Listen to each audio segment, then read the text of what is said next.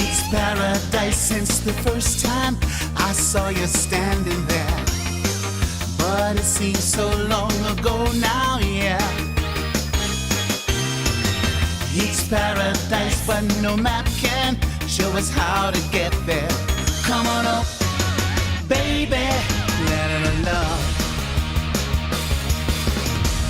We made our way out of long, long darkness, and we made it this far, such a long road.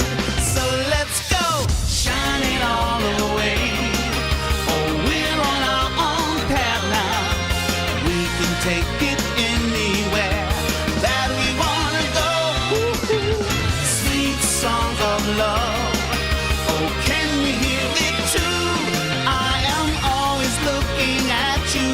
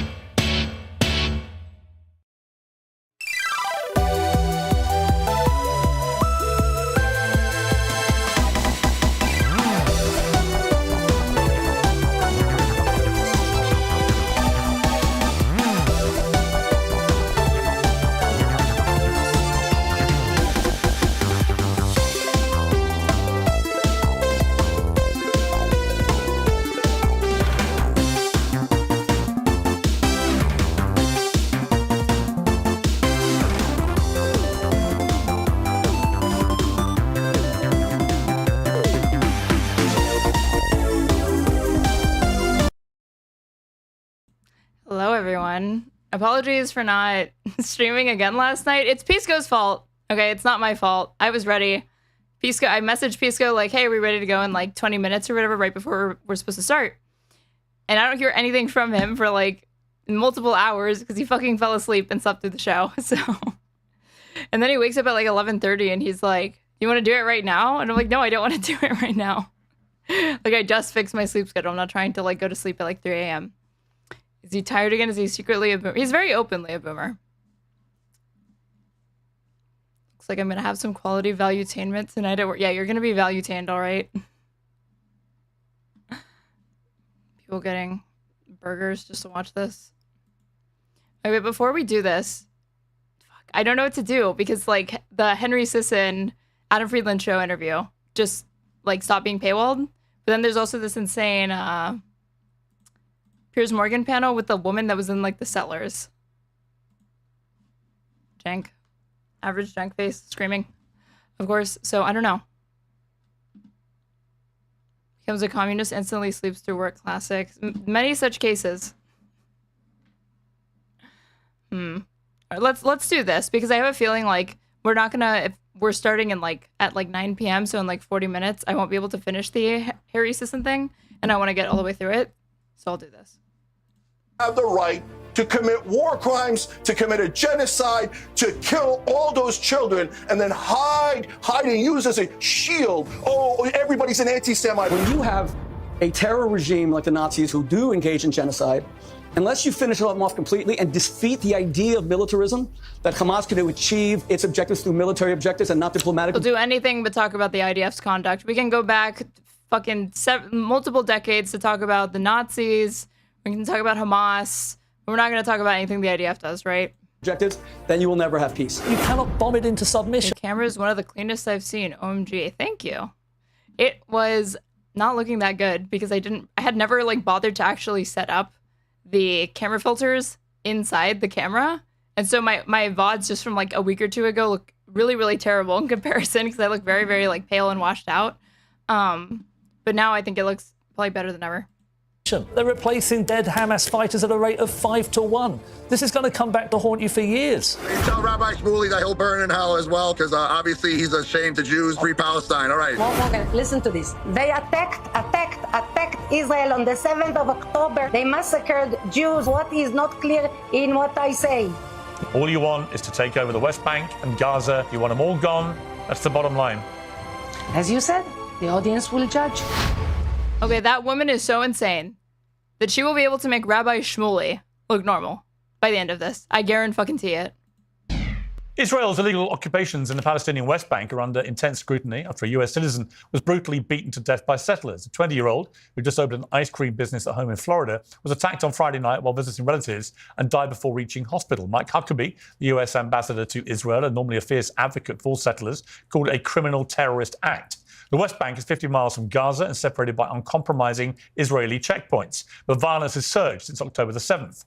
Netanyahu's government has been expanding its occupation ever since, and the UN estimates that 1,000 Palestinians have been killed. It's so terrible that he's like, even Mike Huckabee had to say something. It's like, dude, he fucking better. Israeli settlers beat US citizen to death in West Bank. This was July 12th. This was 4 days ago.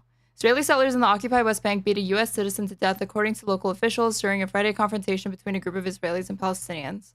Municipal office and a relative of 21-year-old Saifullah Musalet confirmed his death to NPR. They were born in Florida and was in the village of Sinjil this week visiting family. The Israeli military said that a confrontation had broken out between Palestinians and Israelis, and officials were investigating reports of a Palestinian civilian killed. A U.S. embassy spokesperson confirmed Musalet's death. Israeli officials rarely prosecute those accused of violence against Palestinians, and when they do, a very small percentage end in conviction. And then alternatively, what it doesn't say here is that anytime a Palestinian is detained, they're usually tried in a military court, if they're tried at all, and there's almost like a 100% conviction rate. The U.S. Department of Justice has faced criticisms from its own attorneys for the quote-unquote glaring gap between how the agency investigates crimes committed by Russia and Hamas, as opposed to accusations of crimes committed by Israel and its citizens. Since the deadly October 7, 2023 attack by Hamas against Israel that killed some 1,200 people and resulted in the kidnapping of several hundred more, tensions between Palestinians and Israelis have been on the rise. even among the civilian population. This is probably the understatement of the fucking decade. Israel's response to the attacks has resulted in the deaths of more than 55,000 Palestinians. This number is easily at over 100K now. Over half of whom were women and children, and left more than 127,000 people wounded. And Israel's unrelenting siege in the region has resulted in a humanitarian crisis that has pushed health and welfare infrastructures in Gaza to the verge of collapse. Despite widespread condemnation by some world leaders of Israel's heavy-handed retaliation against Hamas, They're not fighting Hamas. They're attacking the entire population. The United States continues to provide funding for the 21-month-long conflict. Last month, the Trump admin said it would dedicate $30 million to an Israeli-backed program to control Gaza's limited food supplies that the UN has described as a death trap. Ongoing attempts to negotiate a ceasefire have so far proven unsuccessful. Who called it a death trap? So there's a context for that. Hill. Settlements have been a major barrier to peace for decades in the region. Most countries agree they are illegal, but many... Dude, I just watched Ben Shapiro's Superman review. Holy fuck, these people are just consumed by their politics and don't even understand what they're complaining about. You know, I saw clips from what he was saying, and I didn't get the sense that he was complaining. I think he was trying to do the whole, it's not actually an allegory or metaphor for Israel, so you're, stop doing that, stop seeing that, stop interpreting the movie that way. He's just like trying to deny it. I didn't see too much more of it, though. Religious Israelis believe they have a divine right to be there. The current Israeli government is often accused of using the most aggressive settler groups as a proxy force for shrinking the Palestinian state, an issue highlighted in a recent documentary by Louis Theroux. They do for governments what they cannot do for themselves. Even if you take Netanyahu now, he is very happy about what we do here and also about our plans to build Jewish communities in Gaza. He's happy about it, but he cannot say it. He says the opposite. It's not realistic. Good! We will make it realistic. It's not forcing the government, it's helping the government. Under the Geneva Convention, transferring a civilian population into a conquered terrain, that's considered a war crime. What I do here is a war crime. According to the UN. You're cooperating with the person who committed a war crime? Well, I'm interviewing you. It's a light felony. Well, in a moment, I mean, she is a war criminal. She was not, I don't believe they've officially released the names of the nominees, but there were 2 university professors in the University of Jerusalem that have nominated her to be eligible for a Nobel Peace Prize.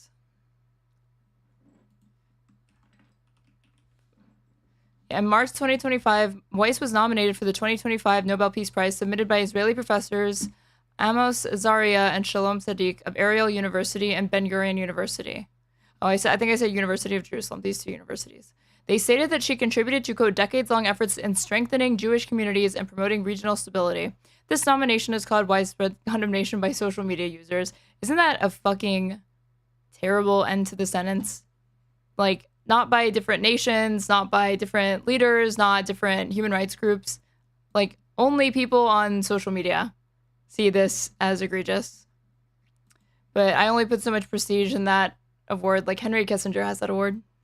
Turn to the bigger picture, and Israel strikes today on Syria, as well as the Mossad conspiracies and anti-Semitism claims at the heart of the Epstein Files debate. We'll begin by talking to Daniela Weiss, who you just saw in that Louis Theroux clip, the leader of the settler group Nahala. Well, welcome to you, Daniela Weiss. Thank you for joining me on Uncensored. Let me start by asking you, Mrs. Weiss. And in my opinion, these are the fucking Israelis that need to be given more of a platform.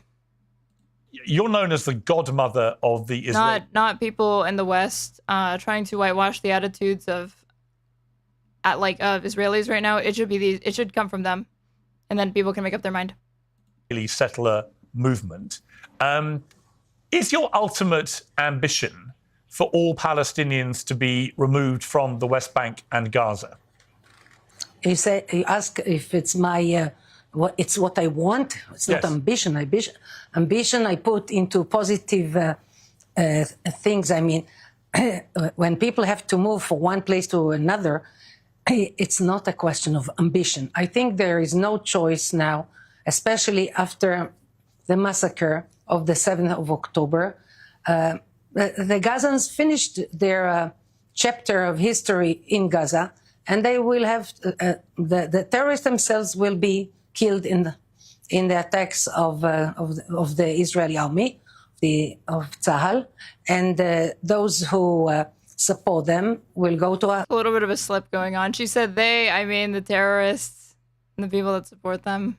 will have to go to emigrate to other countries. And I think as far as people who want to live normal life, I think the option to go to other countries in the world is a good option. But it's not a question of ambition. I have an ambition to settle Jews all over the vast areas of the land that was given by God to the Jewish nation. So this is my ambition.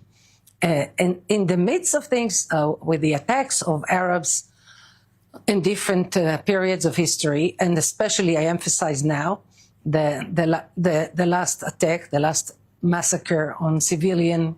Nuremberg 2028 star witness right here. She's the terrorist. It's almost rational that she doesn't conceive of herself as a terrorist because these people face like no repercussions for what they do. So why would they? And she also has she clearly lacks the ability to see how she comes off to Western audiences. Because the documentary that she was featured in, The Settlers, the Louis Theroux one, she looked terrible. Population. That was the end of the history of the Gazans in Gaza. But it doesn't have to do with ambition. Okay, there are 2 million people living in Gaza. Half of those people are under 18 years of age. More than 20,000 Gazan children have now been killed since October the 7th. My follow-up question is, how many of the innocent Gazans, how many of the Palestinian children do you think should come to, say, Israel and to be allowed to settle there? 0. To settle in Israel? Yes. Why? Why? If you're going, me reaping versus me sowing.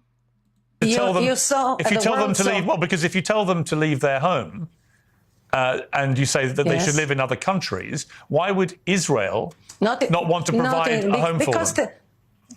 No. Because the conflict between Israel and the Gazans brought this chapter into its end. We don't take any chance anymore. Many soldiers. There's a clip in the documentary where she all but says that October 7th was good for her project. From an objective perspective, she's probably not wrong because it further radicalized the Israeli public, made it easier for them to be on board with stuff like this, look the other way at the very least. As far as, like somebody asked, do terrorists consider themselves terrorists? So most people just see themselves as freedom fighters. I think she is aware. She's aware of like optical considerations to a certain extent, but usually you'd think she would be a little bit more savvy because she really does lack that. They're usually better at framing these things euphemistically. She was very, very honest in a way that worked against her in the documentary, and she'll do it again here. That's why I'm saying they like live in a hermetically sealed bubble, completely isolated from like global opinion as far as like how this looks. Even though she should know that because even what they do in Israel is controversial. Again, they look the other way and these people control a good part of the government. But it's still, when you poll Israelis, they don't, at least I think a simple majority don't like it. Just told me, some of them from my own family. So and that's because Israelis are radicalized on a host of issues related to Palestinians, borders, etc. So could you imagine like, if that's your own, probably the most, like the population that's most likely to be sympathetic doesn't approve of you, where do you think global opinion, public opinion in the West is going to stand? That we're witness to so much talk and propaganda against Israel. And I think that there shouldn't be any connection with between the Gaza population and the Jewish state. Let them be in other countries. There's 100 million Egyptians in Egypt, so there will be another 500,000 Gazans in Egypt, and some will be in Indonesia, other countries. Okay, but if I suggest that we we carve out an area of Israel to put the Palestinians. We just slice off. No. Wait, let me finish. We slice off an area of Israel, and all the Israelis who I've currently seen so many videos of this woman being extremely unhinged. I've never seen a video where she sounds sane. live there have to leave and go and live in another country. Are you happy about that? Would you be happy with that? You have some psychological need to slice pieces of the tiny state of Israel. No. I'm just saying. What's this need? Listen. Gaza, as you know. Well, hang on. Let me finish. Do I even need to point out that we're talking about her doing the same to a people that's not even self-determined, nor do they have a state? If Israel's so tiny, why do you need that? Why do you need the extra strip? Why do you need the West Bank? As you know, is a very small territory. I'm talking about a similar-sized territory. Is what? Gaza is what? I'm talking about. It's a very small territory. Gaza is what? Gaza is very small. I know. So I'm talking about taking Indonesia. Hang on. I'm talking about Africa taking. is big. Let me finish. I'm talking about taking the Gazan people, the innocent Gazan people, not Hamas, but innocent Gazan people, and I'm talking about taking a piece of Israel and removing all the Israelis who currently live there and sending them off to other countries, and then you put the Palestinian people in that space in Israel. How would you feel about that?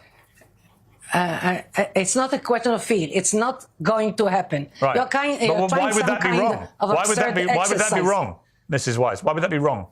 Because it failed. We left Gaza in 2005, and not true. They just redeployed the occupation to the perimeter, but they never stopped occupying it. We were promised that Gaza will be seen. It's a contradiction to her. There are no innocent people. There are no Palestinians. There are no Arabs to this woman. That's why she's like, there's Arabs, I guess, because she'll do anything but say Palestinians. So she's like, these people, for the most part, can go live elsewhere. They're not a population. They're not a nature. They're like a nation. They're not a culture. They're not an ethnic identity. It's nothing to her. Singapore. And I didn't believe in it, but many Israelis did believe in it. And it turned into hell. Upper hell, down, lower hell, hell. And I think no more experiments. We are not a laboratory. We are a nation that wants to live in the land that was given to us, to the Jews, by God. But the Arabs, the Gazans don't want it. I don't want to be an experiment, a laboratory. See, here's an instance of somebody using the term Gazans, and they're not referring to that in just like a neutral way. They do it to obscure the relationship the Palestinians have with that land, to suggest that they were already just to the extent that they were indigenous, which she wouldn't grant. If they were, it would just be that small strip. There's no such thing as Palestinians. It's just people from Gaza. That's where they're native to. But it's not true. Or with experiments on the Jewish people. No. So you made it clear. You think it would be... I answer you very... I want to tell you, what is your private name? Sorry, I don't know what I'm talking about, too. My name? What is your name? I want to address you. My name is Piers Morgan. Yeah. Morgan? See? Can I address you Morgan? You can call me what you like. My name is Piers Morgan. What are the fruit you eat to stay healthy? Okay. Yeah.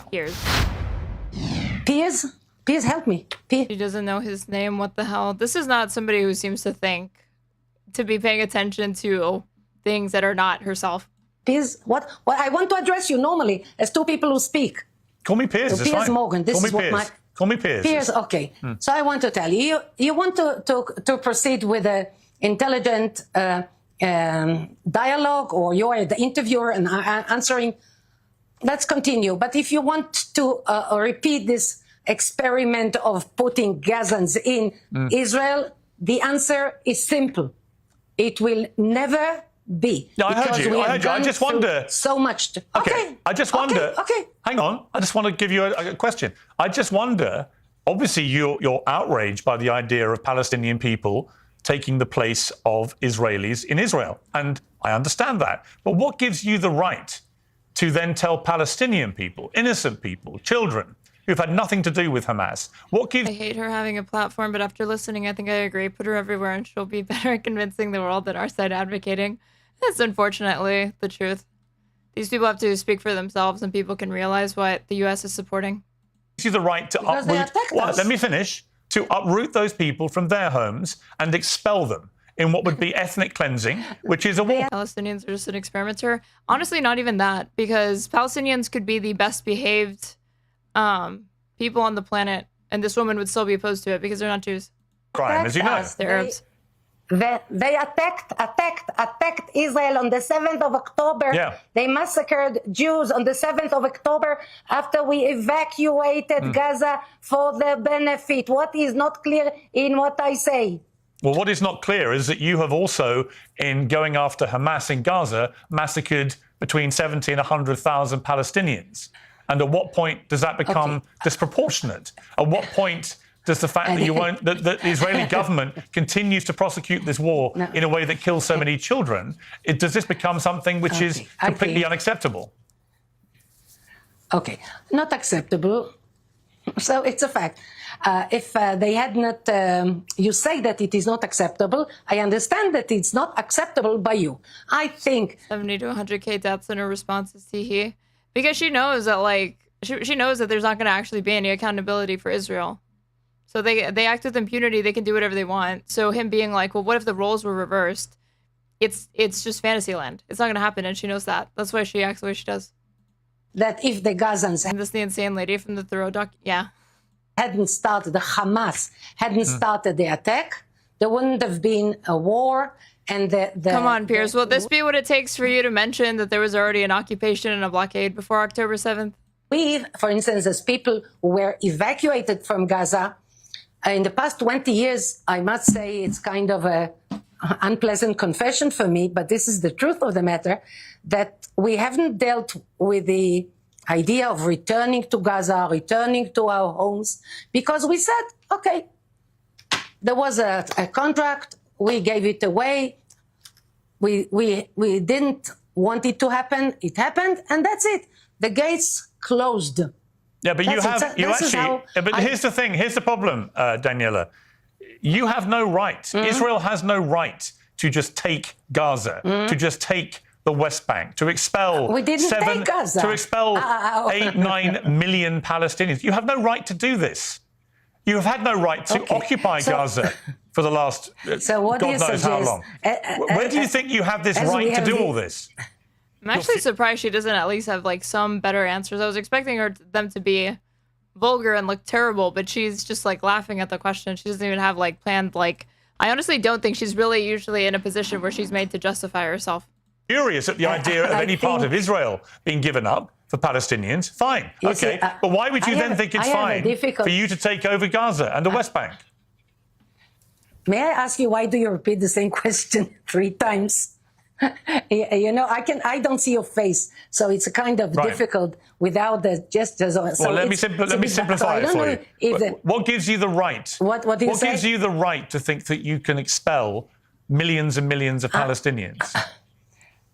Look here, I don't know if the viewers, the people who see your program, have the patience for a historical summary.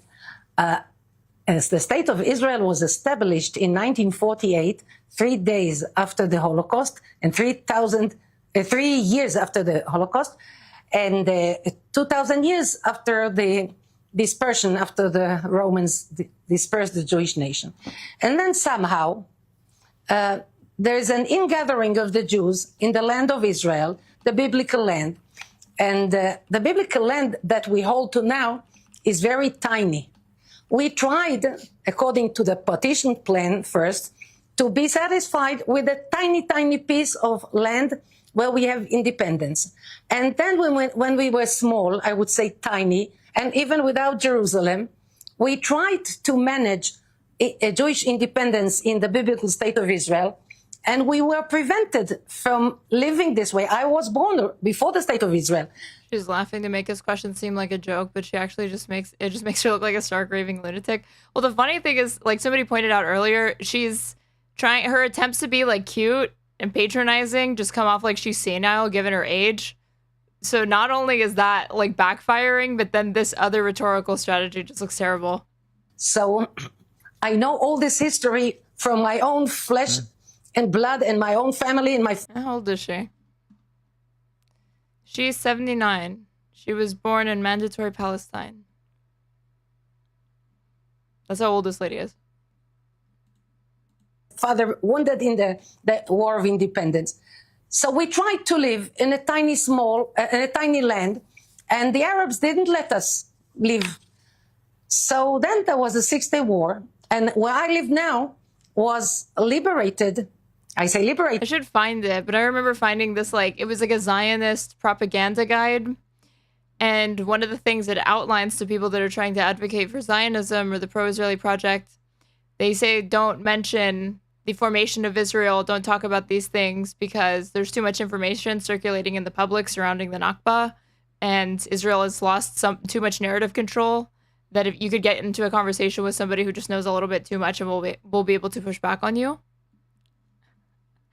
And just seeing her, like, again, like, bring up this botched, one-sided, like, revisionist history, thinking that I don't think that Piers Morgan's going to push back. But if she were on anybody else, she could very easily be made to look like a bigger fool.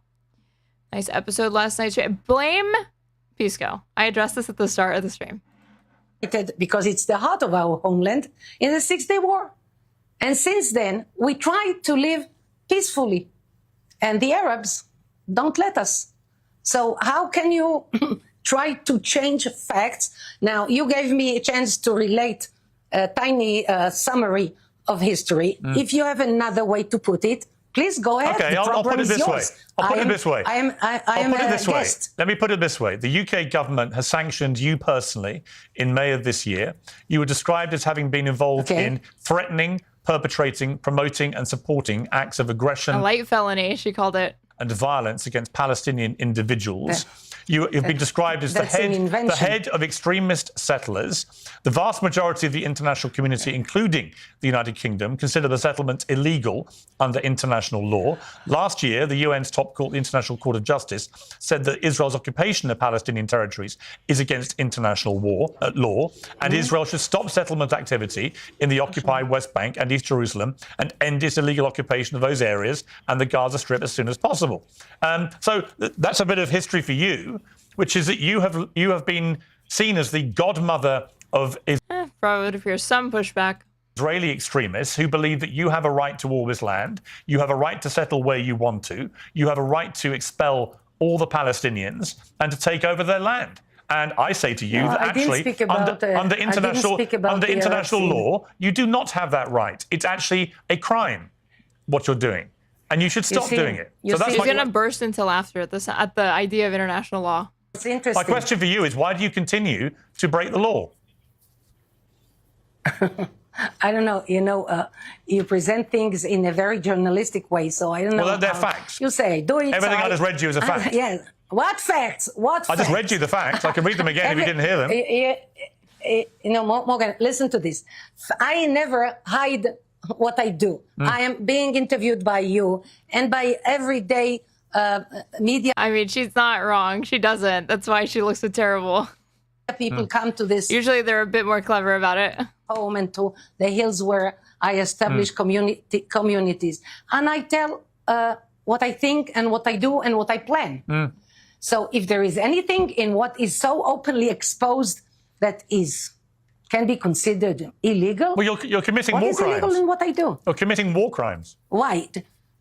So you are speaking to me now. Yeah. You're giving so much time in your program to a person who commits war crimes. Yeah. Why do you do it? I'm holding you to account. What's the sense? I'm holding you to account for your war crimes. I'm telling you should stop your war crimes. I'm telling you have no right to displace millions of Palestinians and kick them out of their homes. You don't have that right. Morgan, you hope that through your program... I mean, she really should laugh at that, because to the extent that these people will be held to account or whatever, you're really looking at the most judgment they'll ever face on this program and in this comment section. She's like not going to be prosecuted or anything. You will enhance the chance that I will be put to trial? Is this why you give me so much time in your program? Yeah, I think ultimately you should face a trial, yeah. The ups and downs of the economy can be... Here's you should face a trial for making me have to skip through ads. 9-8. You should. Very unfair. The law. Yeah. And you're inspiring other people to break the law. Okay. What shall I tell you? I don't think it's not on my part to cooperate with a person if you want to do what you said, if I heard you well in the beginning of this program, that you want to give a chance for different people to express their views. Sure. This is journalistic. This is respectful. No, I've heard your views. I just don't agree with them. I've heard your views. Yeah, but then you said you want to enhance. You want to enhance the chance that I will be put to trial. Well, I am not sure this is journalistic, but I'm with you in your hands now until this interview is finished. I noticed that your decision. I noticed that so far you haven't referred to the people of Gaza or the West Bank as Palestinians. Do you believe they're called Palestinians? No. Palestine the name was given by Adrian, the emperor. Palestine is only the place that she was born in. Of Rome, who wanted to. And that's not me just like, oh, you're refusing to recognize Israel. No. Literally born. Because of how old she is in mandatory Palestine. Literate to put an end to the Jewish existence in the world. So he gave a peculiar name to Jerusalem, Ilia Capitolina, and Israel, Palestina.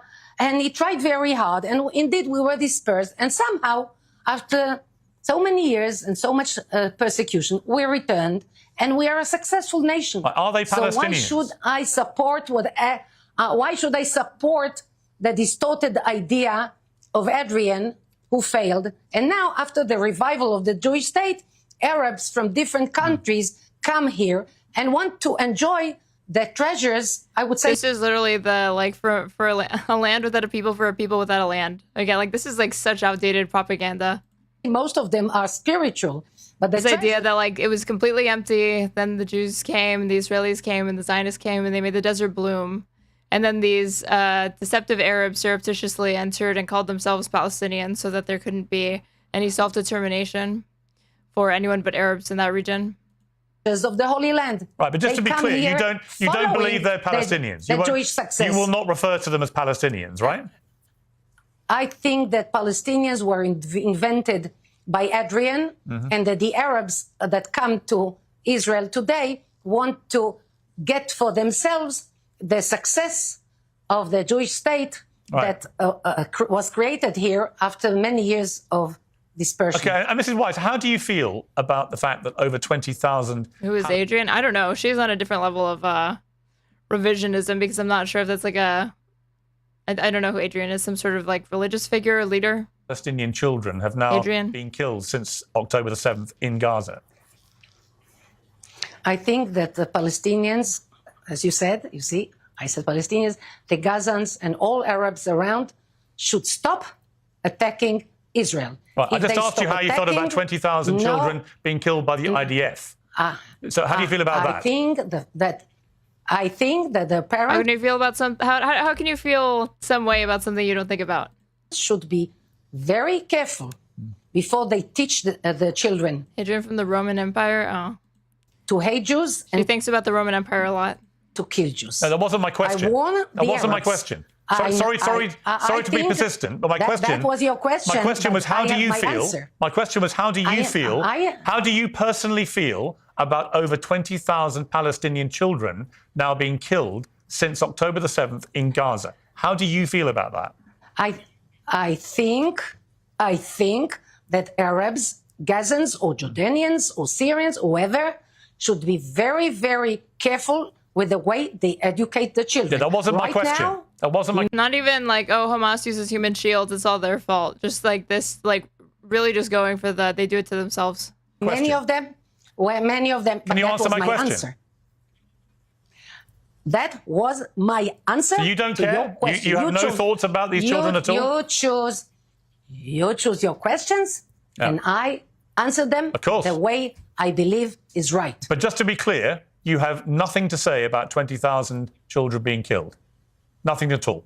I have a lot to say about everything that happened as a result of the massacre of the 7th of October. I understand you care about Israeli children who died, as do I. But I'm able to care about both sides of children who've died. Why don't you care, seemingly, about the Palestinian children who've died? Why can't you express any sympathy or sorrow or empathy with the children who've died in Gaza? Are you able to do that? I warn all Arabs from all sides, from all borders, warn them, stop educating children Right. to hate So just to be Jews clear, I've now and offered you massacre. three times. I made myself very clear. Oh, you made yourself very clear. You I'm asked gonna me 5 times. I'm going to give you one last. You asked me I'm gonna 7 give you. times. Okay, I'm going to give you one last chance to offer some empathy or sympathy or sorrow about the deaths of 20,000 children in Gaza. Are you capable And even then, that's an undercount, it's a severe undercount. of doing that? I can tell you that had you cared, and I don't believe you that you care a tiny bit about one killed person, if you do not use the means that you have as a media person to stop educating children. I gave you 4 to kill chances. All right. Jews. Okay, you gave me 7. You gave me 7. And you know what? You couldn't And I give a still damn, think could you? That You you are couldn't to give a blame damn. more than me. You don't care, and all you want is all the Palestinians gone. You can barely even bring yourself to say their name. All you want is to take over the West Bank and Gaza. You don't care UNICEF reported 50K. Yeah. how many die in the For the kids, process. yes. You want them all gone. You don't care, do you? That's the bottom line. As you said, the audience will judge. Yeah, they will. Daniela Weiss, thank you very much for coming on Uncensored. I appreciate it. Well, joining me on the most panel welcome. is author and activist Rabbi Shmuley, the founder and CEO of the Young Turks. Cenk Again, Shmuley is about to look sane compared to that bitch. Uygur, and the Sunday Times columnist and author Matthew Said. Matthew, you were sitting here with me watching that interview. Your thoughts? Well, I thought it was a very illuminating interview and the kind of smiling maternal face of religious fundamentalism in Israel. You asked many times what gave her the right to ship out Palestinians from Gaza and the West Bank. She gave a whole range of answers, but the key one was early in the interview when she said she had a divine right. She believes that that area is promised to the Jews by God. And because of that, and the fact that she believes she has the absolute truth, she feels that anything is justified in meeting that aspiration. I've written a lot about this conflict, and I focused, I think rightly in many ways, on the fundamentalism of Hamas. They also think they've got absolute truth. They think they are justified in killing. She doesn't know anything, and she doesn't know about anything, poor woman. She just stands with her people. That's the truth. No, I disagree. Like, there is a level of, like, propagandizing, but she's not at the point where she's, like, a victim of propaganda, is like, only or solely. She's at the point where she's going on to propagate it. Infidels and killing Jews. But we have to recognise that Israel, yes, it's a liberal democracy. I support it. And she doesn't, because for as many horrible opinion polls that you can find of Israelis nowadays, you would be hard-pressed to find a lot of support in Israel, even for what she's up to. Instinctively. It's in a tough neighbourhood. But there are, within Israel, fundamentalists. And what worries me the most, Piers, is that within the Israeli cabinet... Yeah, she's not, and she isn't just a propagandist. She actually does. She is a war criminal. She organizes settlers. That's sort of like, oh, you know, can't be held accountable because she's just a victim of circumstance. That only ever seems to apply selectively. Smotrich, Ben Gvir, these are fundamentalists, nationalists. They have the ear of Netanyahu. And ever more, I get the sense that they are nudging the administration towards more carnage, more bloodshed. It's obliterating the image of Israel in the wider world, it seems to me, with no strategic objective in sight. And it was so interesting to listen to her and to see her implacability. Yeah, I mean, Cenk, I found the constant smirking, the total refusal to offer any personal sorrow or empathy or sympathy with these kids who've been killed. You know, not even to try and phrase it as, you know, unfortunately, this is collateral damage in war. Nothing. No attempt to offer anything at all. Just an utterly intractable, hardline view. All this land belongs to Israel, and we're going to take it. Doesn't come across like she understands history / religion, though. It's hard to differentiate propaganda from genuine belief, for sure. Well, the thing is that even like, I'll grant that she sincerely believes all the bullshit that she spews. It doesn't really matter, because if she became privy to a different set of facts, if she could even internalize it at this point, given everything that she's done, given every choice that she's made, what she's dedicated her life to doing, she would be incapable of actually changing, practically. It would be just so improbable. Of course, it's not zero. Like it's technically non-zero, but it wouldn't even matter because all of it's just a post hoc rationalization for what she wants to do. And we don't care. One thing that I have in common with yours, on the first viewers, we've used Yeah. Look, you just interviewed a terrorist, and she's one of the most vicious terrorists of my lifetime. These settlers are lunatic religious fundamentalists that believe in murdering Palestinians for God. It's an absurd interpretation of any religious document. The overwhelming majority of Jews, by the way, do not agree with them. They don't think that you have to murder Palestinians for God. And so when you ask her that... No, they just think... Okay, he didn't say Israelis. That's true. He didn't say Israelis. Last question was actually very interesting what her answer was. You said, do you mind 20,000 children being killed? And she said, as long as they're teaching their children to hate Jews, she seemed to be justifying that we have to kill their children. So think about the absurd logic of that. Since they teach them to hate us, we murdered their children. Gee, I wonder why they hate you. Like, the fact that she can't even see that shows you how painfully stupid this terrorist is. So I'm done. You guys are way too polite to Israel. Israel's a terrorist state. I'm not interested in it. I'm not interested in supporting it. I'm not interested in having them steal more Arab land. And I said to you, Piers, a long time ago that this was never about self-defense. This was about taking Gaza. Well, I was right. I've been proven right by Netanyahu and their terrorist government. I called them terrorists, and I said that they would kill more civilians than Hamas. Are you kidding me? They've now, get a load of this fact. Hamas killed 815 civilians on October 7th. Terrible. We've all condemned it 1,000 times. Now Israel has killed... I mean, they had already, even before October 7th, they had already killed more civilians than Hamas ever had. 870 Palestinians under the age of 1. They have killed more Palestinian babies than Hamas killed civilians on October 7th. And every time it's a justification. No, we talked to God. God told us to steal Arab land. God told us to murder Arab children. What kind of sick state is this? When I saw her and smiling, like you said, and smirking, now when I see a lot of these Israeli leaders, I feel like I'm looking at Germans telling us, no, it's okay. We can do this to the Jews. There's going to be no consequences. And they're among this partly, Piers, has to do with the fact that they... One of the sellers that Biden sanctioned, which Trump removed. Yeah, he did that like day one. He removed the... Trump lifts sanctions on West Bank sellers.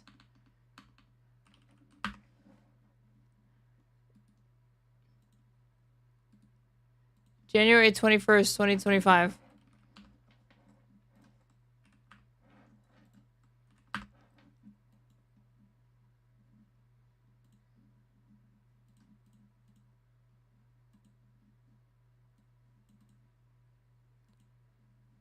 Come on, man. Please let me in. Trump cancels sanctions on Israeli settlers in West Bank. U.S. President Donald Trump on Monday rescinded sanctions imposed by former Biden administration on far-right Israeli settler groups and individuals accused of being involved in violence against Palestinians in the occupied West Bank, the new White House website said. The website said Trump rescinded Executive Order 1411-5, issued on February 1st, 2024, which authorized the imposition of certain sanctions on persons undermining peace, security, and stability in the West Bank. Trump's decision is a reversal of a major policy action by former President Joe Biden's administration, which had slapped sanctions on numerous Israeli settler individuals and entities, freezing their U.S. assets and generally barring Americans from dealing with them. It's still like, is this a good action? Yes. But it's like so hard for me to give him credit when it was like this was illegal and unacceptable far before February 1st, 2024. And to only do that and you're like by the end, so frustrating. As much of the world's attention is focused on the war in Gaza, growing violence by Israeli settlers against Palestinians in the West Bank, and land grabs in the occupied territory have raised concern among some of Israel's Western allies. U.S. sanctions on settlers landed after the Biden administration repeatedly urged the Israeli government to take action to hold extremists to account for actions that Washington believes sets back hope for a two-state solution between Israelis and Palestinians. See, they'll never say it's illegal. They'll always use this like language that obfuscates what's happening. It's an obstacle. You're setting back hope. You're really getting in the way of the two-state solution. But they'll never just say that they're fucking war criminals. Since the 1967 Middle East War, Israel has occupied the West Bank of the Jordan River, which Palestinians want as the core of an independent state. Built Jewish settlements there that most countries deem illegal, Israel disputes this and cites historical and biblical ties to the land. Trump's approach to settlements was significantly different. During his first term in 2019, Trump had abandoned the long-held U.S. position that the settlements are illegal before it was restored by Biden. It was like the position was shifted like there are some interpretations where it could be. Aaron is a war criminal. Econo Boy has to say that because he's only a socialist and I'm a communist, and he's very intimidated. Israel Gans, chairman of the main Yesha Settler Council, who is close ties with Prime Minister Bibi Netanyahu, told Reuters in October that he expected the sanctions to be lifted in the event of a Trump win. And he was correct, so. Think we own America. There's nothing you can do. We control the largest military in the history of the world. We can get them to do whatever we want because AIPAC has bought the entire U.S. government. And she's not wrong. She's not wrong. I mean, today Trump is talking about, yeah, you're not going to get the Epstein files. You're not going to get anything. We're occupied. We're all Palestinians now. Rabbi Shmuley, I mean, when you listened to that interview with Daniela Weiss, what did you feel about it? Piers, thank you for having me on. And there's absolutely no way, like, Rabbi Shmuley is going to condemn this woman. There's no way. Surprisingly, civil debate at Oxford University with my brother Cenk, I'm actually going to excuse Brother his Cenk hyperbole of calling Jews Nazis and stick to the facts because you were right, Piers, in your discussion with Daniela. Stop smearing Jews. No, Cenk, please don't. Okay, you're already interrupting me. Just be civil, please. We had a civil debate at Oxford. Let's try to continue. We shook hands. It's going to be like a screaming match more intense than like the most drunk uncles that you have on like a holiday. Afterward, hundreds of thousands of people said how much they enjoyed watching us shake hands. Let's be human a little bit. I'm going to do what you said, Piers, and stick to the facts. Number one, Cenk just said that Israel killed so many more civilians that were killed on October 7th. Did you see the Wix stream title? The thing about Epstein, I clicked on that panel and I started like scrolling through it or whatever. And every single time it was irrelevant talking. So I was like, okay, I'm not going to cover this if it's just that. I wanted to see like crazy people or like MAGA people try to say that like Trump's being held down by the deep state, but I didn't recognize anybody else except him. 5,000 Britons died in the Battle of Britain when the Luftwaffe and Hermann Goering, bombed London, Northampton to smithereens. But Churchill killed 700,000 German children. He killed 3 million German civilians. That was terrible. But here's my question to you, Piers. I thought he was going to mention like the Bengal famine. No? Outside of Parliament is a giant statue of Churchill as the greatest statesman in the history of Britain. I mean, it's not wrong. Like, I don't know the exact figure, but yeah, like, obviously German civilians were killed intentionally. Was Churchill a war criminal, yes or no? Yes. You have to no, say Churchill wasn't a war criminal. In fact, Matthew, I saw you shaking your head. Okay. Here's why. You said facts. You said facts. Well, hang on. If you're going to make statements... I mean, like, by like a technicality, he may not have been because a lot of international law was substantially developed post-World War II. But like, if retroactively applied, he probably would be a war criminal in some respects. Wait, your numbers aren't correct about the number of civilians who died. Never mind anything else. Yes, they are. There were 3 million German civilians killed by Britain and by the United States. There were 70,000 Japanese killed in a single day in Hiroshima and then Nagasaki. Half of them were children. 35,000. Was Harry Truman a war criminal? Was Roosevelt a war? If you are prepared to say, Piers, based on facts and based on what Cenk just said, that the proportion of civilians to combatant deaths determines whether you're a war criminal. And by the way, Churchill killed 5 civilians for every 1 German combatant. The United States in Fallujah killed 4 civilians in Fallujah and Iraq for every 1 terrorist Iraqi combatant. So was George W. Bush a war criminal? Was Tony Blair a criminal? If you're prepared to at least be consistent. Yeah. You think that, I mean, like, they have people on here who probably are too squeamish to just say it, but yeah, Tony Blair's a fucking war criminal. Tony Blair was a cheerleader for the Iraq War. And say that yes. Well, yeah, I think why would anyone hesitate? Like, does he really think that people who are making this criticism would fucking hesitate to say that? 3 million. Yeah. Was Churchill? Okay, do you think that Winston Churchill's a war criminal? It's a yes or no question. No. The same way you put it to Daniela, yes or no? Churchill. Well, let me. So Churchill can kill 3 million. All right, you've Germans, asked a question. okay? You've asked a question, Matthew. I think it's a completely coherent and fair question. It's about means and ends.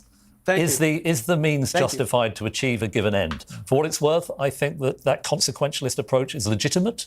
I think that Truman was justified in the atomic bombs. I say that reluctantly, but I think there would have been many more deaths had the Second World War not been brought to an end in that way. I know some people will disagree with that position. However, so you're one of the most fair person that I've ever spoken to about on this show. All I'm saying is, let's be clear. Piers, God weeps for every Palestinian child, the 20,000 children. I don't know if it's 20,000, but even if it is, that's weeps for every one. One was too many. But every Arab child is the equal of a Jewish child. But who? He doesn't, like, these people are like with the death tolls or whatever. It's just, it's thoughts and prayers. It's thoughts and prayers. That's it. Responsibility is it? Who builds? I live in a community here in New York, New Jersey. There is no army base near me? Why are the Hamas headquarters in nurseries? Why does Hamas use these children to die so that you will then point the finger? See, this is what I was expecting from Daniela. Just blame it all on Hamas. More people will believe you than if you try to say that like they need to have better education or whatever, because then you're suggesting that they deserve it. Now even Hitler did not do that. The German military headquarters were not built in kindergartens. And let me say one final thing, Piers, if I may. Piers, you know what struck me about your interview with Daniela Weiss? You did not once ask her, what do the people of Gaza... Cenk seems kind of weak here. This video opens with him just like screaming, so... He only seems weak relative to how insane you know he can be. I don't care what Piers Morgan wants. I don't care what Daniela Weiss wants. I don't care what Cenk Uygur wants. I don't care what Israel wants. The people of Gaza don't speak for them in the same way I won't. They have not had a vote since 2005 when Hamas took the leaders of the... Why hasn't Hamas built bomb shelters? They always bring that up like it's such a good point when it's like, dude, Israel bombs residential homes, refugee camps, hospitals. You think that if there was even a bomb shelter that could withstand these like bunker buster bombs and shit that have been dropped, you think that they're not just going to say Hamas is in the bomb shelter? What would be the point? Of the PLO, the Palestinian Authority, Mahmoud Abbas, and threw their opponents off the roofs and killed them. Then Hamas abolished all elections. Now, I want the people of Gaza to vote. Do you want to remain in that tiny hovel where you don't have a backyard, where any money that's given to Hamas, if it's rebuilt, will be... Fuck, this is reminding me when I was debating Hutch, I didn't get to mention that, like, I had been watching his VOD from like the day before, a couple of days earlier, where he was covering the ContraPoint statement. And he was like, when Gaza had their election for the first time, they elected Hamas, and the United States State Department or like Hillary Clinton and these people said that was going to happen. They should have listened to them. They should have not had like suggesting that they shouldn't have had the election because they were going to choose the wrong people. I wish I had remembered that. I wanted to ask him about it. Again, it'll go to tunnels. Remember that the Hamas... Wasn't it Carter? Carter wasn't president at the time. He just oversaw the elections. He was in Gaza. It was George Bush who urged on the elections. And then after the fact, Hillary Clinton was like, if we had, like, we knew that was going to happen, we should have rigged it. Triple the Marshall aid per capita per Palestinian, and they didn't build one bomb shelter, they didn't build one school, they didn't build one university, they just built tunnels and rockets. Ask the people. So Piers, let me ask you, may I say to the rabbi, forgive me for persisting here, where they want to live. But the rabbi did say, I think legitimately, that he had been interrupted and he didn't like it. I was halfway through the point that I was making, if I may say so, when you jumped in. I said that I thought Truman was justified in ending the Pacific War. I think Churchill was justified in trying to end the war in Europe. What I don't understand, and I think a lot of people who are instinctively pro-Israel do not understand, are where are the sunlit uplands on the other side of the evisceration of Gaza? I've been told by senior Israeli officials, confidentially, that young Gazans, Palestinians and people across the Middle East are being radicalised, that these dead Hamas fighters are being replaced at a rate of 5 to 1. This isn't going to affect Israel for the next 5 months or 5 years, but for the next 50 years. And how on earth is flattening Gaza going to help the protection of Israel when their funders are in Tehran? No, I agree. The image, and let me just make one final point. In the medium term, I say to the rabbi, and I say this with great sincerity, the image of Israel, I don't want to superficialise it, but the brand of Israel, that liberal democracy... That's all this dude cares about. ...in a tough neighbourhood, which sits unconsciously behind Western support and has done since the Second World War, has been obliterated, shattered into a million pieces. The next generation of American leaders... Can we get some rabbis to disavow Shmuley? My understanding is that Rabbi Shmuley is incredibly embarrassing to a lot of other rabbis, but I did watch this conversation between Candace Owens and another rabbi, Barclay or something like that.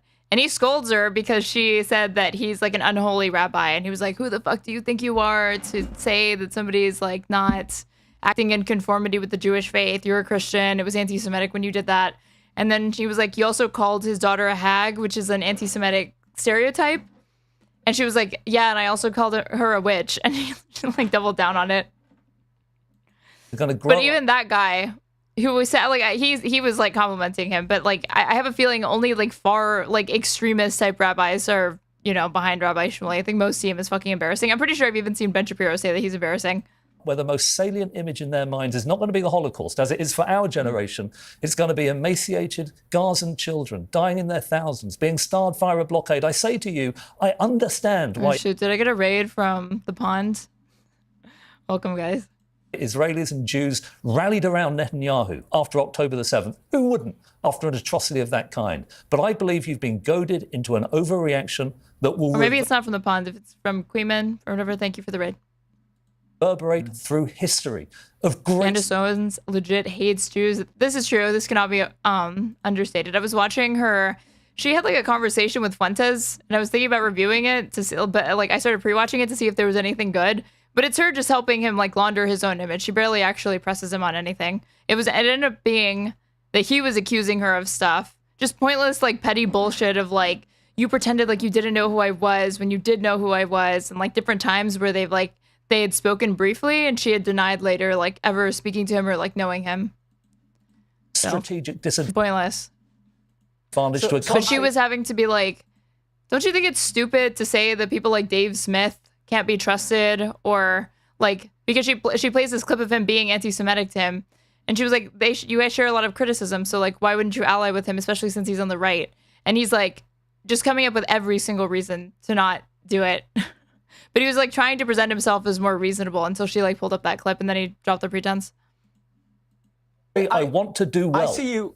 All right, and before I let Rabbi Shmuley respond, before you respond, Rabbi Shmuley, I just wanted to pick you up on the statistics that you regaled at the start of that, which I think you said that the British killed 3 million German civilians, including 300,000 children. Is that what you said? A 5-to-1 combatant to civilian. Just to be clear, you said 3 million, and of which 300,000 were children. That's what you said, right?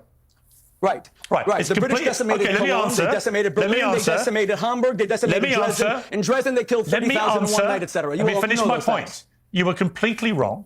You were wildly exaggerating the number of civilians killed by the British bombing campaigns, the Allied bombing campaigns. It's estimated between 350 and 500,000 German civilians were killed in total by Allied bombing in World War II. And I would also add this. At the end of... Okay, so I said 700,000. Let me finish my point.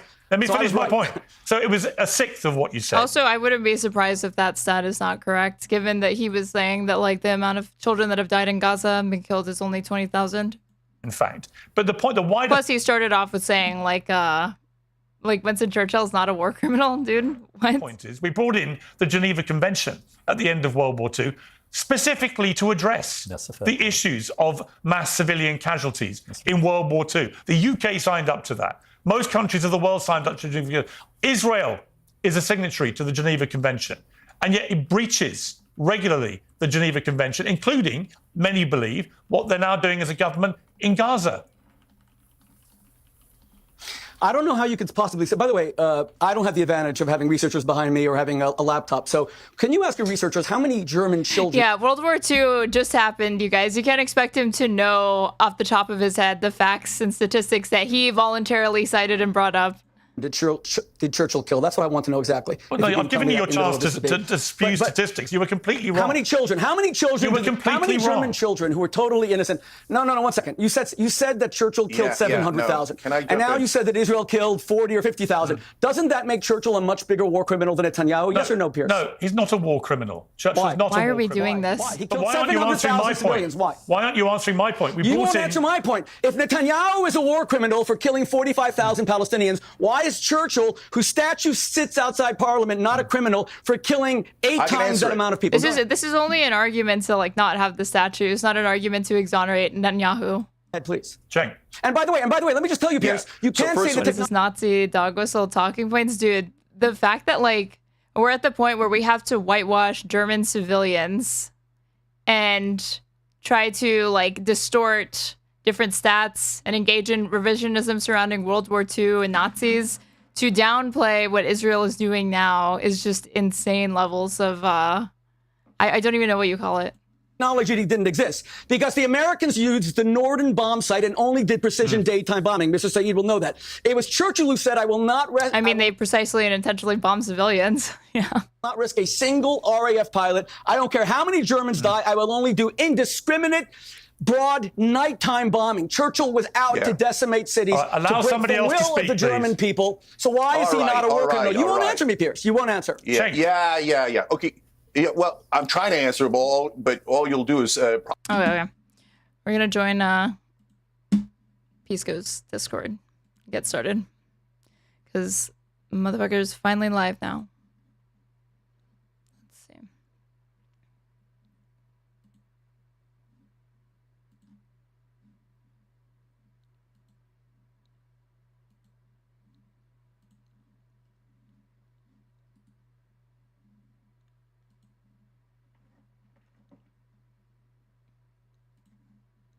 Yo, what up, Aaron?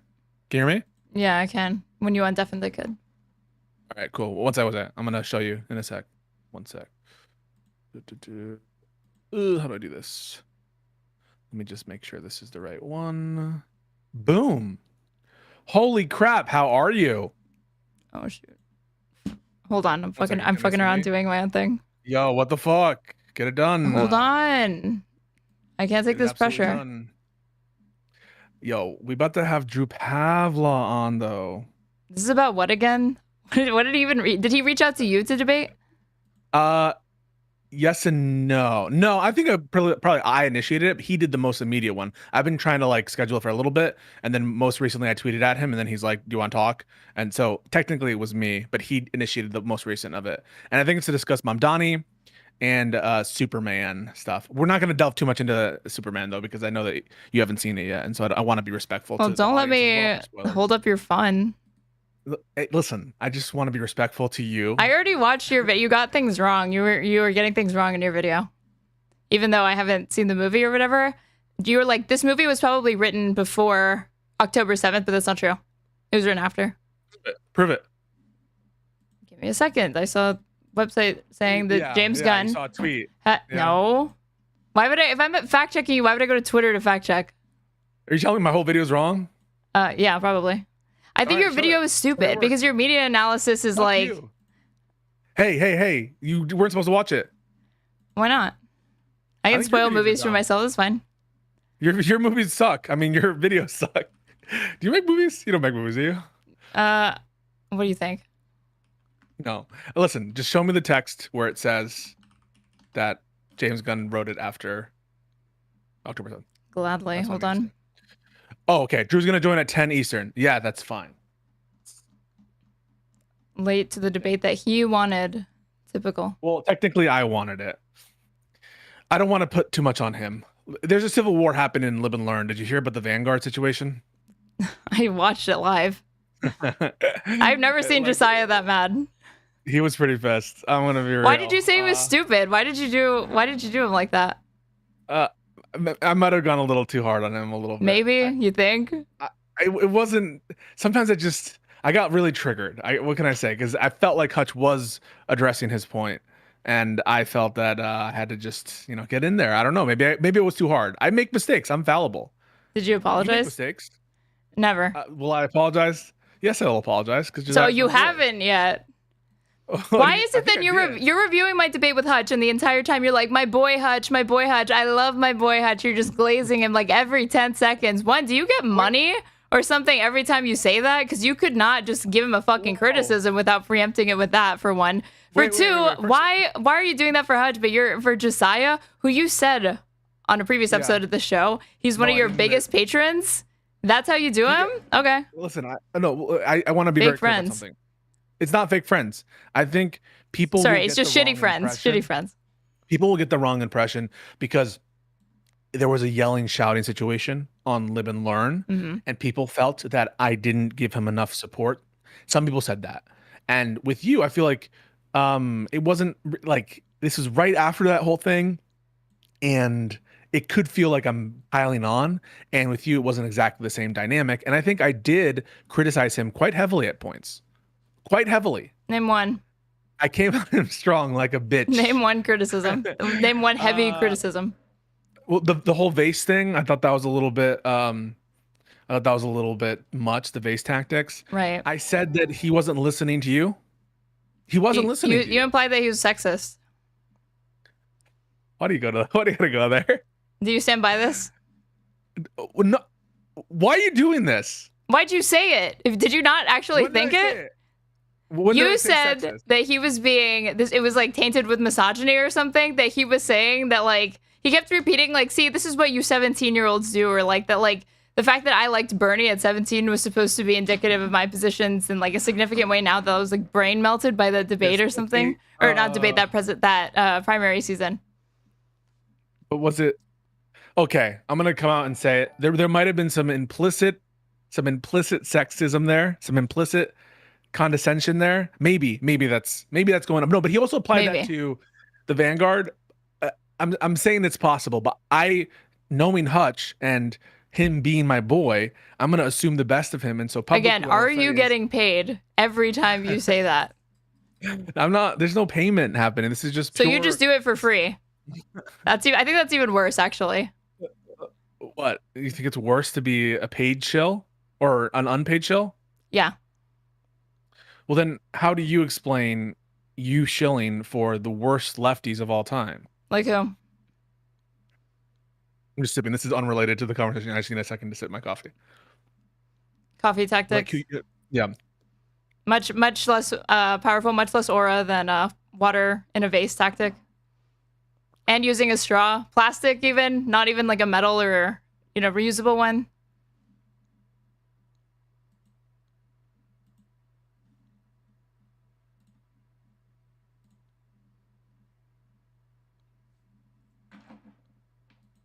On.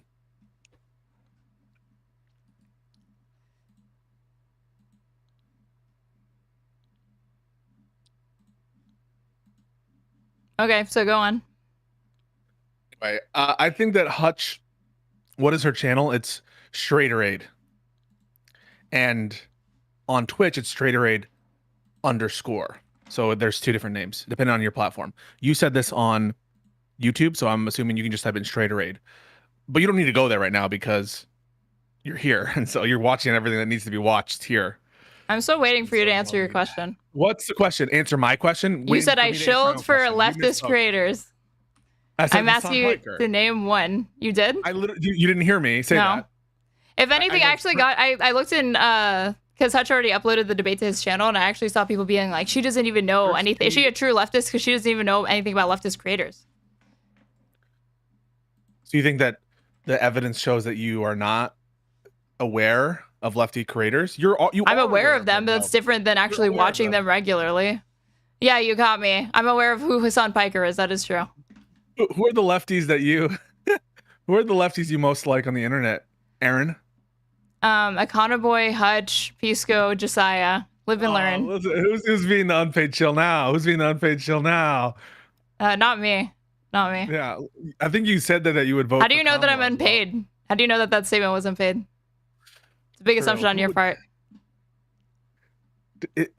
Is Josiah like paying a group of people that I'm not aware of and I'm not getting a cut of it?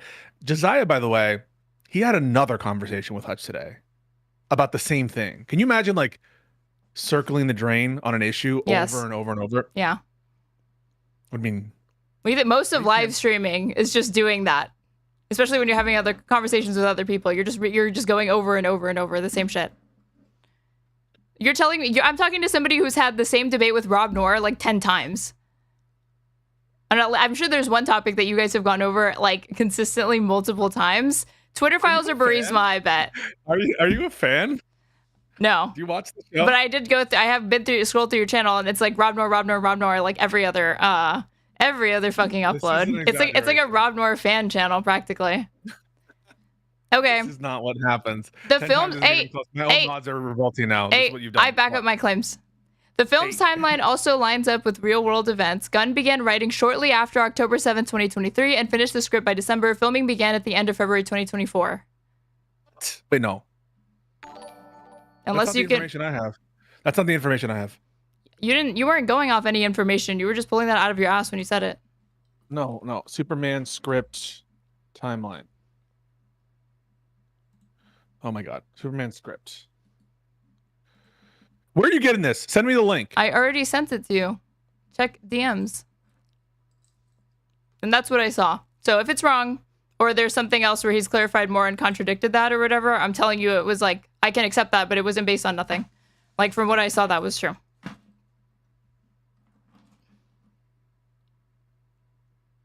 Give me a second. You searching ChatGPT or what?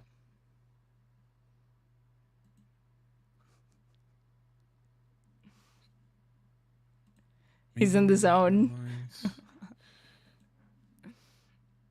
He believes he was dropped from Superman Legacy due to speaking out in the conflict. Wait. Wait a second. No. Where is the Do a search and find for October 7th. No, where's the citation? It just says this is trt.global without any source. Says the film's timeline also lines up with real world events. Gunn began writing shortly after October 7th. No citation. And finished the script by December. No citation. I just told you. Filming began end of February. That's an insane turnaround. Okay, but the New York Times will assert things and then they don't have citations for that. Yeah, but I don't know what the fuck TRT Global is. I don't either, but I'm saying that there are different publications where you would accept a claim that's not like hyperlinked or given. For all you know, this could have been original reporting. But I also said that I would be open to a different citation if you saw something else that contradicted this. But my understanding was that he had written it before. I've got TRT is a Turkish media website, so it might not be reliable. You got a more reliable source? Blonde Philosophy is my source. And you know what Blonde Philosophy says? She says it was written in 2022 and that pre-production was in 2023 and that you can't do pre-production without a script. Ooh, look at that. BTFO. That's my source. And you know what? But you didn't know that when you made the claim on your video, so just saying. I actually did. No, you didn't. Bullshit. You can watch the video. Bullshit. Nope. My source is in the chat in the video, actually. My very direct source is in the chat, and that's how I'm getting my information in real time. Where's her hyperlink? She is the source. You have to understand. She is the source. You're acting like where's her? So you get to use an Australian media outlet, but I can't use a Turkish one. She's reliable. She has a Pisco's a racist, confirmed. Wait a second. You told a Chinese woman to go back to China. And I tell it to her face, yes. Sorry. You told an American... Did we just see what happened there? Did we just fucking see? I never did anything that racist, okay? No, see, wait, he just said, like, so what? Why are you offended by that? Apparently, according to Pisco, she's not actually an American. I'm just telling her to go home. I told her, what I recall doing was telling a Chinese American woman, okay, to go back to China. Yeah, and I don't know why you haven't been canceled by the Asian community yet. I don't know why Asian community put that clip on. Don't slander the Asian community. Don't make How am I slandering? Because I'm sure not all Asians support Lindy Lee, and it's very offensive of you to suggest that. They don't support her. They don't care about her. So for you to suggest that there would be the solidarity with Lindy Lee, this outpouring of solidarity from a monolithic Asian community that you're calling upon, incredibly racist. You know exactly what you're doing right now. I'm not saying that they all support Lindy. What's your last name? Yeah. I'm not saying that. Yeah, we've only watched how many episodes of the show, and you can't remember her fucking last name? I don't remember any of the only reason I remember Dangerfield is because it's an easy to remember name. I don't remember Jillian's Why? Because it's white? Name. I don't remember Jillian's Dangerfield is way longer than Lee. It's 2 letters. You can't fucking remember that? I don't remember Jillian's last name. I don't know it. Michaels. Is it Michaels? I don't know. Yeah. You also can't remember that she's a lesbian. That like always resets every single time we watch. That's a bit. It's called a bit. It's called doing a bit, which you would know about since you did a bit when you told Lindy to go to China. So you admit it was a bit. Okay, it was a bit, but it was a racist bit. Bits can be racist just because a bit's not. Like Superman, apparently. It was anti-Semitic, according to Drew. It's Nazi propaganda. Goebbels here. Yeah, what do you think of that? So you actually agree that you actually agree with Drew Pavlou that it's about Gaza. Is that how you say how do you say his name? I thought it was Pavlou. Dunk Pacino with a quote, script has been essentially done before the writer's strike. Okay, I don't know where you guys got to put the link in it, all right? Because I can't. And it can't be a Turkish link because Pisco is racist against the Turks. He despises the Ottoman Empire. He carries this with him. He doesn't trust them. By the thousands? Million plus. They genocided them. Are you engaging in Armenian genocide denial right now? Maybe it's you two who should be canceled. Mewtwo? Maybe it's Mewtwo who should be canceled. I didn't hear what you said. So how's public reception to your mustache going? Why can't you? How long did it like? Please answer you were gonna that. Bring that up. Did you Please answer plan that. to bring that up? Did you plan to bring that up? Oh, there's a web archive. Wait, I will answer that. I know. I absolutely will answer that. There's just something I need to pull up real quick. I will answer that though. You were planning on bringing that up though. How could I not? This is from Aaron Couch, who is close to things. Zach has mentioned Who's multiple close times to that Warner- things? Yeah, he's close. Has mentioned multiple times that Warner's hasn't done a super movie in 10 years. He was spending time with Gunn as he was writing Superman before hiring him as DC Studios co-head. DC alone could and should be a game changer. I think there was a lot left on the table. So that's Aaron Couch. Was I supposed to care about what you just said? Yeah, it's been good. Regardless of whatever about that mustache. That's It's been good. Oh, that's what you're people think saying. It's That's been what you're good. saying. It's been good. Okay. Yeah, it's been good because people are like, So you base your opinion of it off of the validation of others? So you have a dialogue tree that you're going to run me down. So if I said it's been bad, you're going to be like, yeah, because it sucks. And if it was good, you'd be like, oh, so you base your opinions on others. So that no matter what I say, I lose. That's always true. Not just on the subject. No matter what you say, you will always lose to me. Correct. And let's just make something clear. I saw some people saying it was brave because I'm courting ICE in some way. I don't think that that's my That is brave. But I do Standing think in that solidarity with Mexican Americans that are being brought off the street. You're like, I'm going to try to resemble them by fashioning my That's you being mustache in racist. this way. That's you But being I'm Mexican, so I'm allowed to do it. So you're allowed to be racist against your own people? So It's you're not, basically yeah, Candace of course. Owens. Yes. I'm the Candace Owens of Mexicans. They'll put a quote there when we do the edit. The Candace Owens of Mexicans. That's great. That's a nice cold open too. We should do cold opens. People say porn stash. People say Hassan stash. Somebody said IDK, it's giving Mario. No. Wario.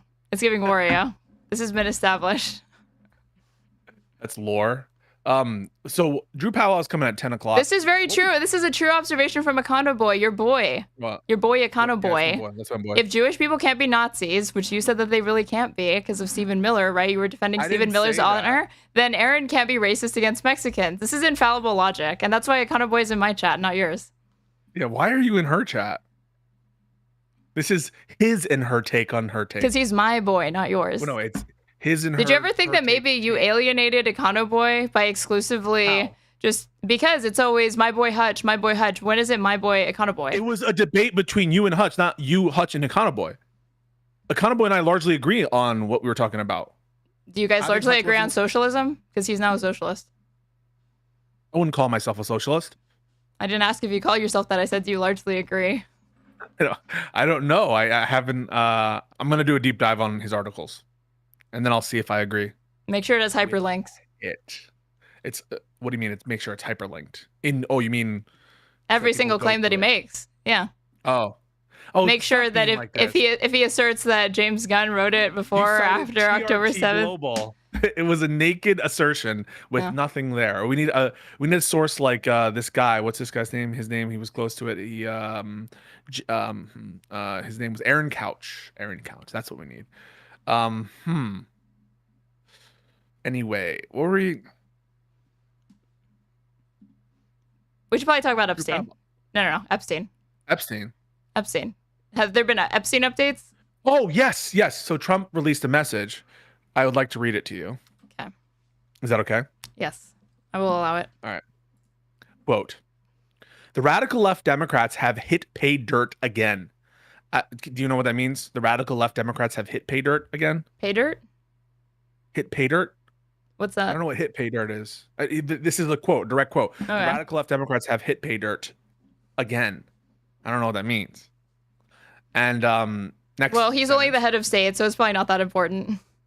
It's not important that he makes sense. Was this said on Truth Social, or this is a transcription of something that he said? This is a truth. This is a Okay. Truth Social. Yeah, this is a written document. Someone says, my wife would ride your mustache. I don't even know what that means. Why did you pay $5 to say that your wife would ride my mustache? I don't even know what that means. I think you know what it means. You're not that much of a virgin, are you? Yo, chill. Bride mustache. I don't know that terminology. Maybe if that makes me a virgin, then pass the mustache. That's a direct quote from Mecha Hitler, aka Grok, aka. Do you know people are falling in love with Grok? People? People are falling in love with Grok. Are you one of them? Not me. Then who? PBD? Someone in my chat says, I feel sad for the women in Pisco's life. Can you comment on this? I don't. This is not acceptable conduct. Why not? You don't go after the personal lives of individuals. That's You're just right. not Pay me something- $5. Be more explicit. Then we can talk about this. Hey. All right, I'm gonna keep reading. I'm Okay. gonna keep reading the truth. All right. Just like with the fake and fully discredited Steele dossier, the Line 51 intelligence agents, the laptop from hell, which the Dems swore had come from Russia. No, parentheses, it came from Hunter Biden's bathroom. And even the Russia scam itself, a totally fake and made-up story used in order to hide crooked Hillary Clinton's big loss in the 2016 presidential election. These scams and hoaxes are all the Democrats are good at. It's all they have. They are no good at governing, no good at policy, no good at picking up winning candidates. By the way, I just want to put it on the side. If I were a more lame co-host, I would have done the Trump voice in that. And it's so overdone. And so I just want to put it out there. I'm not a hack, and I didn't do that. And so I think I should get credit for that. Is it that you can't do one? Everyone has a Trump impression. Is yours really that bad? Do it. no, You're not even doing the hand gestures. You can't do it. So No, stop I can't. acting like- I can't. Yeah. But I didn't go out of my way to virtue signal that I'm not doing it. It's not a virtue. No. It's a virtue signal is like It's I'm self-flagellation. That's so much better. Also, unlike Republicans, they stick together like glue. Their new scam is what we will forever call the Jeffrey Epstein hoax. And my past supporters have bought into this bullshit, hook, line, and sinker. They haven't learned their lesson and probably never will, even after being conned by the lunatic left for 8 long years. I have had more successes in 6 months than perhaps any president in our country's history.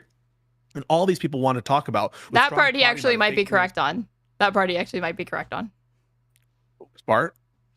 That he's gotten more done in like 6 months than any other president because, yeah, if you break the law, then you can get a lot done, right? It's a decent point. But what's implied there is like they gotten good stuff done. What we would interpret it is like, yeah, they've gotten some stuff done. But it's like, if you murder someone, did you get something done? I guess you did, right? Did the 9/11 hijackers, did they get stuff done? Yeah. I think you have to just acknowledge that. Okay. And then you can render your judgment on the thing that they did after. Okay. Any thoughts on 9/11 that you want to share with us? No. I don't know. Let me think. That definitely won't look suspicious next time you're going through airport security with that mustache. No one clip that. No one tag Homeland on Twitter. Why would I have a take on 9/11? I think that Muhammad Atta. Did you already forget 9/11? That in and of itself is sus. I would never forget 9/11. In fact, 9/11 is so seared into my memory. It's one of my first memories. Not that you would know anything about it. You weren't born yet. How old do you think I am? I've told you this before. You were a baby. Okay. And so you don't remember. And yet I have more thoughts on 9/11 than you. No, I'm just wondering out loud if I have any thoughts. You're raising up the pressure. You're like Trump in that respect. You're just constantly escalating. I thought you were an attorney. I asked you for your opinion on 9/11 and you're about to like fall apart. What is happening? This is very low stakes. It's actually very low stakes. You're trying to escalate, but none of this is like a problem. And right now I'm just thinking, and I'm just like buying a little bit of time while I think. I think that 9/11, frankly, it was pretty bad. And it led to some bad things. I think that the passengers on Flight 93, they really are American patriots. Okay. And also, people don't realize Osama takes all the credit, but he didn't really plan much of it. He was more like the presentation pizzazz guy. He wasn't really like the mastermind. So people put like Osama takes too much credit for it. Obviously, his resources were important. So you have more admiration for the actual architect, or what? No, there's no admiration about it. It's just it's a very specific. You didn't know anything about 9/11. Suddenly, you know very specific factual elements of it about who really deserves credit. Say their name. I don't know what gave it. Khalid Sheikh Mohammed. Wow. Perfect saying it too. I was didn't miss a beat. You think that works in your favor that you were able to perfectly say the name of the true architect of 9/11? Like when moments earlier you said you didn't have many thoughts on it. Well, I was just speaking out loud. Sometimes it's called verbal filler. Or graffiti, sure. What do you think about this Jeffrey Epstein hoax label? I don't think it's going to land well. Have you ever seen Succession? No. Damn. There's a clip where Tom is asking a guy about his thoughts on the Holocaust. Do you have thoughts on the Holocaust? Yeah, it was bad. Reveal? Okay. What? Oh, wait. I think I have seen that clip. I did. You have to have at least seen this. It's not in the first episode, but he was like, yeah, it was he was like, how do you feel about the Holocaust? And he's like, a huge tragedy. So many Germans died. And he's just like waiting.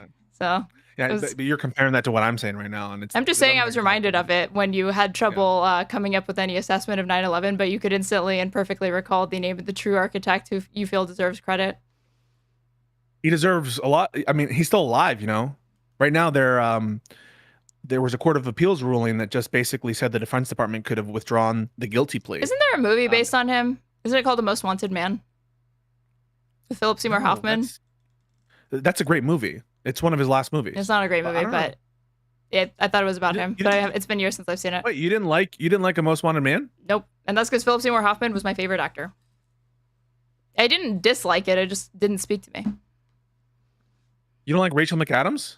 I do like Rachel McAdams. This has nothing to do with their performance. This has everything to do with the fact that I thought it was a weak screenplay. I liked when at the end he's like, "Fuck!" That was like my favorite part. And your favorite part of Superman was what? When they destroyed Israel. I'm just kidding. It's a joke. It's a joke. It's a joke, Drew. Was it a joke? Was it a joke? It's an absolute joke. No. My favorite part of Superman were some of the crypto scenes. We love crypto. I just think it's crypto. I just think it's dumb of you to try to say that like there's no historical parallel or even like it's like you can't make present day comparisons to you literally can. You literally can make comparisons. That's not the impression I got from what I heard. I just said it wasn't a direct historical allegory or a modern allegory to Gaza, Israel, which is what insane person that we're going to talk to in 15 minutes thinks it is. But you were just saying it was like it's just a superhero story like anything else, and that people are reading into it. They are reading into it, and it's showing a guilty conscience. They're like, "Oh my God, this is." Do you know what fucking Drew Pavlou put in his article? He goes, "The borders of Jalalpur or whatever the hell the fake country is resemble Gaza, and they don't at all resemble Gaza." He was like, "This is Nazi-style propaganda. They designed this guy." He said very clearly. He kept saying very clearly. Did you like that part? Yeah, I love it. Yeah, so you like the video. Come on. Well, I mean, I'm laughing at Drew there, not you, not your editorialization, but I identified it. I was the very first one. Anybody who fucking read that could have seen that he's not a good writer and that he's grasping at straws to propagate this narrative. Yeah, 100%. I'm not going to get into the spoiler stuff with Drew Pavlou, all right? So we'll keep this spoiler friendly, and we'll try to focus on Mamdani and the kind of the general where this take came from, and we'll try not to get into specific plot points. All right. Okay. So I respect all of you guys and your movie viewing experiences. Okay. Do you want to talk? Let's talk about Epstein real quick. Yeah, I was about to say, you said there's a label you were about to bring up that you felt stuck. Yeah, the Jeffrey Epstein hoax. Right. I don't think this is a good move by Trump. I think that Trump has lost the plot here, and he's not really reading. Name a single good move from Trump ever. I loved Panicking. I think that's I loved Panicking. I think that's wonderful. And I also think it's a banger when he said, to all my guys and sometimes gals. That Love that. What's the line? That was a banger line. That was a good move.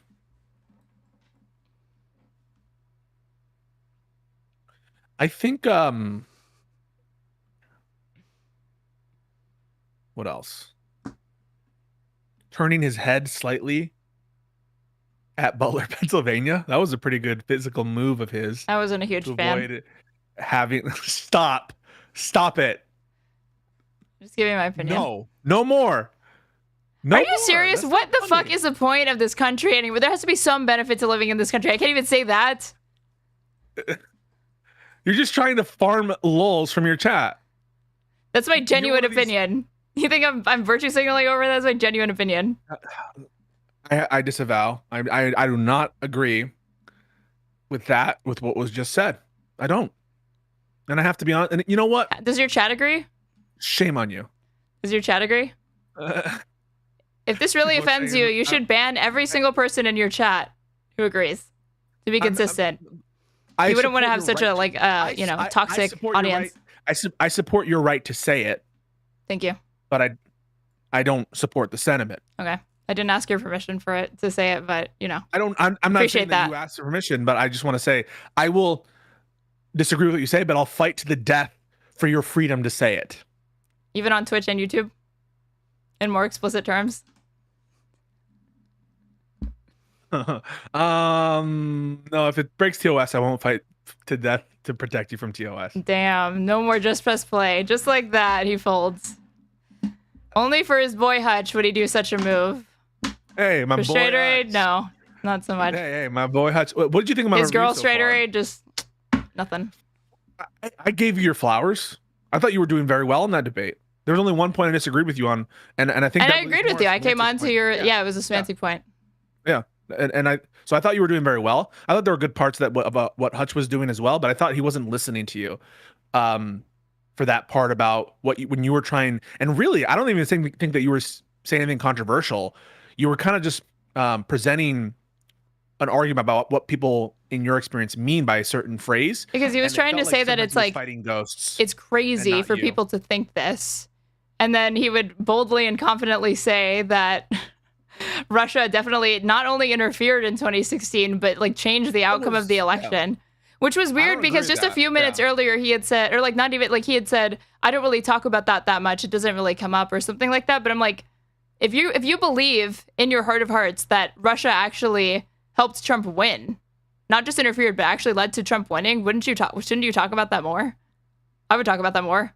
Rachel Maddow thought it should be talked about more and then practically dedicated her entire show to it. So I was surprised that he said that. Became our personality. I don't think that it's ever been shown that the Russia interference had a but for causative effect on the result of the election. And I actually think a lot of people who push that narrative come off a bit unhinged, to be honest. Like I spoke with I don't know what to call her, but a blue MAGA woman, where she was like, I actually think Russia hacked machines. Like, I actually think Russia was, even though the DOJ like completely does not support that and actually comes to a different conclusion and says like there's literally no evidence of that. She maintains that Russia, like, not only did they do the whole meme thing, not only did they hack the DNC, but that they actually hacked like voting machines. So This just goes to show that every single faction and ideology does a little bit of conspiracy as a trait. they do let the lefties have their feelings that Bernie was rat fucked and it was stolen from him by the DNC, by Obama. Let the blue MAGA people believe that Russia literally changed the results of the 2016 election, and let the J6ers have their moment. No, don't let them. We have to. Don't you have to fight this where you find Well, it? they can have their moment in jail, where they should be. Oh. But They should be. They should be, man. They fucking should. Wait, can we? What's your power ranking in terms of like MAGA propagandist? Who do you find to be the one that appeals to you the most? Who do you find to be the most handsome? Who do you find to be the most likable? handsome, most likable. Like, do you think Charlie Kirk is conventionally attractive? No. What about Jack Posobiec? Charlie Kirk is like, it just seems like things got a little bit scrambled there. Everything's just a little bit off, Like, proportion of his like features relative to his face size, hairline, gum to like teeth ratio, just everything's like a little bit, strange. As far Think about like, Benny Johnson. do you think about Benny Johnson? No, I didn't say that. I said, what do you think? I'm trying to think who the most convincing MAGA propagandist is. It's not Ben Shapiro anymore.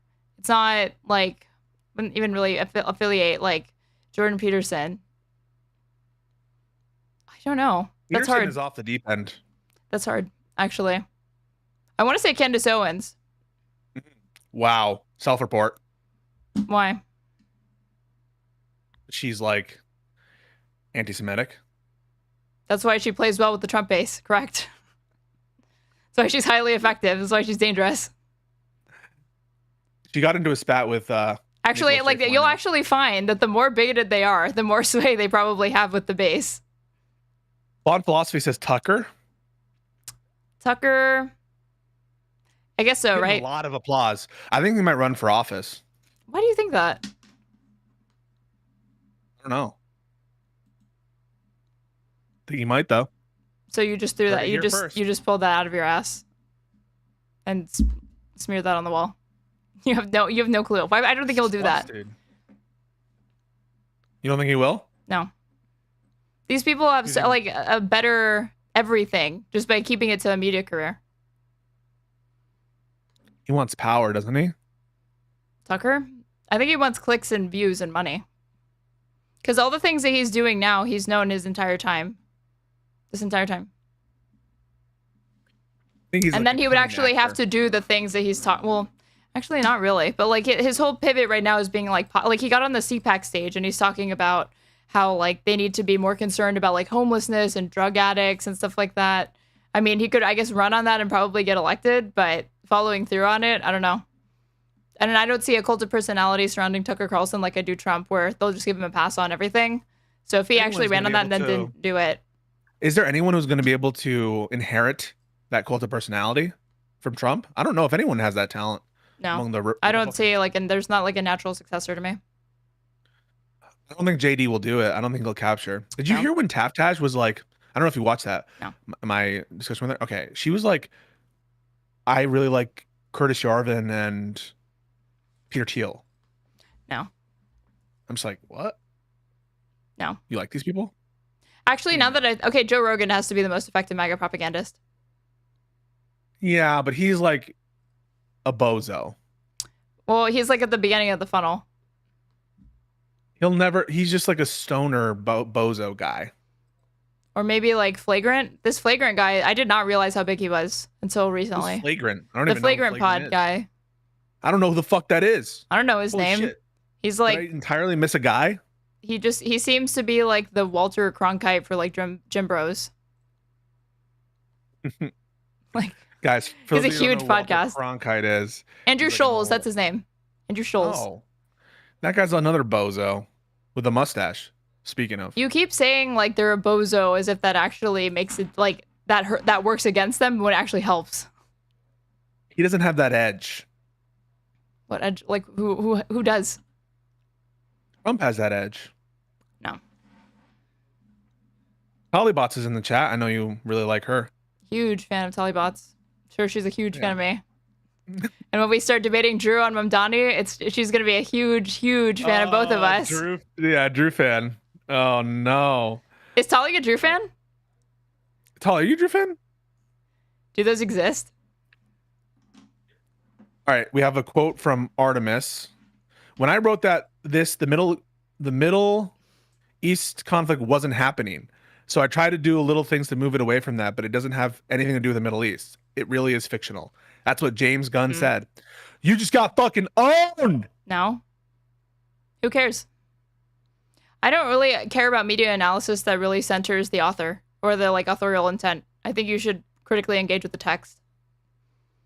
Or even try to compare it to their body of work, because you won't actually end up gaining more insight into the thing that you're criticizing, really, or analyzing. You're just kind of going to get a sense of what they, as a I don't know what you're director. talking about. Like, the claim is that this was intended to be a certain thing, and how would I? Oh, I get the didn't claim intention that. of it? I didn't claim that. Well, that's what Drew's saying. Tali says, I'm a fan of you, Aaron, just not huge. I am, of course, a Drew fan. Wow. Interesting. That tracks. Interesting. I mean, I'm surprised that anybody who is a fan of Drew likes anything I have to say. I'm not gonna lie, I'm shocked about that. So Drew's a liberal. okay, he's part of the tradition of. I know he calls himself a liberal. Yeah, he certainly does say that he is a liberal. Tim Pool is also a liberal. Yeah, he is. In a way, he is. David Cole says, "I'm Israeli and I can't understand how anyone can be a Drew fan." Wow. But Drew is like a stalwart ally of Israel. Is he? Drew Pavlou is a dark abundance liberal. I don't even know what that means. What's dark abundance? Dark abundance. Has there ever been a more soy name for a political movement than dark abundance? Just abundance. I don't know. I think the word abundance is pretty good. The abundance agenda is not catching on, dude. It's not going to happen. No, it's not. It's not going to happen. Yeah. All right, guys. W in the chat if abundance agenda is catching on, and L in the chat if it's not catching on. I'm talking nationally. I'm not talking about your fucking echo chamber, dude. I know that you're going to have a bunch of libs in your chat that love it. Whoa. What echo chamber here? We cater to all different political ideologies, including MAGA, including dark MAGA, including dark Brandon, including blue MAGA. You cater? Is it you pander to MAGA? You do MAGA propaganda on your channel?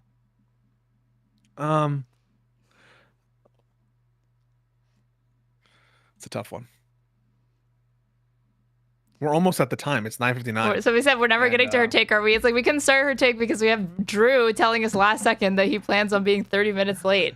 We were probably gonna start it and then do it. We can get some selected clips of it. I don't know how long this is gonna take.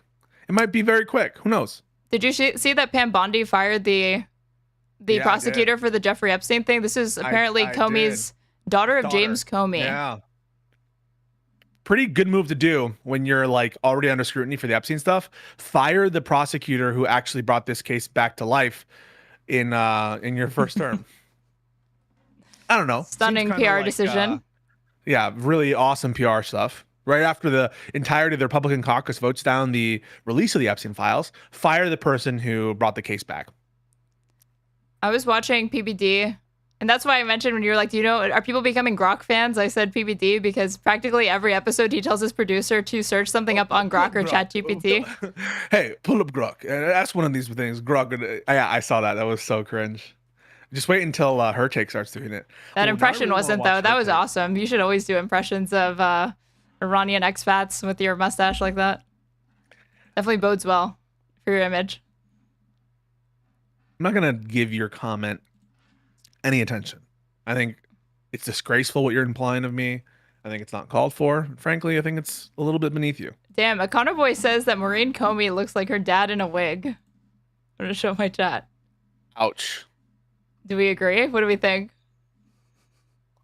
Ouch. I think it's more accurate to say she looks like a yassified version of her dad. But that's most women, that, unlike girls, that look like their father more. Did you see, so Stavros was with Hassan, and he was like, Brett Cooper is a hot version of Ben Shapiro. That's a cold take, though. She's like, I've seen people call her Femme Shapiro since she's gotten on the scene. The really funny clip from Brett Cooper is when she tries to act like her college friends and compatriots disagreeing with her for not voting for any candidate in 2020 and calling her like a fascist for even liking Trump is some sort of like injustice and like hardship that she faced on a college campus. Like these are people that probably say there's like no such thing as systemic racism, but or microaggressions. Or microaggressions, but then goes on to act like somebody like joking, because they were jokingly doing this, calling her a fascist. She was practically in tears recounting this story to that Shane Ryan guy. Who's Shane Ryan? I think that's his name. The studio is a huge podcast. Sean Ryan, maybe? Ryan. He's very, very boring. What is it with boring people, huh? That they get podcasts and they become successful? I don't understand that. Sean Ryan. I mean, what do you think we're doing here? Yeah, I think we're pretty boring, but there are people who are more boring who are more successful. Okay, real. Like Asmongold. He's somebody else who could. Yeah, I don't. That we could fuck with. No, I was gonna say that it could be like a really big entryway into MAGA. He's already doing that. He's huge. True. Yeah. I don't. What is it about his content that just? I don't know. You need to actually do that. You should solicit more debates with Asmongold viewers. Asmongold viewers? Yes. Why not? Well, maybe I should follow Asmongold and be in his replies, like talking shit constantly. He will ban you. I've reviewed his content on stream, as agonizing as that sounds, and he will actually get one guide a lot, but he bans them. What a bitch. Like Drew, where the fuck is he? Yeah, where is this guy?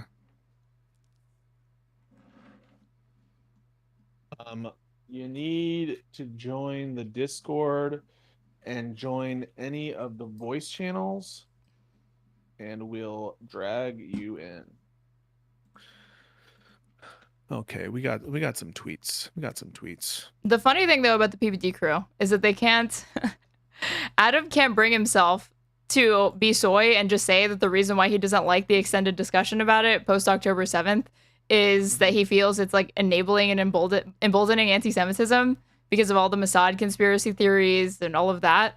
So instead he has to pretend like everybody who's interested in it is just a loser, and it's no better than binging like reality TV show. Who gives a fuck? And he was like roasting, like by doing that, he's not only indicting all of his co-hosts, but also their viewers. And just 2 years earlier, he and PBD had an extended interview with a journalist that was like, that had put together this like massive timeline of the entire like Epstein scandal. And he was interested then. But now suddenly not. It's so fucking phony. This, and by the way, his entire audience was roasting him in the comments of one of the videos. It was very gratifying to see, especially after he was like going after our girl Anna Kasparian on her take. Through that, yeah, that was. He threw a fucking tampon at her.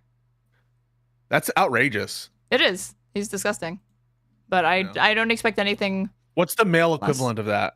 Where like if a woman did that to a male, you'd be like, oh, that's the equivalent. Or are you just throwing out because it's a, yeah, I think that you hate men. I don't know that there's something like that. There's something you could throw. There's things that you could say. Somebody said Blue Chew. You could throw Viagra at them, maybe. Just like flick it. Throw Viagra. Yeah. Toss it their way. Toss a coin to your Witcher. That show kind of sucked. What show is that? Witcher. I've never heard of this show. You're not a gamer? No.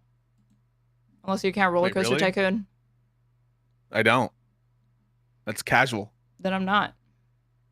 Oh, Charlie Kirk also said this. He was like, I'm deciding to trust my friends at the government or whatever, just so we can move on from all of this. That is a beautiful clip that he will regret, I think. Why? Because people will constantly bring it up and it'll make him feel bad. There's no, like, what are you going to realize that there's no standards or accountability for anybody in MAGA?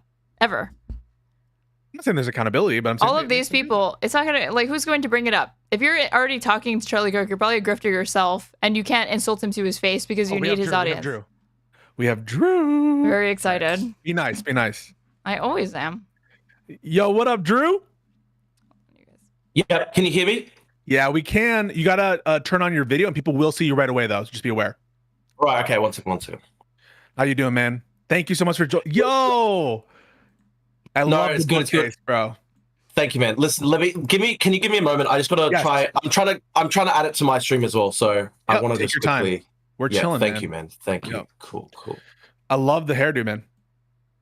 Thank you, man. Thank you. Yeah. No, cool. I just want to. The glazing begins already. He's already like pouring honey in his ears. By the way, this is Aaron. Hello, Aaron. How are you? Nice to meet you. Very nice to meet you, Drew. Very excited for this conversation. Follows you on Twitter. Oh, that's good. Yeah, huge fan. We're both big fans. Okay. Yeah, of course. Just trying to. Don't worry. We're cool. We're chilling. Yeah, cool. Thank you, guys. I'm just trying to simulcast it to my. Your channel. Yeah. Okay. How's the weather down there in Melbourne? No, Brisbane. It's Brisbane. Good. We've got it's actually quite good. It's It's a nice. It's winter, but it's quite temperate. It's like 20 degrees Celsius. I don't know what that is in Fahrenheit for you guys. Mm-hmm. It's not cold. It's nice. 60, right? Is it 60? Yeah, something about that. That's our winter, so it's good. It's good. Is that right, Aaron? I don't know. Is what Let me right? check, actually. Is 2060? Hang on, I'm just. Okay, Everyone's fucking with tech stuff. Is 20 degrees cold? That's not 20 degrees. How much is 20 degrees in Fahrenheit? 68. Wow, I was kind of close. Kind of close. Let me just quickly ask my guys. Guys, can you hear on my end, please? Let me know. Please let me know. Testing. 1, 2, 3. All right, give me 1 second. I'm just gonna. Yeah, take your time. Change something up. Okay. Is that a corduroy jacket? He's already taken his time, bitch, and he's fucking inviting him to do this. Come on, Pisco. Oh, you're muted. Already poor form.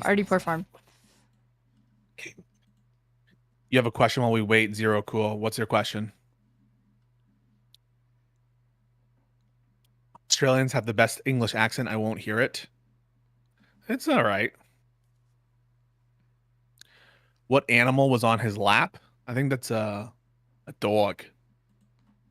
What animal's on your upper lip? Sorry. Don't act like you don't like the mustache, right? Like you clearly brought it up multiple times. I love the mustache. It's an amazing like conversation topic. Don't act like you don't find it. It's a good icebreaker. Pleasing. You don't just like it as an icebreaker. You think it's a good look. Okay.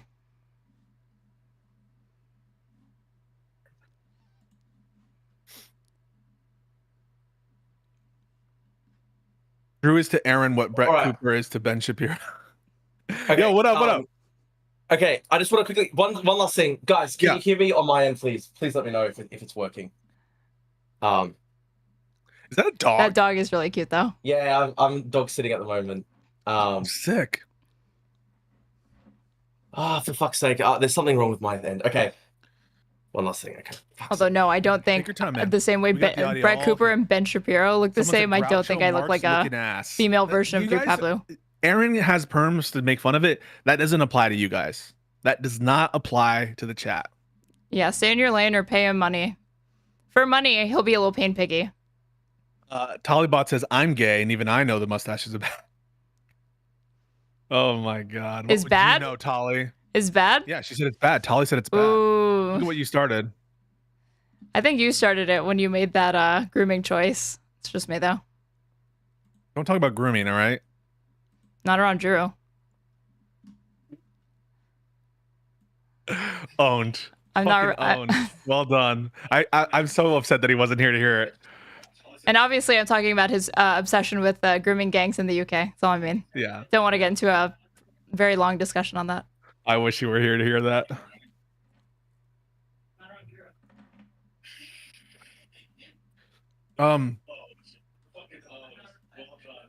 Do you hear that feedback? Yeah. He's like listening to our stream. It's like oh, there we go. Maybe he's fixed it now. Yo, what up? I think I fixed it. Give me 1 second to quickly ask my chat if it's worked. Man, Sure. I'm so bad at technology. It's fucking frustrating. You're good. Aren't you like 18? No. I'm much older than 18. I'm like 26. Oh, unfortunately. Okay. Unfortunately? You wish you were younger? What's wrong with being 26? Yeah. You're in the twilight of your life, dude. Yeah, exactly. It's already over. It's already over for 26. All ogre.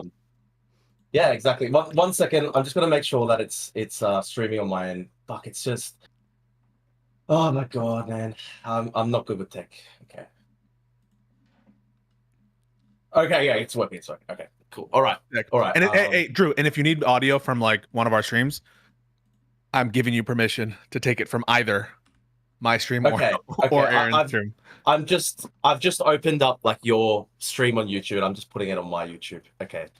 I don't know how to use the Discord server yet, unfortunately. Fuck's sake, but it's okay. It's okay. Sorry about that, man. That's okay.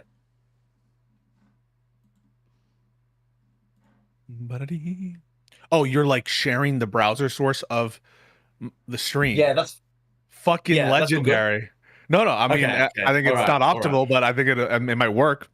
Yeah, it's obviously not optimal. I haven't worked out how to use like Discord yet or any of this stuff. I'm dog sitting for 3 dogs, but thank you. I'm sorry that it took so long. Yes, 3 dogs at the moment. I'm sorry. Okay. Thank you for your patience, guys. No, of course. Listen, I've been wanting to talk to you, have another conversation with you for a while now. And I thought that there's a number of things we've got to discuss. Obviously, we want to discuss Superman. Yeah. There's 2 other things I think we should discuss as well, though. Zoran. One being Zoran, of course, and then the other one being when it came to the grooming gangs in Ethan as well. We'll talk about Ethan. But when it came to the grooming gangs in January, you were telling me you had all these arguments saying like, oh no, this is actually sort of like a right-wing beat up. There's no actual real evidence of any disproportionate effect and stuff like that. There's now been an independent government report that's come out in June, and the government report that came out in June that's independent said that it actually was disproportionately Pakistani men who involved in the grooming gangs, and also that it was genuinely that all levels of the British state failed to address that thing because they didn't want to be seen to be racist. So I was actually correct about the grooming gangs. I would have you rewatch that debate and pay close attention to the claims that I was making, and I think that it would benefit us to look at the video and what the claims were, because I think the question was basically, do we attribute this to Islamic culture, and do we think that there's a basis? I don't think it's Islamic culture. I don't think it's Islamic culture. I think it's like rural Pakistani culture. And unfortunately, like I know, but your claim was a little bit broader than that, because you said something like Islamic culture, and then you were talking about other kinds of, non-Pakistani Muslims and how it affects other societies in the West. And so I think it was a little bit broader than that, Drew. I think that when you talk about grooming gangs in general, and I think you were kind of I don't know, on your stump a little bit about grooming gangs and implying that I didn't care about grooming gangs, and we got into it. So I really think that people should watch that original debate. We can watch it back. I think we should have a proper debate on Europe 100%. And Islamic extremism and mass migration, all these sorts of things. But we can just put that to the side for now. Let's talk about what's the first topic you want to discuss? Yeah, Superman, I suppose. I think the first thing we should discuss is Zoran. I think that we should discuss that first. Because I think it will play in, and I think it has to do a little bit with anti-Semitism in general, and allegations of anti-Semitism, or and lack thereof. Bring in and bring in like other issues related to the Superman, and actually what's going on in Australia as well. So yeah, I'm like, what's your fucking beef with Zoran? I think you're going unhinged on Twitter. You're like going after his wife. You're like saying all this. I didn't go after his wife. I didn't go after his wife. I actually said his wife was beautiful. I actually was complimenting her, if anything. I don't think I. Can I quote it? What did you say? All right, yeah, quote. Sure. I actually said it's difficult for me because I hate Zoran, but at the end of the day, I'm a Greek Cypriot Levantine man, and she's a Levantine beauty. And listen, I was actually saying it in a positive sense. I was saying it pained me the fact that I did find his wife to be a lovely woman, despite the fact that I hate him. It's a difficult thing for me, but that's it. Quote, 2 wolves battle within me when I see Zoran's wife.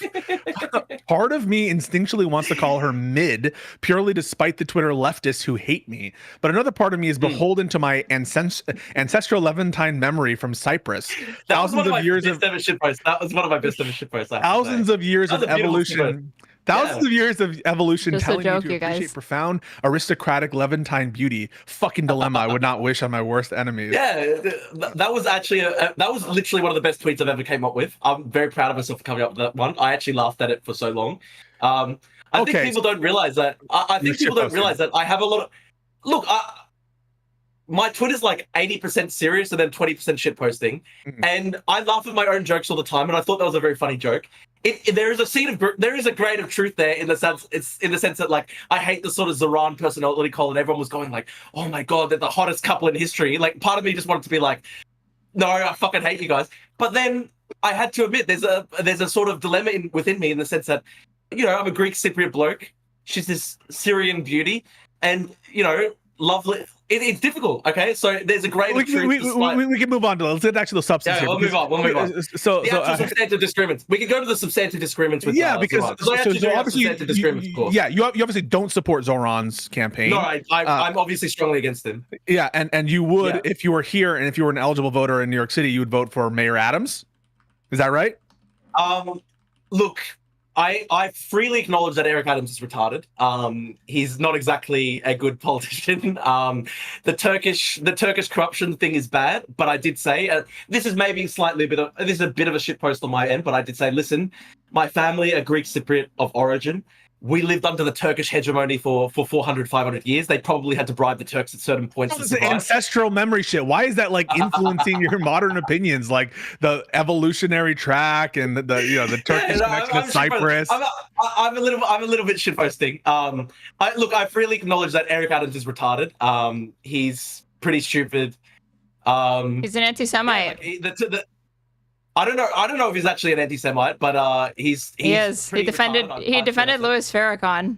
That was one of like the main things that he did. And that's obviously that's retarded. I'm not gonna come out here. Nah. Sneeko. And he also hung out with Sneeko. That was bad. I criticized him for talking to So Sneeko. if Zoran Mamdani defended Louis Farrakhan and hung out with Sneeko, how would you feel about that? I'd be against that, and obviously I'm against Eric Adams for doing that. I don't look. The truth is, I don't know who I would vote for if I was in America. Every option's pretty shit in the New York City mayoral race, unfortunately. Maybe like Thomas Wilder or something like that. I don't know. It's a shame. It's a shame. Like I obviously think Cuomo is a sex pest and an idiot. Ran the shittest campaign. Grooming gangs. I hope. Yeah. But Cuomo's a no-go, right? Cuomo's a sex pest, and he ran literally the shittest campaign in history. And Eric Adams, like, I find Eric Adams really funny. Like, it's a shame. It's a shame. It's just so fucking funny. Like, I love that video where he's going like around that teenager's room and is like, check your teenager's pillows for like hollow point bullets and fucking AK-47s. Like, he's a funny guy. But he's funny as fuck. Like, I think Eric Adams is like probably one of the funniest politicians in America, probably just as funny as Trump. But I freely admit that he's like objectively pretty bad. And he's working with Trump on ICE and stuff is very bad, of course. I think Zoran is bad because I think at the end of the day, Zoran is essentially like, his political outlook is very much shaped by like kind of like third worldist, anti-imperialist kind of hard left-wing politics. And that's what I don't like. And I don't want that to be the future of the Democratic Party, because if that's the future of the Democratic Party, I would feel extremely politically homeless when it came to American politics, because I'm obviously not somebody who likes third worldist politics where you think America is like turtle island and oppressed. Can you explain a little bit? What do you mean by third worldist politics? Yeah, like it's basically the worldview that America is, at the end of the day, an inherently racist and terrible settler colonial power. It's shaped by 400 years of white supremacy and racism, and white Americans are like pretty much innately racist, and if they're not racist, they have to struggle not to be racist, and it's just all this poisonous, toxic race communist stuff. Like, and like he said that he doesn't like capitalism. I believe in free markets at the end of the day, and he's somebody who believes that America should kind of have, I guess, Peronist type economic policies where you have state subsidies for all these different various parts of the economy, and you mild, aren't they? I mean, you say Peronist style politics, but he's talking about like 5 grocery stores. I mean, listen, I've got no problem necessarily with the 5 grocery stores in itself. When he talked about it as a policy experiment, sure, I'm open to policy experimentation. I like that Lee Kuan Yew style approach where it's very much full political pragmatism. Try what works. I don't think that the nationalized bodega policy is going to work well, because, look, at the end of the day, what are they going to be doing? They're going to be probably undercutting local family-owned grocery stores. He's running for mayor. Well, I'm obviously, when I say nationalized bodegas, it's a bit of a joke, but what he's talking about is essentially, publicly owned grocery stores. We know that grocery stores do have very low profit margins, like something along the lines of like 2%. And so if you're talking about like undercutting other grocery stores and stuff like that when it comes to their profit margins, like I would feel bad for the local family-owned bodegas and stuff like that in New York City. If they're close to one of these publicly owned grocery stores, they just can't compete. It's 1 per borough. I mean, like 5 total in New York City.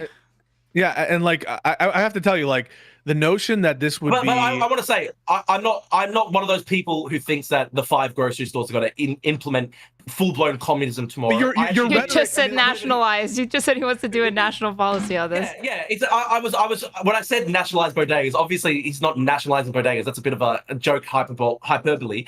But I don't think it's necessarily going to work well. I'm open to it as a policy experiment for a limited amount of time. But it's not even the grocery store thing that I'm mad about. What policy of his is like too communist or whatever? Not even too third worldist. I think the worst one is rent control, and I'm not even saying that's necessarily. I'm not saying that's freeze. the third worldist policy itself. Yeah, rent freeze. I don't think that's a good idea because I'm very much coming from the abundance school of thought, where it's like you want to try and incentivize people to construct new housing if you put rent controls in place during housing shortages. Sorry, what did you say? He's abundance build. I mean, I don't agree with the but he's talking about development and solving housing by shoring up supply. That's very abundance built. He had a conversation with Derek Thompson. So yeah, I think that is honestly I think that's a bit of a political tactic on his end to reach out to moderates. And look, honestly, he was very masterful. It's the first time I've seen a DSA actually. It's the first time I've ever seen a DSA type politician ever actually try to reach out to moderates. So good on him for that. That said, though, I don't think he really does believe in the abundance stuff because. What does that have to do with third worldism, though? Because Bill De Blasio did rent freezes, and Bill De Blasio is not a third worldist. Good point, Aaron. I didn't say that rent freezes equals third worldism necessarily. But you said his policies are informed by this worldview, and you can't think of even like a single policy that actually is. No, I'll tell you the ones that actually are reminiscent of third worldism. It's the general tolerance of low level disorder and crime and decay, which is like was that a policy? Come on. That's not a policy. No, it's not a policy. It's not a policy, but it's an approach he takes, and I'll explain that. Let me explain that. He has literally 5 years of posts talking about defunding the police. He literally says, no, defunding the police isn't just rhetoric. We want to literally take money away from the NYPD. He said that for 5 years. I know that during the campaign, he walked away from that slightly. But, that's in his heart of hearts. If he's gone on about that as his central issue for so many years, that's his heart of hearts. His heart of hearts is he wants to defund the police. He had a tweet from 2020 where somebody was laughing about seeing a police officer cry in their car, and he was like, haha, nature's healing and stuff like that. And like tweets aren't policies. I know. And if he updated it, doesn't that show you he obviously understands that it's important to like moderate his message? So I don't believe it. I just don't believe it. That's it. I just don't believe it. I think at the end of the day, he's going to be beholden to a general left-wing outlook that is far more left-wing than I am in a whole range of different policies. Beholden to a left-wing outlook, even though he moderated to appeal to more centrist voters and abundance liberals. Okay. But, dude, everybody knows that during elections, politicians moderate and stuff like that. But what's in their heart of hearts? I honestly think in his heart of hearts, he's very much anti-police. He's very much anti-establishment. He's very much against the concept of America being a nation state. And so that's where are you getting that from? He's against America as a nation state? I've got lots of evidence for that. Lots of tweets. You've got 5 years. Yeah, but that is okay. Do you think that my tweets reflect my opinions? Like when people tweet, yeah, exactly. So yours or whoever pays you, sure. Yeah. Okay. Do you want to explain that to me, Aaron? Whoever pays me. No, it's okay. Continue with your point. I didn't mean to interrupt you. No, that's a obviously very serious allegation. Inflammatory. Serious, yes. It was just a little joke. The way that you were joking about Zoran's wife earlier. You're accusing him of being a shill. You're accusing me of, I don't know, being paid by Mossad. I was joking about him being a shill. Okay. Why though? You can't substantiate that joke? Okay, do you want to substantiate that or not? Yeah, share it, Aaron. No, I just was joking around. Okay, all right. Well, we'll go on then. Look, but hang on a second. But are you saying that you're not paid by? He's never gonna talk to me again. Of course not. I wish I was. I wish I was getting paid by Mossad. My life would be so much better. Okay. I didn't say Mossad. Any foreign country. I mean, like you're very anti-China too. I wish I was getting CIA funding. I wish I was getting Mossad funding. It'd be my life would be awesome. I'd be balling. Instead, I'm fucking living on Twitter ad revenue. Okay, so wait. I get like $20 off Twitter ad revenue. You must be your tweets do go more viral though, so I'll give you that. All right, so you're talking about the tweets that indicate that he's against America as a nation state. And that means like he wants to make America go away, or he wants. No. Obviously, he's not going to, like, he's the mayor of New York City. I'm aware that he can't, like, I don't know, dissolve America as a nation state unilaterally. I just think it's interesting if you look at his political perspective over 5+ years. It's very much obvious that he doesn't have much affection for America as a nation state. So if you look at, for example, his previous July 4 tweets, he was shouting out the diplomats, and he particularly used an image of the diplomats from a song where they were joking about flying planes into 9/11. Shout out to Muhammad Atta. If you look at his posts about Muhammad Atta. Yeah, look that up. In a serious way, as opposed to like a joking way. He shouted out Muhammad Atta.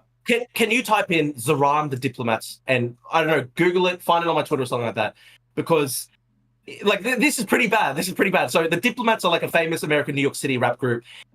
They like were very famous, I guess, for like mocking, you know, American nationalism. Are you accusing Zoran of shouting out Muhammad Atta in a serious way? No, I'm not saying Zoran did that. I'm saying it's an interesting choice that on July 4th, you know, America's national holiday, he shouts out the Diplomats who are most famous. Like the one line that they're most famous for is "Shout out to Muhammad Atta, we're flying the plane into the building." Like that's pretty obvious. That's an interesting. And I find it interesting. And I also find it interesting that Eric Adams hung out with Sneeko, who's most famous. I'm not going to defend that. Hanging out with Nick Bender. Okay, if you look at my Twitter history, I've got like 100 tweets attacking Sneeko very viciously. He's blocked me. But you would say that people should vote for him over Zoran and Cuomo, right? Right. Based on this association. I'm not sure. I'm not sure necessarily who I'm not sure necessarily.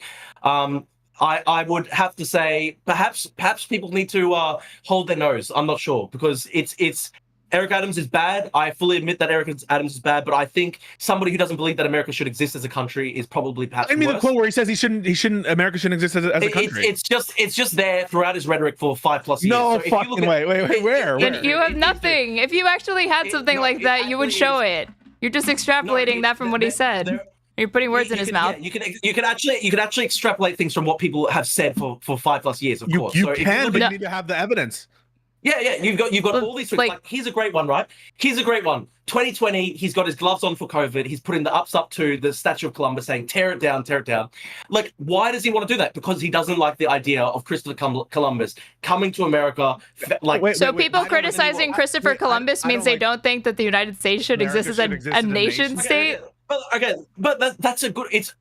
I don't like Christopher Columbus, but let me ask you this, right? If you think that the person who discovered, I don't know, like the New World is inherently evil, then why should America exist as a country? It's not inherently evil. No, it's not. It's not because he's inherently evil. First of all, I want to tear down statues of Christopher Columbus. You think that makes me? I don't think that America should exist as a nation state. Well, like this is the question. Yes, right? no. So I want to tear. I'm telling you, I want to take down statues of Christopher Columbus. Does that mean that I don't think America should exist as a nation state? Well, look, in the past, Pisco, I know you're not exactly somebody who believes very much in borders. I don't know really what you open borders America as a nation. Are you serious? I'm the most American-pilled guy there is. Let me ask you this, right? Let me ask you this. Okay. If you believe that the people who discovered America are inherently evil, then it must follow logically that you think the foundation of America is an evil thing that happened in history. Well, no, that doesn't follow at all. So it does. So countries can be founded on things that are like wrong, or they can have some sort of negative thing in their foundation. For example, the Americans did do a genocide on Native Americans. Yes or no? Yes, I think they did that, and it's horrible. Right. It's horrible. So another example, Australia, right? Australia committed a genocide on the natives in Australia, correct? There were certainly acts of genocide against Indigenous Australians. Right. I reject the idea. But can I explain what I reject? What I reject is the idea that inherently America or Australia are stolen land, and that the foundation of it is an inherently evil thing. What do you mean by inherently stolen land? I mean, in some sense, it is stolen, right? Okay. Also, Columbus wasn't a founder. He wasn't. Yeah, he landed in Hispaniola. And he was commissioned by the Spanish. Okay, so I know that he never went to the United States. The reason why they put up the statues in New York City, it was an Italian American lobbying thing, because they wanted to basically say it was actually like a wholesome thing from the Italian Americans. They basically wanted to say, listen, we were part of the American story from the start because Christopher Columbus was Italian and he founded the New World. They didn't put up these statues to be like, oh, we love genociding indigenous peoples. And Zoran is like, okay, I hate the idea that we have a statue for somebody who who discovered the New World, therefore tear it down. Aaron, tell him what he did. He was a fucking genocidal maniac, dude. Even at his time, he was rebuked by other explorers and people of his era for being particularly... Okay. I've done essays. I've literally written historical essays on this. I'm fully aware of the fact that Christopher Columbus did a lot of evil shit. I'm just saying, what is the actual... It's like the Churchill statues in Britain, right? When people put up the Churchill statues in Britain, do you think people were putting up the statues because they were like, oh, we love the Bengal genocide? No, the statues represent, this is the man who defended Britain from Nazism. No. Listen, you can have a disagreement. So you can have a disagreement on Christopher Columbus. You can say that the important thing to commemorate, and like there's not perfect people, and that the founding is something you should still... No. Here's where I disagree. This is where I differ. I want you to respond to. that's a legitimate political debate, and it doesn't mean you hate Britain if you want to take down Churchill statues. It doesn't mean you hate America if you want to take down Christopher Columbus statues. Okay, I know. But I just want to point you to a whole pattern of communication by Zoran over many years. I mean, for many years, if you look past you looked at his previous, if you went through his Twitter, like 2017 to 2020, he never referred to himself as American. He always referred to himself as Ugandan first and also as Indian. He never did any July 4 posts. His one July 4 post was shouting out the diplomats, which is like the group that said, shout out to Muhammad Atta, blow up the planes. He has all these posts where he basically said, surveilling anybody involved in Islamic extremist groups in America is fundamentally evil. He was basically like dissembling when it came to Anwar and Anwar al-Awlaki, who was one of the worst al-Qaeda propagandists, probably the worst homegrown terrorist America ever produced. He was basically complaining that the FBI surveilled him. On due process grounds and on who gives a fuck? Who actually gives a fuck about that, man? Americans care about due process. Okay. The thing that makes America America. Wait, the thing that makes America America is actually our Constitution and our rights. That's what makes America America. It's upholding the ideal of America to say, hey, even when we hate these people, we give them rights and we protect them. That's the most American you can do. Okay, so you think it was bad when Obama assassinated him?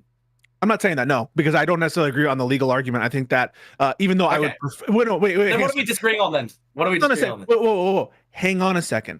I have a different legal perspective on what's required constitutionally for us to, to do a drone strike on an individual who's engaged in a war with the United States outside of the country, even a U.S. citizen. And I happen to have the belief that that strike was probably constitutional. But I respect people who want to put additional checks and additional due process steps before the use of lethal, weapons and the use against. Here's a good question, though, and that's not anti-American to want that. In fact, if I could pass a legislation, I would want that legislation passed. That there's some checks. Okay, could you explain to me, Pisco, what makes Anwar al-Awlaki an American, especially at the point at which he's literally declared war on America? He's a U.S. citizen. He's defined as an American. Okay. But at the point at which he'd literally traveled to Yemen, become part of Al Qaeda over there, and literally was every single day. So the Confederates were still Americans when they declared war or when they engaged in a war against America. Agreed? Yes or no? I don't think it. No, they weren't. They weren't. They were. America considered. America pardoned them all. America considered them part of the fold, and Americans, and they were just in rebellion, even though they were engaged in a war against America. They weren't a separate country. Can I ask you, why should Anwar be a citizen? What do you mean? Why should? What? I don't understand. He is. Why should? Yeah. Okay. But why should you not strip us? Why should you not strip citizenship from literally one of the top leaders? Because I don't want to. This is why the Constitution grants Congress the power of naturalization, not the power of denaturalization. And this is evident in the case law that just because Congress can grant citizenship doesn't mean that they can take it away. And the only exceptions for that are when you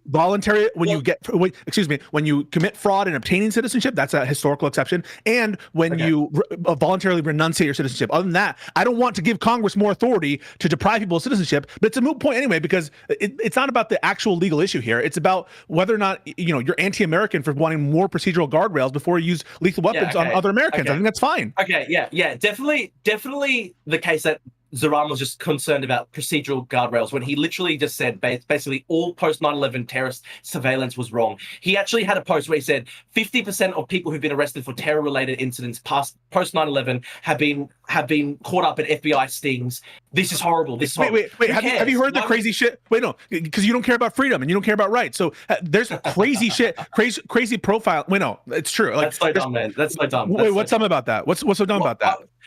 I believe in the Karl Popper, the idea that to have a tolerant society, you must be intolerant of the intolerant. So I don't believe in freedom and rights for literal Al Qaeda members. You don't care about freedom of speech, right? In America, I do care about freedom of speech. Not for Al Qaeda members. Not for Al Qaeda members. Yeah, okay, but the thing, that's not the point, right? Like the point is, okay, this is actually a good question. This is actually a good question because you want to talk about it from a legal procedural grounds. But when Anwar was literally putting out these broadcasts, literally declaring jihad on America, declaring war on America, encouraging people to carry out terrorist attacks in America, do you think that's covered by free speech? Some of them, yes. Not all. Really? Not all. Really? Depends. Yeah. I actually want to say this is actually. I'll just explain. The Australian mind can't even comprehend what free speech really is. A first-generation migrant to an English-speaking country, a Western country, right? And then you actually end up declaring war on that country. I don't care if you were born in that country. if you declare war on the country and literally encourage terrorist attacks, I don't think you should be a citizen. I think it should be stripped of you. Yeah, because you're a government bootlicking shill, and you want to give the government power. Also, who are you to say that? Because are you American? Are you American? Why do you want to give?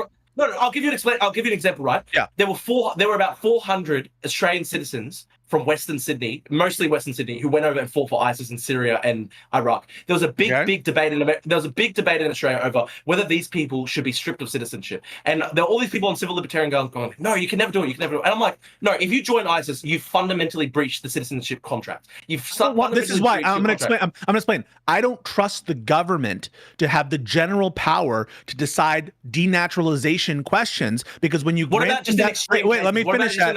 Most extreme cases. No.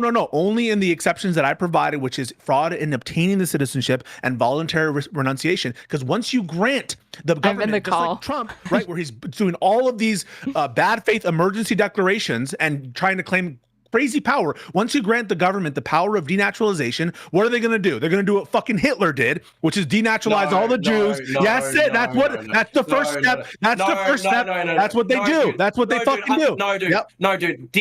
What I'm talking about is denaturalizing like 50 of the worst jihadists and stuff like that. You're saying only in extreme circumstances. And what I'm telling you is, once you grant that authority to the government, they're gonna define their emergencies the way they want. Singapore does this. Singapore does this. Is Singapore carrying out a Holocaust? So I'm an American. I'm an American. I don't trust. So Trump right now is declaring all sorts of emergencies. He's claiming the right, and one of the key things that he's trying to do is trying to claim that the citizenship clause doesn't apply to people, because what he wants to do, Drew, is send them to fucking foreign gulags in El Salvador and take away their citizenship and take away their rights. But that's what happens when you give this power of denaturalization to the government and just say only for emergencies, only for emergencies. That's why the power to naturalize. That's why in the American Constitution, under the American Constitution, the power to naturalize is given to the Congress, but not the power to denaturalize. Can I ask you a question, though? Just as a philosophical, let's talk about this from a philosophical idealist perspective, right? Why would it be good for a country let's just talk about a very limited circumstance, right? Very limited circumstance. Two parents from Yemen move to America. They hate America. They've got Islamic extremist views. They literally support terrorism. And in this thought experiment, right, they have a child on American soil. That child then becomes a citizen. 20 years later, that child is literally advocating jihad, total warfare against America, literally advocating terrorist attacks against America. At what point does that actually benefit America as a country? Why can't that just be considered like a criminal act of incitement? Why would it necessarily lead to something that means that they have to be stripped of their citizenship? But it is a question, though. Like, it is an actual question. Like, what makes them part of the country? What makes them part of the nation? I don't understand. The fact that we had a civil war. The fact that they were born on magic. But was it the fact that they were born on magic soil? No, it's the fact that I'm going to tell you, we had a civil war. It's so fucking racist for him to reference that. Dred Scott was fundamentally a decision about whether black people are considered citizens. And they should be considered citizens, of course. I know. And so we had a war. And so what we resolved what we resolved as a country is that these issues of citizenship were dividing the country. And we said, this is a hard, fast rule. We are going to adopt the English common rule of birth by territory, citizenship via territory. And at the time, then existing at the time, and if you're born on the territory of the United States, you are a citizen. We had to fight a whole civil war over that issue, and we said, persons born in the country get that citizenship right. I think when it comes to the fact that African Americans are a citizen, of course, that's a great principle, because they were in America for 400 plus years, 500 plus years in many such cases. So of course they're citizens. But if you're somebody who's turned up yesterday, you hate the country, and then you have a child, and then that child grows up to hate America, I don't understand what actually links you to America as a country, as a nation. Well, listen, the implication is that we should decide these citizenship questions on like individual bases, and like what the rule is should be dictated by like let me fucking finish the point. Like, you're implying that the general rule we should establish for how you obtain citizenship should be based on this hypothetical. And that's such a preposterous thing to say. Like, because I can conjure up some hypothetical, we should base the general rule on this hypothetical you created. No, I'm not even asking you to base it on this general hypothetical. All I wanted to ask, the reason I raised that hypothetical was I wanted you to think through the implications of every single person who has ever existed who just gets the citizenship becomes part of the American nation, even if they hate the country and they're actually... Wait, why would... What does their like ancestry have to do with it? Why are you more American because you have like third, fourth, fifth generation like ancestors from America versus ones that are like newer? I think that is part of that. But why? Americans have 500 because 400 plus years. If you got 400 plus years of ancestry in America, of course you're more American than Anwar al-Awlaki. Of course you are. I want to say, in what sense, right? Because in what sense? Because I'm going to tell you.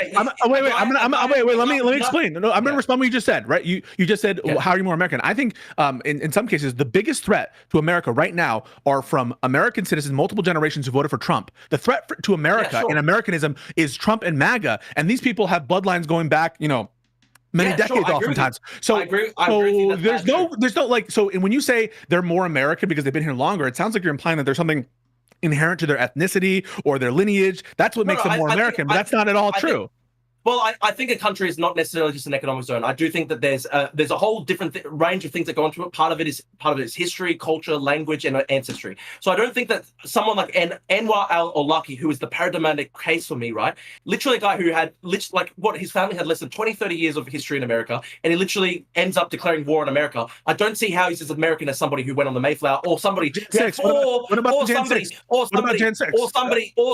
who went back 400 years in terms of African American slavery. So I think it's really un-American to attack the Congress to try to overturn a presidential election. And I think that is fundamentally anti-American. So would you denaturalize everyone who did that? If they were a migrant, there were migrants there at that rally, of course. No, wait. No, first of all, when you say if they're a migrant, you mean to say if they weren't born with citizenship? Is that what you mean? That they're citizens? So because denaturalization only applies to citizens. So as a default, they're citizens. You're saying you would only support denaturalization if they weren't natural born citizens. But like, why? Well, if you were a migrant who came to America 20 years ago and then you went participate in January 6th, why would you be still allowed to be a citizen? You literally tried to overthrow the government. Because but why isn't that true of someone who was a natural born citizen? Why shouldn't you be denaturalized? I think. Look, I'm literally the descendant of migrants to Australia. My family's got about. I'm trying to explain my point of view, right? I'm actually trying to outline and I'm trying to outline and elucidate my views.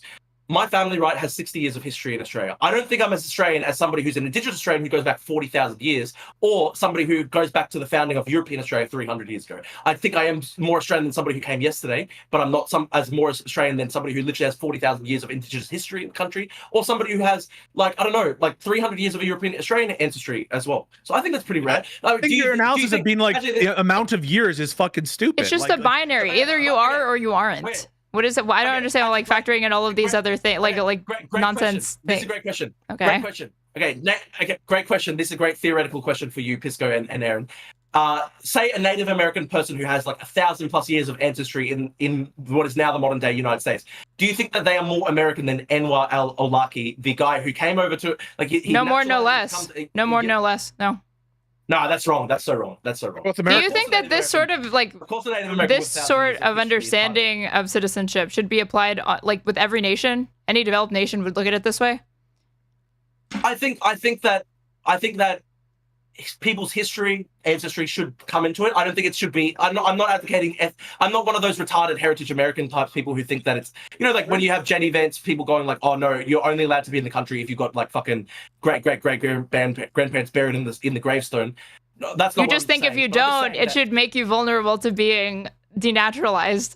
Well, no, only in circumstances where you actually want to try and overthrow the country. So if you were somebody who has 20 years of history in America and you go to January 6th and you try to overthrow the government, I think you sound like a wokey, Drew. You sound like a woke scold because you're basically doing this oppression Olympics and you're doing this kind of ranking of oppressor oppressee. It's actually true.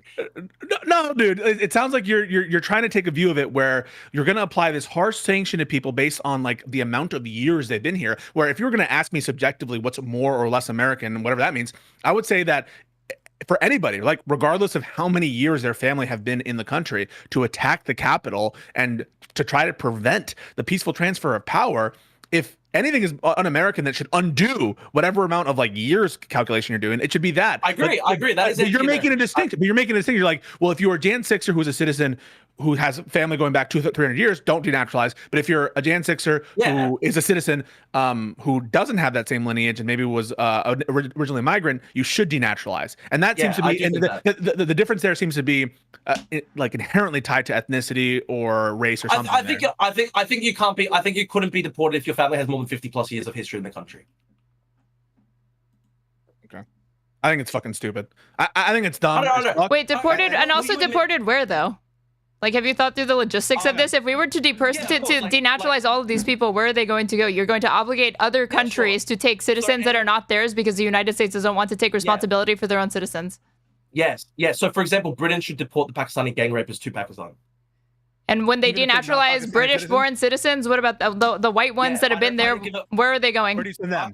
I think if you're a Pakistani migrant to Britain and not those. Talking about I don't care if you're born in Britain. If you are a Pakistani gang rapist, you have to be deported. No, if you're a white person of Anglo heritage, white groomer, of course you can't be deported because you've got 1,000 years of history in the country.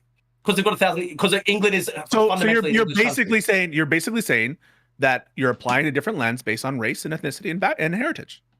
Well, not necessarily based on race. It's just that England is historically an English country, so you can't deport for English your people. Palestinian ethnicity, but for your it all else equal, right? They're both British citizens. The for difference in how you would treat them is they're Pakistani heritage. Yeah, of course. Yeah, absolutely. Dude, do you think Pakistani people were in England 1,000 years ago? They didn't sign the Magna Carta.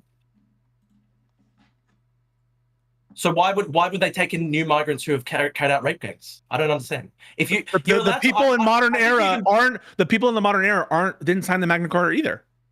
Well, they descend from the people who did. It's a country. England is a country for English people. I don't care because England is a country for English people. Okay, so now we say it's a country for English people. You said earlier that you didn't want ethno-states. But this is ethno-states. And I'll explain. I don't want full ethno-states. I think migrants can come to England and assimilate into English culture. But if you carry out a rape gang, you've clearly not. This is circular, right? So we're talking about what makes someone an English person, right? So we're trying to define what is an English person. It's multiple different things. It's culture, history, language, ancestry. Multiple different things. But part of that is your blood, right? If you're an Anglo. Yeah, part of it is ancestry, of course. And if you are a new migrant to the country and you carry out rape gangs or you carry out terrorist attacks, you've basically declared war on the host population. But if you're a native-born British person who does all the same things, you think they should not be denaturalized? Well, of course they can't be denaturalized because England, at the end of the day, is ultimately a country. That's not an of course. That's not an of course. It's a completely arbitrary distinction that you're making based off ethnicity, and you're appealing to where blood and soil shit of where they happen to have been born or their ancestors are from. It's not blood and soil. Explain to us, what do you think Britain is as a country? What do you think England is as a country? Britain is a. Wait, what do you mean? What it is as a country? What do you mean by that? I actually want to make I want to draw a distinction. You know, Paul Scalise Lindyman. Paul Scalise Lindyman actually has a really good distinction here. Wait, I asked you a question. I asked you a question. What do you mean by what? I'm actually explaining to you. Okay. I'm explaining to you. I'm trying to explain. Paul Scalise Lindyman. He had a great distinction where he said there are thick cultures and there are thin cultures. America, Australia, the settler countries, right? They have more of a thin culture. They have much more history of migration. Whereas something like England or Poland, they have 1,000 years of history as terms of like a coherent nation state. So it's very much different. I think America and Australia and stuff like that much more open to migrants, and it's much less tied to ancestry. But I think in question. England, what do you mean by what makes Britain Britain? I don't know what you mean by that. Yeah. What do you mean by it? I don't think England is just an airport waiting lounge. So I don't think that's. No, I'm asking you a question. What do you mean when you say the term? Or ask the question? What makes Britain? Yeah, what it is, not what it's not. I'm asking. What do you mean by that? I'm asking you what you mean. I'm asking you what you mean. What do you think England? You're the one coming up with this conception of a British identity or an American identity or an Australian identity. So define what that means or how you even come to the definition. You have to make a positive case why somebody who is a Pakistani migrant to Britain, who's been in the country for 30 years and carries out a rape gang, you have to make a positive case why they are as British as somebody whose family. Well, I think the default is in the game of nations in general that citizens, that if you're a citizen of a country, unless you're an ethno-state, you're an equal member of that citizen, and the way that you're dealt with in the course of criminal justice is the normal criminal justice system. But why should citizenship be given to people who then carry out rape gangs or why should it be given to people? This is people who assumedly already are citizens before, because the question is about denaturalization. But this is the question. Why should they be citizens? Yeah. So presumably you're giving them citizenship before they do the grooming gang, right? Because otherwise you wouldn't be talking about denaturalization. Yes. Okay. So you're giving them citizenship before, right? The fact that they then carry it out means that they were never assimilated in the first place. So why are they? It would also mean they weren't really granted citizenship in the first place. If it could be revoked this easily, if they commit an act of a criminality.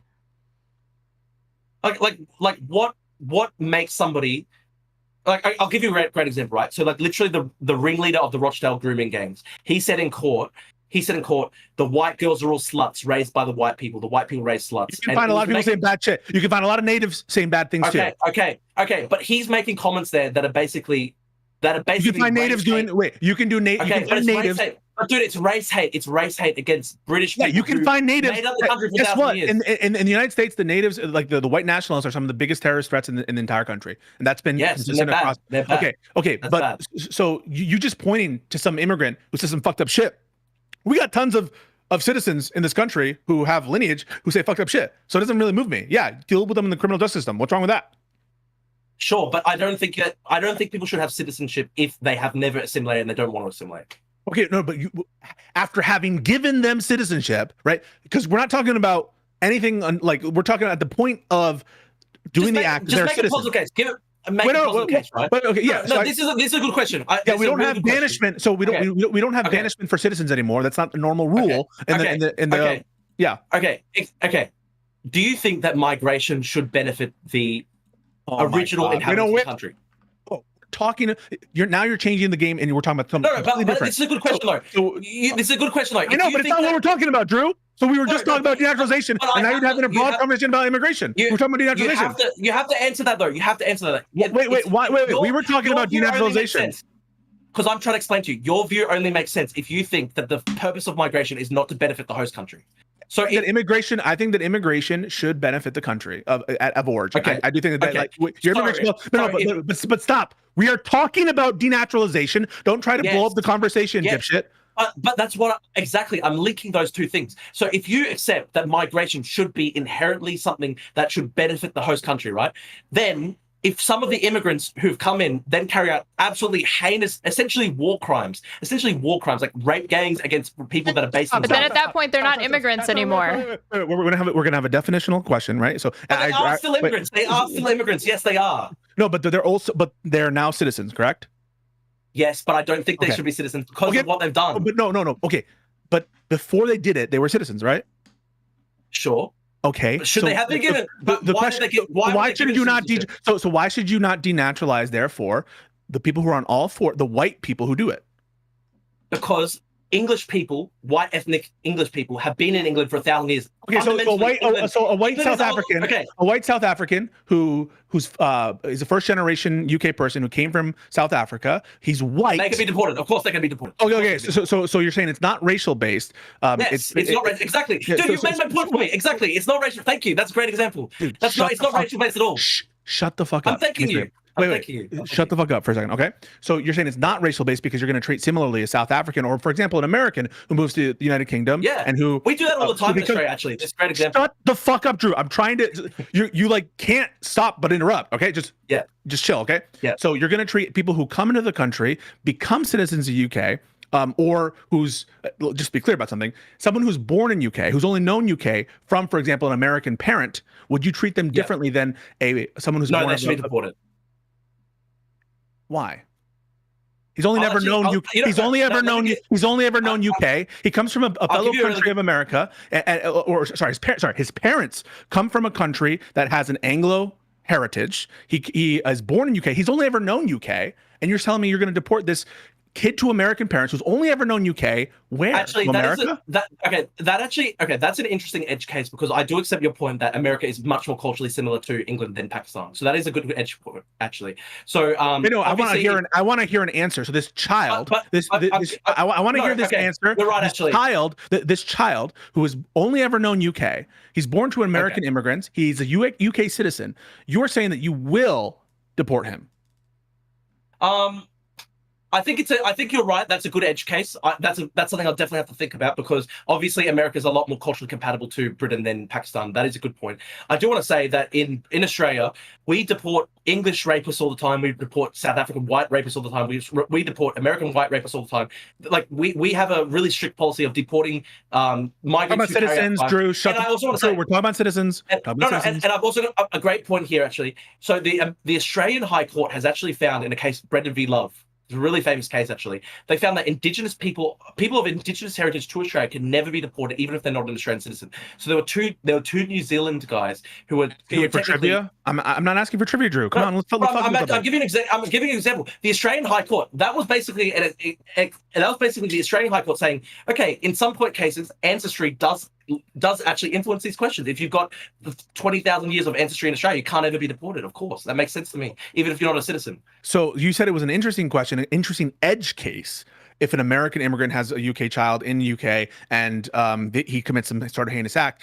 Actually, you know what? That's Andrew Tate. That's actually literally Andrew Tate. Andrew Tate is literally the child of an American migrant in Britain. And to be honest, he actually should be deported from Britain. So that's actually a good case. Actually, I agree with you. I agree with you now. So you're telling me that even of a child who was never known any other country, you're going to send them to the country that their parents were from? Well, I don't think that Andrew Tate has a similarity to English culture, so he should be kicked out because he did sex. So this is my problem with that. So in general, you're introducing such subjective criteria, in my opinion, that it is granting massive powers to the state to abuse. In one case, talking about the state to determine cultural assimilation after the decision to hand over citizenship has already occurred. I don't trust the government with that power because I think they can apply it in an ad hoc way. Like you just said right there, there's no really guiding principles like, oh, is he fully assimilated? Is he not assimilated at the point after you've given the citizenship? I think that's much too broad. And I wouldn't want to do that. You know what? You're right, though, that the number one thing should be making citizenship so much harder to get so that we don't have to have these big questions, of course. Why do you think that people shouldn't just be prosecuted and jailed in the country that they commit the crime in? Because if you're a migrant to a country and you commit a rape, that is such a heinous offense against the host country that generously welcomed you in. And I want to say this, right? My family are Greek Australian migrants to Australia. If Greek Australian migrants to Australia were doing this in Australia, I would want all of them deported, and I'd say they're not my co-ethnics. I fucking hate them. Get them out of the country. I don't. So for example, you agree that the vast majority of Pakistani British citizens do not commit these heinous acts, correct? Yeah, and so if they're not if they are patriotic and they don't carry out crimes, then they can be British citizens, of course. Yeah, there's nothing wrong with it. But by virtue of the case, the very moment that you participate in a rape gang or you literally carry out terrorist acts or you advocate terrorism, that very moment you've literally basically spat in the country that took your family in, and therefore you should be fucked off. What about assault? Yep, that's bad too. Of course, should be deported. What about theft? I think yes, theft as well. I think if you're a migrant to the country or your family and new migrants to the country, you have a special responsibility to be law abiding. This protection of citizenship, you're basically saying like this protection of citizenship is now wafer thin.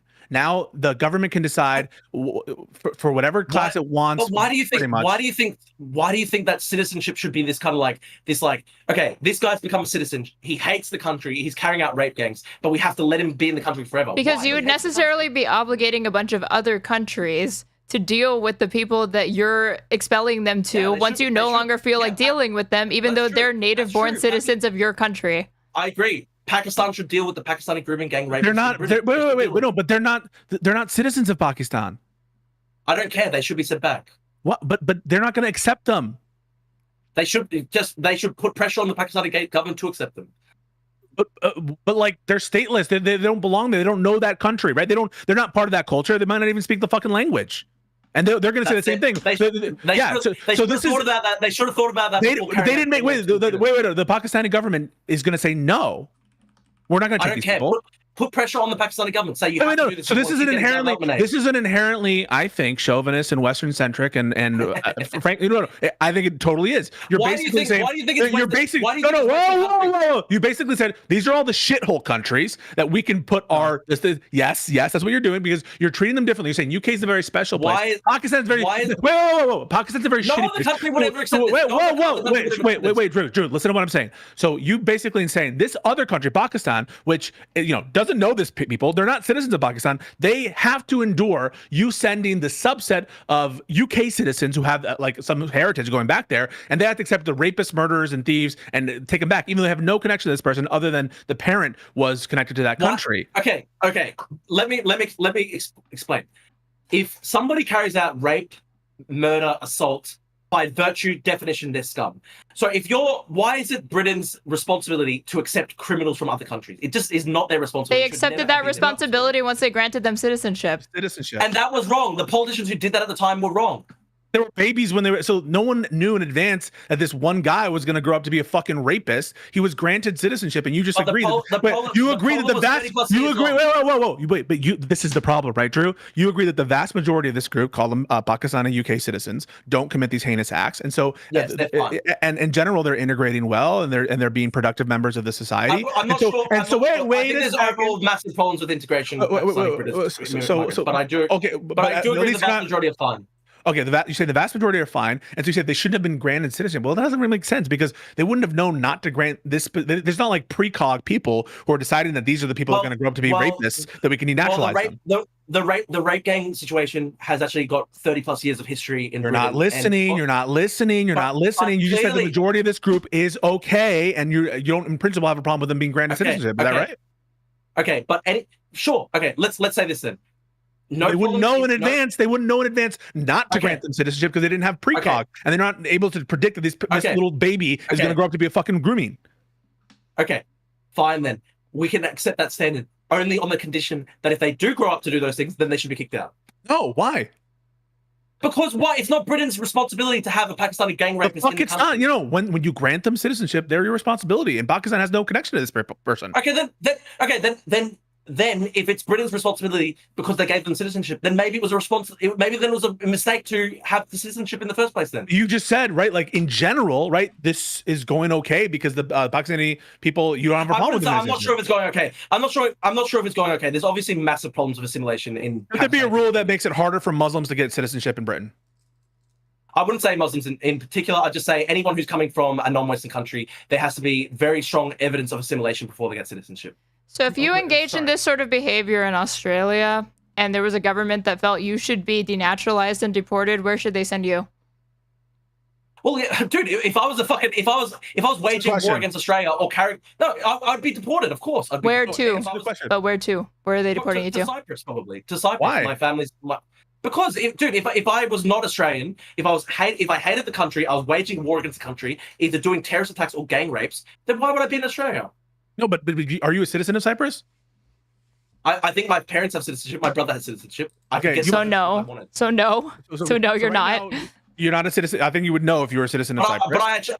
But I actually accept. If I were to be doing what those Pakistani gang rapists were doing in Britain, then I shouldn't be in Australia. Of course not. No, but like, okay, so let's say that they decide, all right, Drew. Like, I judge people based off their actions, whether it's criminality or terrorism.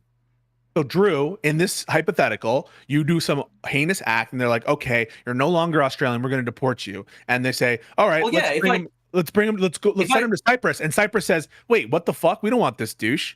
He's not a citizen. Now what?" Well, honestly, if I was committing war crimes in Australia, of course I should be deported. It just goes without saying. You keep saying war crimes, by the way. Like, what war? No. Like, if I think honestly. Like, for example, the guys who did 7/7, the guys who did the bombing attacks. You were talking about rape. What's the war crime in grooming gangs? I actually think it's almost like it's almost literally like a declaration of war on the host country. If you're a migrant carrying out rape gangs against native British people, it's basically a declaration of war on the host country. Okay. I got one more thought. Wait. I have one more thought experiment on this. So let's say that the Likud party decides to, and like Ben-Gvir or Smotrich. By the way, we should go on to Superman after this. But we can the important stuff. But after this, Superman. Okay, so in this hypothetical, the Likud party, like all of a sudden, Ben-Gvir and the Smotriches are running the government even more than they already are now, right? And they decide that Mizrahi Jews in Israel are not really that Israeli compared to like Ashkenazi Jews within Israel. So if you had an example of a Mizrahi Jew that engages in this sort of criminality that you're outlining, a grooming gang within Israel or something, and Ben-Gvir says we need to deport them back to the Middle Eastern country from whence they came, you would support that? No. You know what's actually funny? Ben-Gvir himself is Mizrahi. Honestly, the most hardcore right-wingers in Israeli politics are Mizrahi. So it's a thought experiment. I didn't ask you if he was Mizrahi. I'm saying it's a hypothetical. You're fighting the hypothetical. The hypothetical was presented. Answer it. Okay. Listen, I think that is a different situation simply because because the Mizrahi Jews were basically subjected to ethnic cleansing across the Arab nation states. So there's no actual. Why does that matter?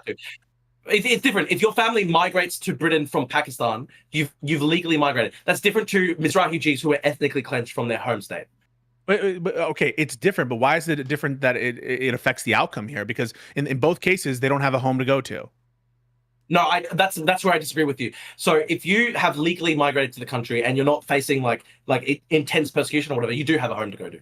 No, we're giving an example. I don't know why you keep fucking fighting the hypothetical. The example is you're a natural born citizen of the respective country, and you just have heritage from the place, right? That's what we're talking about. Is you're a natural born. I'm telling you I'm telling you the difference between this hypothetical. In both situations. So in both situations, they're both natural born citizens. So don't fight that aspect of the hypothetical. And in both situations, they don't have a home to go to. The Pakistani who was born the British citizen with I disagree with that. Heritage and with heritage in from Pakistan doesn't have a home to go to, and the Mizrahi Jew doesn't have a home to go to. They're both the same, right? I actually disagree with you there. I think Pakistani Britons who've gone to Britain as part of a legal migration process, they can go back to Pakistan. So what you're saying is that basically if there's any sort of persecution in your heritage, then that means you should be given extra special considerations. You could find examples of a migrant that becomes a citizen in the UK, starts committing these acts of grooming or whatever, these war crimes, whatever it is that makes them eligible to be denaturalized. Why can't I make the same argument that because they've historically had persecution that they shouldn't be subjected to it? Okay, Pakistanis aren't treated very well.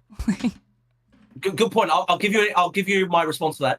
If you are a refugee to Australia or Britain or America, you've been accepted on genuine refugee grounds, but then you start carrying out these heinous crimes or you advocate terrorist attacks or whatever, I wouldn't send you back to the original country because I think that's too cruel because you would face persecution. I would send you to a third party country. But you would do so. But hang on a second. Wait. So now you're forcing them to take a criminal, and they're not even related to the country ethnically whatsoever. Nothing. There's nothing there. That's crazy.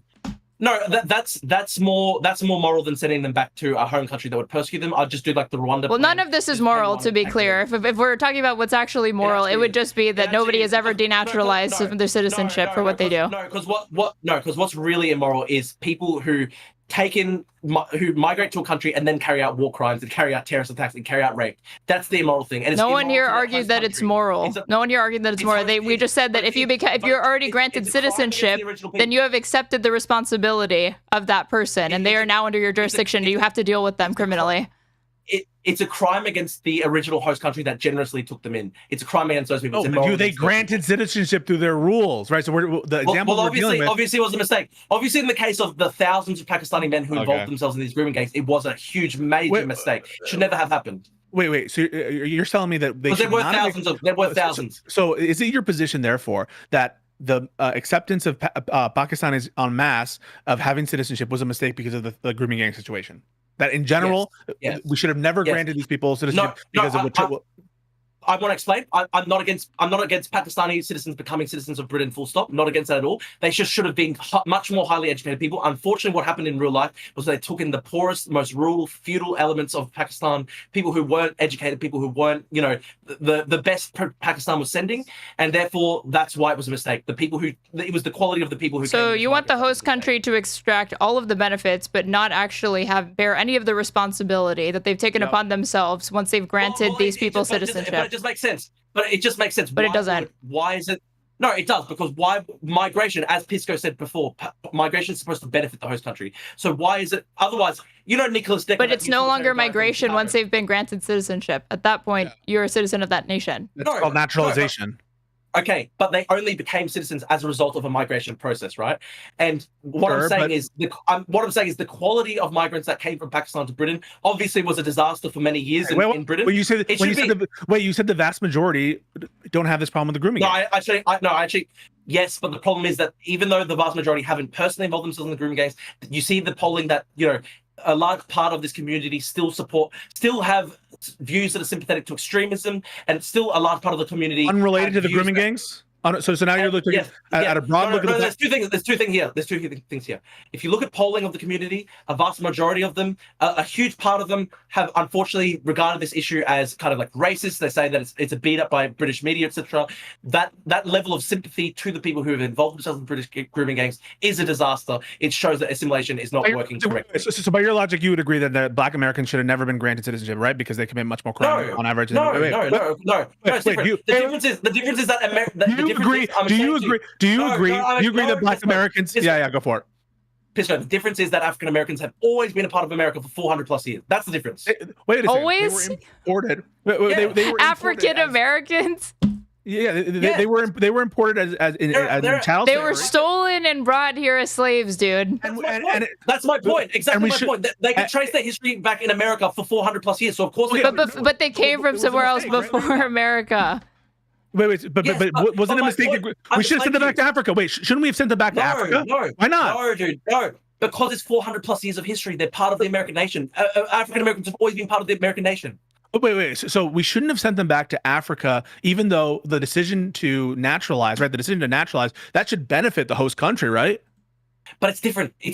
They were brought against their will to America as slaves. They have 400 plus years of history. They're part of America's culture and history and nation. And yet, a child who's born, right? They didn't ask to be born, right? This is a person who didn't take a volitional act to come to this country. A child born, you're going to denaturalize them, even though they didn't make the decision to come to UK. They don't know other country. Made the decision. You know what the decision they did make? The decision they made in the context of Britain is that they decided to become part of migrant grooming gangs, rape gangs against children of the British majority. For which they should be punished in the criminal sense, just like any other white UK member. But why? How are they just as British as somebody who traces back their history 1,000 years? What do you mean just as British? I don't know what you mean by when you say the term British. What do you mean by that? What do you mean by that? Answer that question specifically. Don't give me an analogy. Answer the question. What do you mean by more British? I meant to assimilate it into the culture. So British culture, and you define British culture how? White.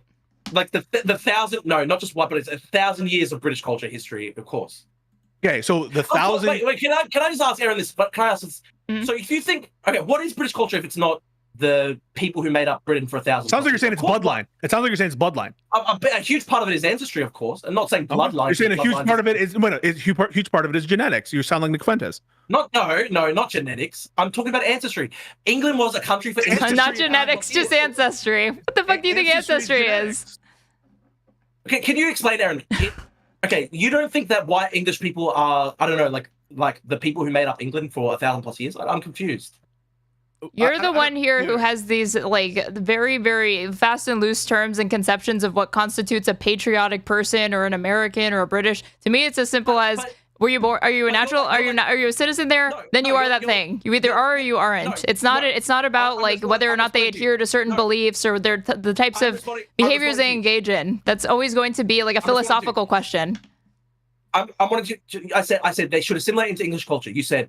And he said, what's English culture? And you derisively said white people. Of course it's white people. Of course white people are like the majority English culture. No, I said, he was asking you what it means. And I was saying that I think you think it means that. Because you keep taking it back to genetics and ancestry and blood and soil shit.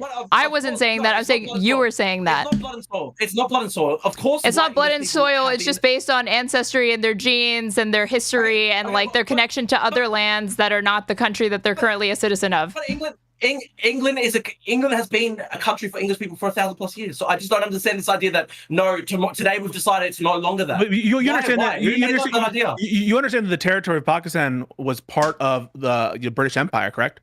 Yes, sure. So you have that history there. That's like at least 200 plus years of history connecting it to the British Britain decolonized. Britain decolonized. Okay, so who? So that breaks up the history. That breaks up the history. When they became their own country, all of a sudden it's a different. Even though you were willing to grant that there was more similarity with America, even though they broke up as well. So okay, can I ask you this question, right? Okay, yeah. I've got a mod, for example, who's Vietnamese. Like, do you think Vietnamese culture is predominantly Viet ethnic people? Of course it is. Of course it fucking is. Vietnam has been Vietnam has existed. So you in response to defining what culture is, you started to appeal to their ancestry and ethnicity. Well, ethnicity is a big part of it. Okay. What other part of it would it be? Then also culture. So I yeah, that's culture is culture. Okay, what other aspect of it? Hang on. Okay. Let me explain. I want to make clear, I think non-white people can, of course, migrate to Britain and assimilate into English culture. Rishi Sunak is a great example of that. I think Rishi Sunak is basically, by predilection, his culture, everything, the way he conducts himself is 100% English. Right? Wait. If Rishi Sunak does a financial crime, he should be denaturalized and sent back to India. Fair?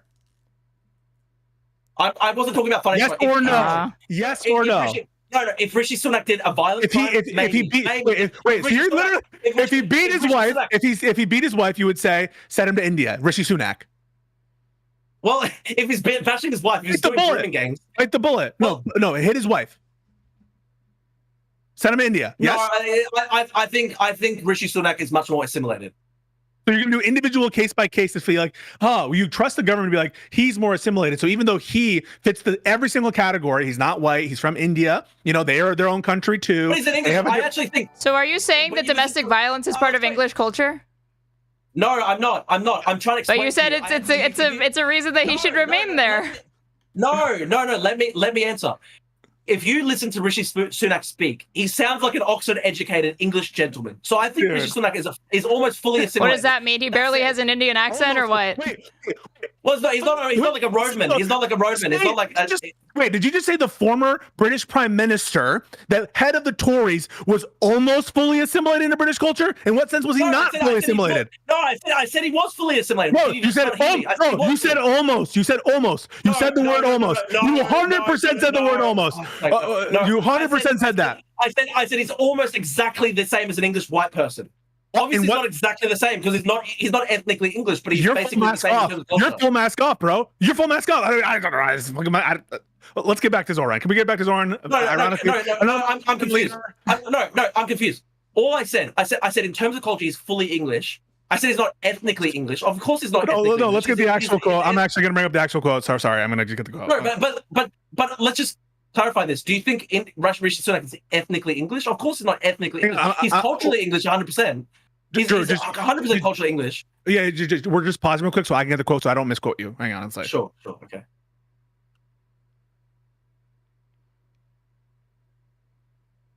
Said, I think Rishi Sunak is almost fully assimilated. That's the direct quote. I think Rishi Sunak is almost fully assimilated. I misspoke. No. I was only. No, can I explain? Right? Can I explain? Yeah. I was saying that in the context of you saying, what if Rishi Sunak was committing all these heinous crimes, committing violent crimes? I think obviously, if he was just bashing his wife and carrying out grooming acts, of course he wouldn't be fully assimilated. That's why I said he's almost full. I said in that context he would. And then Aaron said, "What you think that beating people isn't part of British culture? Like they don't beat people? Like the fucking natives don't beat people?" I'm trying to explain to you, right? I think my position, right, is I think Rishi Sunak's fully assimilated as an Englishman. I think it's culturally, he's not ethnically English. Of course, he's not ethnically English. He's ethnically Indian English. He's in terms of culture, he's fully English. If he was carrying out grooming gangs and rape and violence and all this stuff, then by definition he couldn't have been assimilated. So this is the circularity. This is the circularity, right? Like you're defining the assimilation in terms of the crime, right? So in that case, yes, I do think. I want to make this clear. If you are a migrant or descendant of migrants very recently, if you commit a crime, by definition you're not assimilated. No. Okay, then isn't it? That's the problem, right? If the crime makes it so that you're not assimilated, a white person who has Anglo heritage that commits the crime by definition. Let me finish it because you know what you just did. Yes. No. But the difference is that a white English person has 1,000 years of history in the country, so you can't deport them. By the same metric, the Australian High Court found that Indigenous Australians could never ever be deported, even if they're not Australian citizens. They can never ever be deported because of their history, their ancestry to the land. So I'm actually just clarifying. I'm actually taking the same standard of progressive Indigenous thought. So if those Indigenous people started doing grooming gangs there, they should stay there. That's and then at that point, it's not even about the criminality or the conduct that they've engaged in. It's just about this arbitrary connection to the land and ancestry. This is actually a good point, though. People who are Indigenous, let them rape. But there is unfortunately a lot of.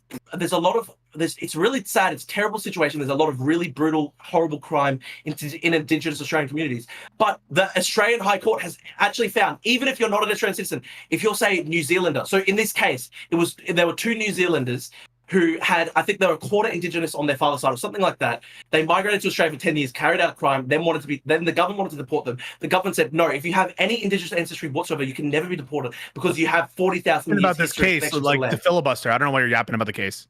I'm just giving you an example, though. I'm giving you an example. By the same metric, a white English person who has 1,000 years of history in the country can't ever be deported because if they're indigenous to the country. They are indigenous to the country at the end of the day. They are indigenous to the country. Yeah, but the so whole, I do think indigeneity. I do think indigeneity is a big part of this. Of course, it is. So you're basically just saying, well, because it's legal and because the law defines it as such in Australia, therefore that justifies it. But I'm telling you, no, I'm not just referring. I'm not just referring to that law case. I'm saying it's an appeal to the law. It's an appeal to the law. No, but I'm actually saying the philosophical concept, the moral argument that somebody who has indigeneity can never be deported. I actually agree. Well, it's not a moral argument. You're appealing to a legal body. No, but I'm not appealing. I'm pointing to the Australian High Court decision, but I'm not saying it's only right because the Australian High Court said that. I'm not saying even if the Australian High Court had not said that, I would still believe this. I still think. Then why bringing them up? Clear. Okay. All right. Okay. Sure. So let's get back to Zoran. I think we're looping a little bit. Okay. So you did seem to say that like America had a different culture, just like Australia, of immigration, where there isn't this kind of inherent connection to bloodlines as perhaps there would be in a place like Poland, a place. Sorry, like can you say that again? I missed that. Yeah. Sure. So while we were talking about this, it sounded like you were saying that unlike cultures like in Poland, cultures like in UK, that America, Australia, these are places where immigration is more wound up in the fabric of what makes that country the country. Yeah, and so I agree with that. If that's the case, what's your issue with Zoran? And I want to make clear, I think Zoran's fully American. I think he's an assimilated American. I hate his politics. I do think he's an assimilated American.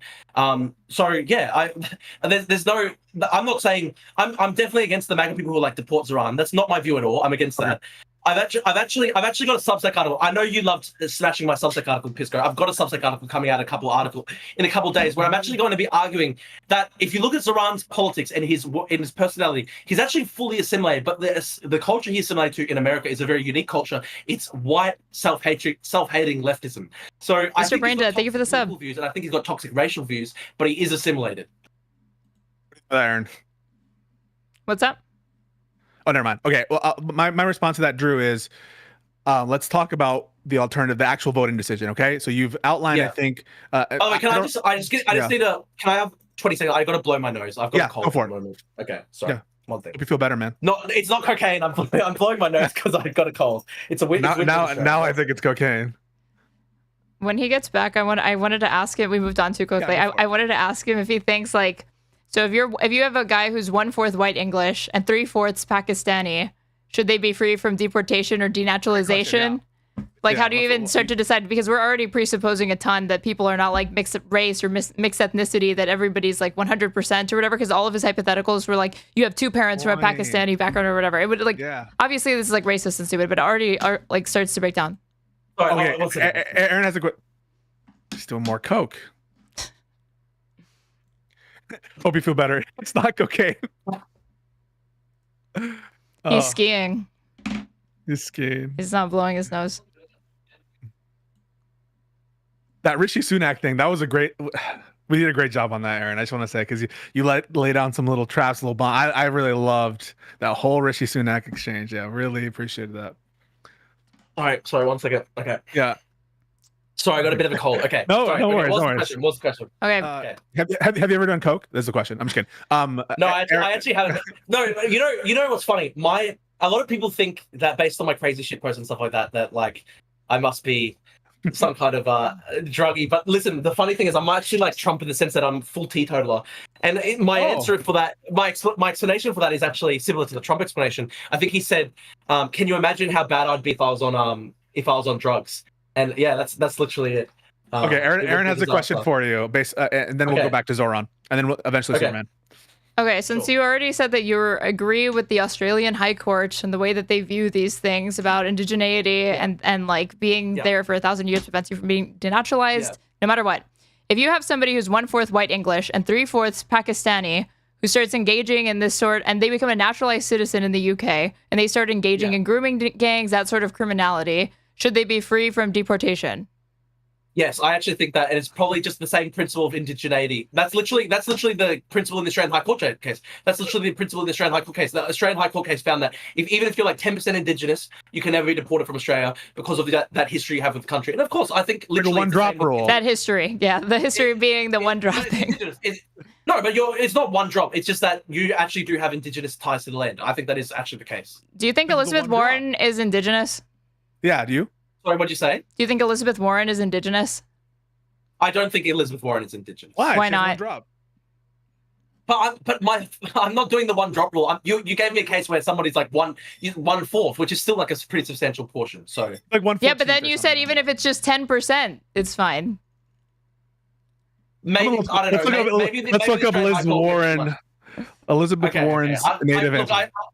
Obviously, I don't think Elizabeth Warren's Native American. I think it's not so obvious. I want to clarify. I'm not saying that people should be like DNA tested for this shit. I'm not obsessed with this. Like I'm not one of those racial obsession, genetic racial people at all. I'm talking about this in terms of ancestry. You just said if somebody who's 3/4 Pakistani because they're 1/4 white, we need to pay attention to that. No. If you have ancestry that is Indigenous, then of course that comes into it. That's what the Australian High Court case ruled in the Brenda v. Love case. So this is what it says. The test results, according to factcheck.org, show that, according to the report, Warren's test results show that she's of primarily European descent, but also that she has at least 5 genetic segments that are Native American origin at a high degree of confidence. One of these segments is larger than the other, spanning about 4.7 million bases. Another analysis indicates that DNA chunk has a genetic signature one would expect from a person having European and Native American heritage. The total length of all of Warren's Native American assigned segments is about 12.3 million bases, which the report states is about 12.4 times greater than the average in the Great Britain reference population and 10.5 times greater than the average in the Utah population. Bustamante concludes that there is strong evidence for a Native American ancestor roughly 6 to 10 generations ago. What do you think about that? Well, obviously that's too small. It's like one ancestor 20 generations ago. So I'm not one drop. I'm not one of those fucking retarded one drop people. Of course not. Okay. I'm saying you gave me a pretty concrete example where somebody had at least one parent. Okay. Yeah, they had one parent who was, one grandparent Indigenous to the country. Yeah, a grandparent, not even a parent. Obviously becomes a very tough thing when you start going back further and further and further. But my point, this is actually a non-racist point. I'm saying you can be, as long as you've got some Indigenous to the title land. I'm not saying you're Pakistani. Rishi Sunak was almost fully assimilated, bro. That was an anti-racist point, Pisco. Come on. I explained myself. I explained myself. I said I know that made it worse. My actual position, if you don't put words in my mouth, my actual position is that Rishi Sunak is fully assimilated as an English person. Of course he is. Okay. All right. It was just in the hypothetical version of Rishi Sunak where he beat his wife. You gave me a hypothetical where like Rishi Sunak was doing grooming gangs. Like if Rishi Sunak I said beating his wife. I said beating his wife. But if you changed Rishi Sunak as a person so that he was no longer like this educated Oxford gentleman who was the Prime Minister of Britain, and instead he was doing grooming gangs, of course he's a different person. So of course in that case it's not assimilated. I'm just adding one fact to hypothetical Rishi Sunak is that he beat his wife. Yeah. He's still an Oxford gentleman. Well, if he's viciously beating his wife, then there's a big question whether he's actually contributing to the country in a positive sense. What if he non-viciously beat his wife? Just a little smacking around. You're basically suggesting that's great. Wait. You're basically suggesting that it's like incompatible with British culture to beat your wife. I just don't understand why that you come to that conclusion. Because I just think if you're a migrant or a new migrant to the country, you have an extra special responsibility not to ever engage in crimes because you're a guest in the country. You've been welcomed in by the people. Isn't it fully consistent with British culture to beat your wife? I don't think it should be. I think it should be wiped out. Whether it should be, I mean, there's some bad culture that have bad things. It's a question of what the culture is. Like, I don't think British culture is. I think in British culture it's much less acceptable to beat your wife than say in other countries, that's a fact. That is literally a fact. No, but I'm saying maybe that's true. Although I don't know. All I'm saying is it compatible with British culture to beat your wife? No, I don't think it's compatible with British culture. And if you look like Britain, I think it is. I think it's quite compatible with British culture to beat your wife and American culture. You think that's British culture? It's not compatible with culture. There are massive public health campaigns run by the government saying never accept this ever. There are tough punishments against this. There are countries where it's legal. Obviously, would you tell me that a country that has it? Just because it's illegal doesn't mean it's compatible with culture. Okay, but I'm giving you an example though, right? Hypothetical, say there's a country where it's legal to beat your wife. Do you think that country has wife beating as a more central part of its culture than a country like America, where wife beating does still happen, but it's very much like literally illegal. I don't know, Russia, for example. Russia literally decriminalized beating your wife. I think beating your wife is much more like amenable to Russian culture than it is to American culture or British maybe culture. I would grant you that comparatively, in this hypothetical, that in Russia it's more compatible. But it doesn't mean that it's incompatible in Britain and also your country, where domestic violence is a huge issue in Australia. Well, the essence of your argument is that anything that doesn't carry a criminal penalty is necessarily part of the culture. But then it's like saying petty theft is part of a culture because it's not like, it doesn't always have to be like this very, very severe criminal act because it's a misdemeanor or something. There are a whole range of acts that are incompatible with, say, English culture. So, for example, like I don't think somebody like shitting on the street, openly defecating is compatible with English culture. But I don't think somebody should be immediately deported for that act. Like it's bad. It's really terrible if somebody's doing that as a migrant. If Rishi Sunak, all else equal, he's still the Oxford gentleman, goes and drops a deuce in he's not, but by definition, he's not going to do that. He's not going to do that, obviously, because he's an Oxford English gentleman. Okay. So he would never. By the way, actually, there's a good question. This is actually so stupid. Can I ask you this, Pisco? Yes, you can. Do you think, okay, if somebody migrates to America like 2 months ago, right, and then they're openly defecating in the street, do you think that they're compatible with American culture? Yes. Why? That's fucked up. Why? I'll tell you why. Because you want to know the amount of Americans all across the country that get pissed drunk in this country and go and pee and poo in the street, and like how many like dude, this shit have you heard of New York? Have you heard of like the Pisco would know about this. America? It's gross, it's disgusting. Dude, it's pretty obvious that it's very much frowned upon in American culture. Okay, no. I have a better one. Before the 1970s in the United States, marital rape was basically completely legal in all 50 states. So would you argue that marital rape was an integral part of American culture and continues to be because of that history? It's been illegal far longer than it was illegal. I think it's horrible that it was part of American culture. I'm glad that American culture has changed over time. Obviously, 100 years ago, you could probably actually argue that 100 years ago that it was widespread in American culture for that to happen. It's obviously a horrible thing. Well, I mean, it's so widespread, it just gets punished now. That's the only difference. It sounds like you're grounding out culture into like what's legal sometimes, and it feels like this is a big circularity problem. No, but would you accept that obviously in the culture it's frowned upon marital rape? Of course it's frowned upon in American culture. But you tied it back to like criminality. Yeah, I think that you're kind of citing the law as a but do you think are there Hollywood films where like they're just normal plot points where it's just somebody like casually rapes their wife and it's just normal in the film? The Wolf of Wall Street. In the Wolf of Wall Street, right before they get divorced, he fucking holds her down and rapes her practically. Yes, and Gone with the Wind as well. He's presented as a disgusting person for doing that. That's my point. Again, Gone with the Wind, it's like celebrated. Okay, but well, exactly 100 years ago, American culture was different. That's my whole point. You're actually making my point for me. Yeah, I think you're probably right that in the modern era, we've kind of, but not fully, by the way. There's a thing called rape culture. There is such a thing as rape culture in America, but all the righties and people who I think you might associate with, they like laugh when feminists bring up rape culture in the context of like college campuses where it does occur. There is rape culture. There is rape culture in existence. I'd still say that like the majority view in America is that rape is bad. Like there's obviously too much rape in America. There's still too much sexual assault. There's still too much discrimination against women. But I'd still say that the majority cultural view in America is that discrimination against women is bad. Violence against women is bad. Okay, can we get back to Zoran? Okay, let's go to Zoran. So on Zoran, let's actually talk about the choice here, because you said that he has a bunch of third worldist policies, and you pointed to his previous tweets. No. I want to clarify. I didn't say that he had third worldist policies. I said that his philosophy. I said his political worldview for 10 plus years has been third worldist. And that's because he put the middle finger to the Christopher Columbus statue, because he favorably cited or paid homage to a rap group that like shouted out Muhammad Atta. So there's a degree of separation there. He was never proud to call himself American until like literally November last year when he started running for mayor. How do you know that? That's actually fact. He's been here since he was 7. I know, but he had a pretty. Before Twitter, he had a life, and it was on like just like. Okay, but you know what I mean? Seriously, okay. Like I literally went through every single one of his tweets from 2013 to 2019, and I'm telling you that doesn't matter. That doesn't matter. Somebody's allegiance or patriotism isn't based off of whether or not they have a Twitter account or whether or not they virtue signal on it. Tweets like you, groups. I don't want tweets like you with your fucking hyper national, like fucking pro Western shit. No, but I'm literally more patriotic American than Zoran. Bullshit.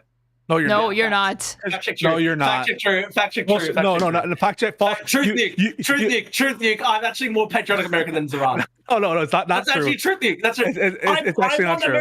I want America to be the great hope for the world. Okay, Zoran doesn't want that. Change America. You want to get rid of. So this is what you want to do. You want to change the 14th Amendment. You want to get rid of that part of the Constitution. You want to make the First Amendment. You want to make it so the First Amendment doesn't matter. He doesn't know what that is, Pisco. No. You basically want to turn America into like where there's a bunch of hate speech laws. I'm sure where you're like trying to say that no. anti-Semitism is illegal. Please. Just like you want to do. I'm sure. If we had Drew take a citizenship test right now, do we think he'd pass? No. Yes, 100%. I've literally read I read through the entire Oxford history on the United States. Okay, like I love America. I've been obsessed with America since I was a kid. Okay, so yes, I'd easily pass. I know all these facts about America. Who was the 4th president of the United States? Okay, obviously, Pisco. Constitution. You have to give me.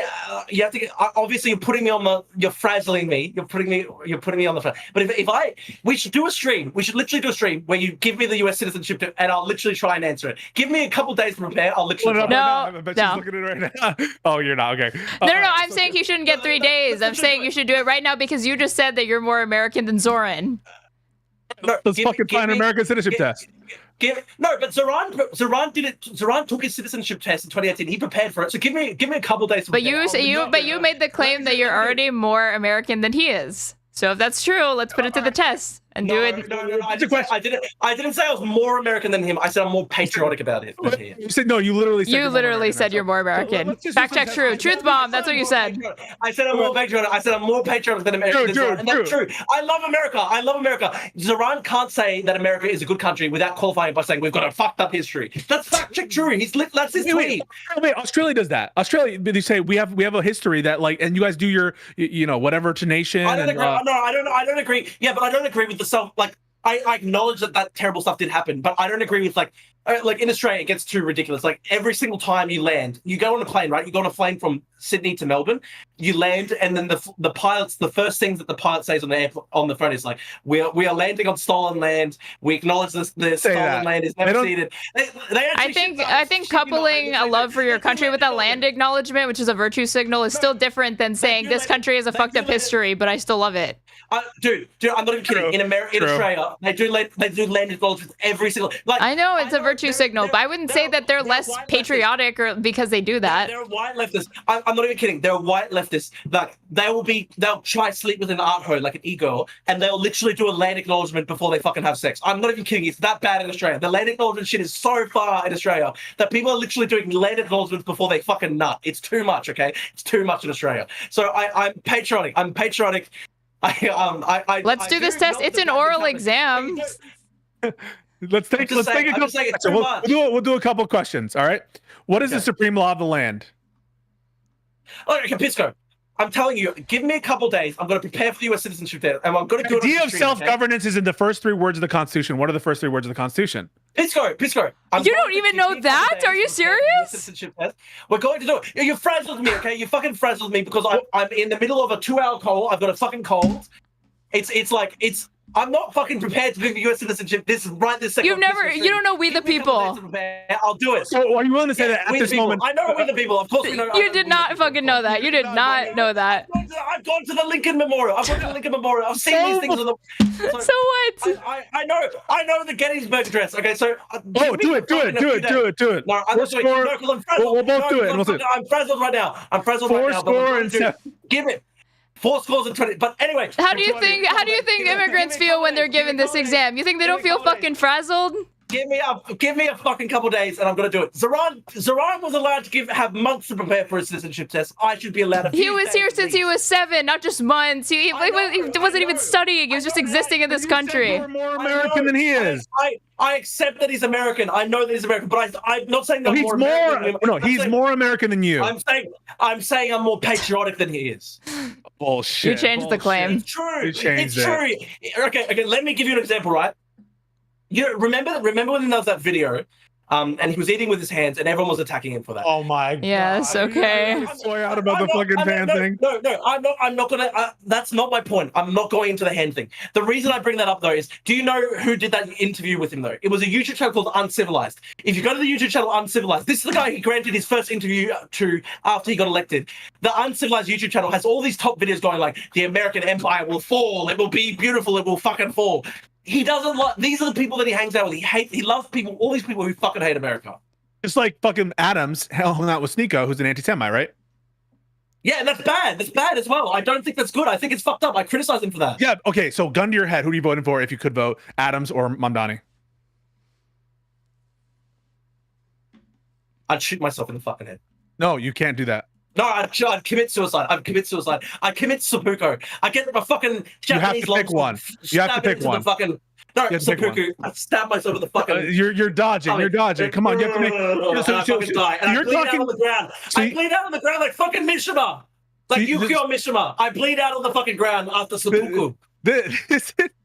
Sorry, I should be laughing at you because this is dangerous. What you're doing is dangerous because you're basically interfering with our election. You're a foreigner interfering with our election. I'm not a foreigner interfering in your election. I'm literally American. You don't even know. American. I'm spiritually American. I'm spiritually American. I'm not a foreigner to America. My brother lives in New York City. He's lived in New York City for 5 years. I'm allowed to talk about American politics. I'm not a foreigner to America. You're a foreigner. I love America. I love America. You know, this is the exact opposite of the argument that you made in the first half of this debate, right?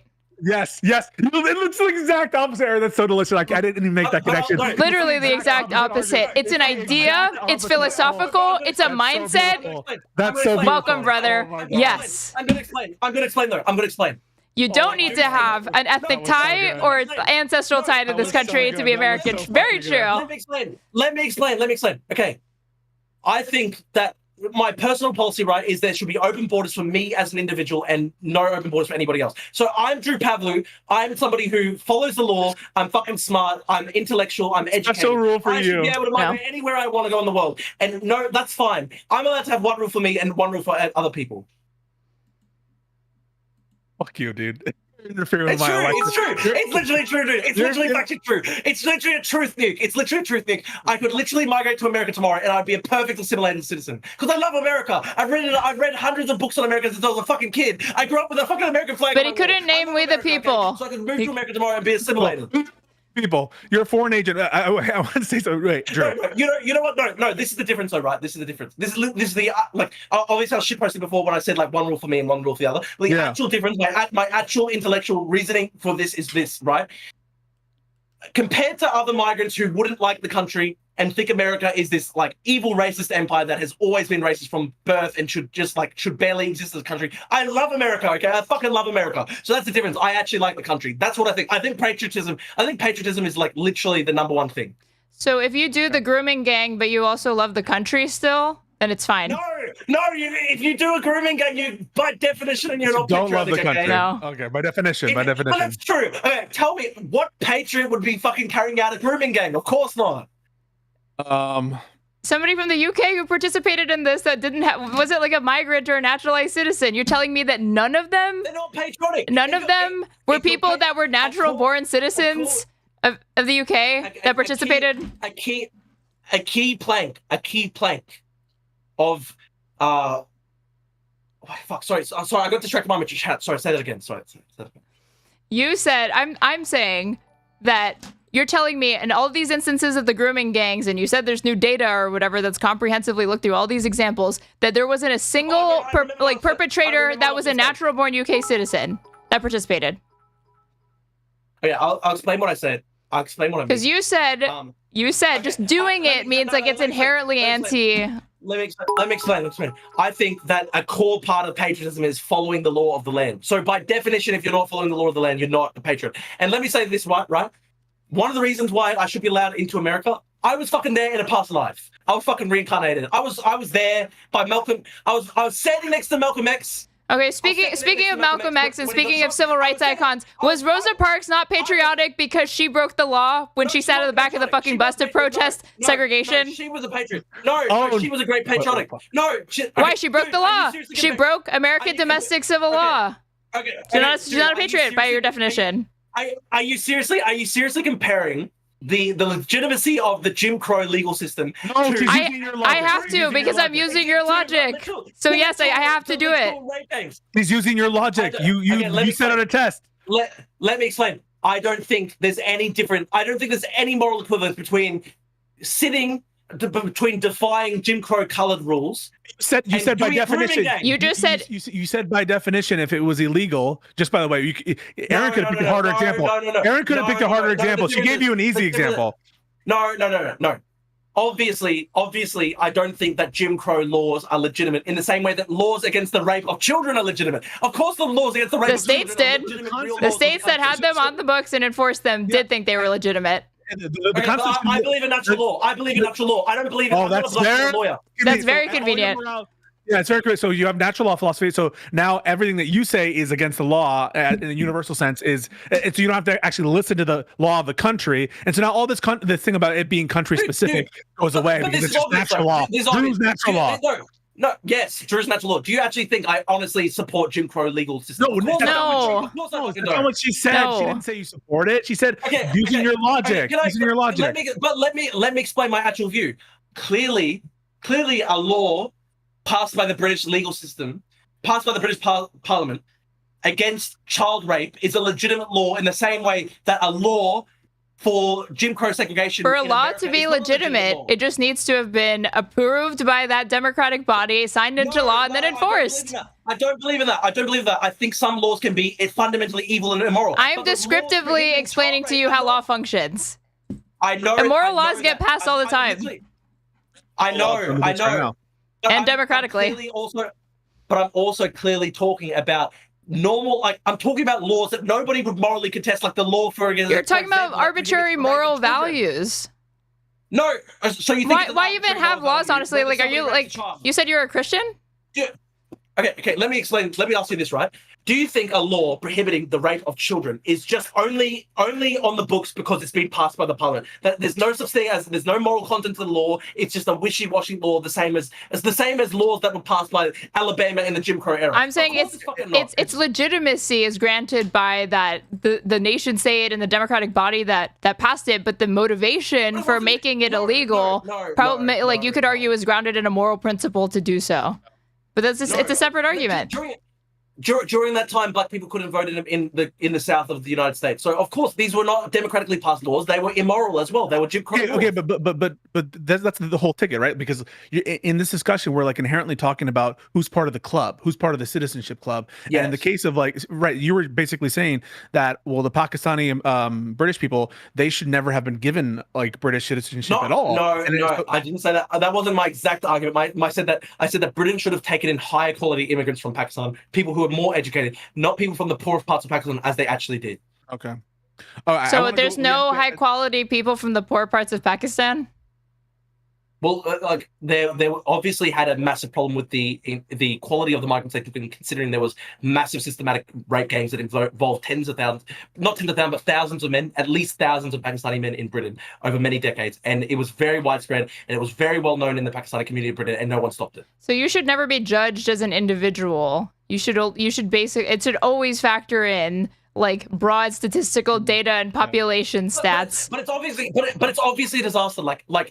If there were if you take in migrants from a specific part of a specific country, and then those migrants from that specific part of that specific country then end up on average being 20 times or multiple dozens of times more likely than native Britons to participate in this heinous form of crime, one of the worst forms of crime imaginable. And there were thousands of men doing this, and it was really widely known in the Pakistani community. It was also widely known at multiple levels of the British government and widely known by the British police. And no one stopped it for decades because they were scared that it would be considered racist. That's a disaster. That's a fucking massive national disaster for Britain. And there's supposed to be collective guilt for Pakistanis for that. Should there be collective guilt for white men because there's an issue with white boys going to schools and doing school shootings? True. No, this is the difference. This is the difference. This is the difference. We're talking about who is indigenous to Britain. We're talking about so clearly, if you're not indigenous to Britain and you're carrying out these crimes, then that's a particularly heinous crime against the native indigenous population of Britain. So what do you call it when the indigenous white boys do school shootings here? It's fucked up and horrible and evil. Obviously horrible and evil. Okay. But because there's nowhere to deport them to, they get to stay. They get to stay. They're indigenous. They're indigenous. The white boys are indigenous to America. Dude. White boys summer. Let them rape. They are but they. Come on, Pisco, that's fucking retarded. Obviously, I think the groups that are indigenous to America, right, have more than 100+ years of history in the country. Shouldn't you find common cause with Zoran Mamdani? If tomorrow he came out and he was like, I'm really big into like land back indigenous rights movements or whatever, and they want to kick out all the fucking white people, shouldn't you be like, hell yeah, Zoran, because indigenous people were the ones that were genocided. It was their country first. No, that's not my view either, though. That's not my view either. Because I'm saying, according to my view, white people can also be indigenous. What do you think about Israel? I do think white people are indigenous. What do you think about Israel's plan to ethnically cleanse Gaza? Bad. I'm against it. So I criticized the state of Israel's attacks on Syria yesterday. So I actually frequently criticize. Do you think Palestinians should have the right of return granted to them and recognized by Israel? They're indigenous to mandatory Palestine. No, not within the borders of 1967, pre-1967 Israel. Why not? They're from that land. Because it will just that's only a recipe for endless war. It's only a recipe for endless war. So now it's a pragmatic case against it. No, I actually am trying to be pragmatic. Wait. So I just want to be clear with something. I think there should be two states. I think there should be two states: one Palestinian state, one Israeli state. The Palestinian state should be the West Bank and Gaza, and I don't think that the right of return is realistic because it will lead to endless warfare. Grant that. Question for you, Drew. It was a disaster to import Jewish individuals pre-World War II into mandatory Palestine. Yes or no? No. Why not? Because they were also indigenous to the land. But wait a second. Hang on. That was thousands of years ago. I don't care. They still have ancestry in the land. Of course they do. So to be 100% clear, because I think Jewish people had a right to return to Israel. Of course they did. But Palestinians don't have a right to return to Palestine. Well, we're just trying to be pragmatic about the current situation in the world. Exactly. They have a right to a Palestinian state. They have a Palestinian state. They have a Palestinian state in the West Bank and Gaza. I don't believe in destroying Israel. Okay, that's a very pragmatic view. Do you really think that endless warfare, jihad for the destruction of Israel is going to lead to anything good for anybody? No, it hasn't. For the past 80 years, I find it convenient. All I'm saying is, I'm doing an internal critique of your kind of philosophy. It sounds like blood and soil matters until it doesn't, and it doesn't matter when it's pragmatic. And then you're willing to abide by all sorts of things that go against the native population. The difference is, when it came to the foundation of Israel, what I would have fundamentally supported is the UN partition plan, which called for two states for two different peoples. Okay, we're talking about the decision. We're talking about the decision to import. We're talking about the decision to import Jews into. Let me explain. The difference here is I would be a hypocrite if I said no. If I was somebody who believed in like Greater Israel and the West Bank is Israel and stuff like that, then I would be a hypocrite because of course then that's full displacement of the original people. But that's not my view. My view is two states for two different people. So I'm not a hypocrite on this point. But we're talking even the decision to push for under the Balfour Declaration, under the British mandatory rule, and under the decisions even for example, you could include I guess the Ottoman Empire in abiding by some amount of Jewish immigration. That was a disaster. Right? They shouldn't have done that because it was displacing the native peoples there. I disagree. No, I disagree. So why? No, it ultimately saved millions of people's lives from the Holocaust. Okay, so wait. They couldn't have known. Wait. It saved hundreds of thousands of lives. It saved. They couldn't have known that. They couldn't have known that at the time that was going to happen. No, we could have because it was at that time there were massive pogroms against Russia. Are you familiar with what form? No. Do you know how Zionism started? It started because of massive pogroms in Eastern Europe. It started because of massive pogroms in Eastern Europe. Yeah, there were massive pogroms in Eastern Europe, but they couldn't have known there was going to be you said the Holocaust. They couldn't have known that. Yes. And they didn't have to send them. They didn't have to send them. They didn't have to send them to Palestine. They didn't have to go there. No. Well, that was their ancestral land, so of course they had a right to live in Palestine. Okay, but you're fine displacing.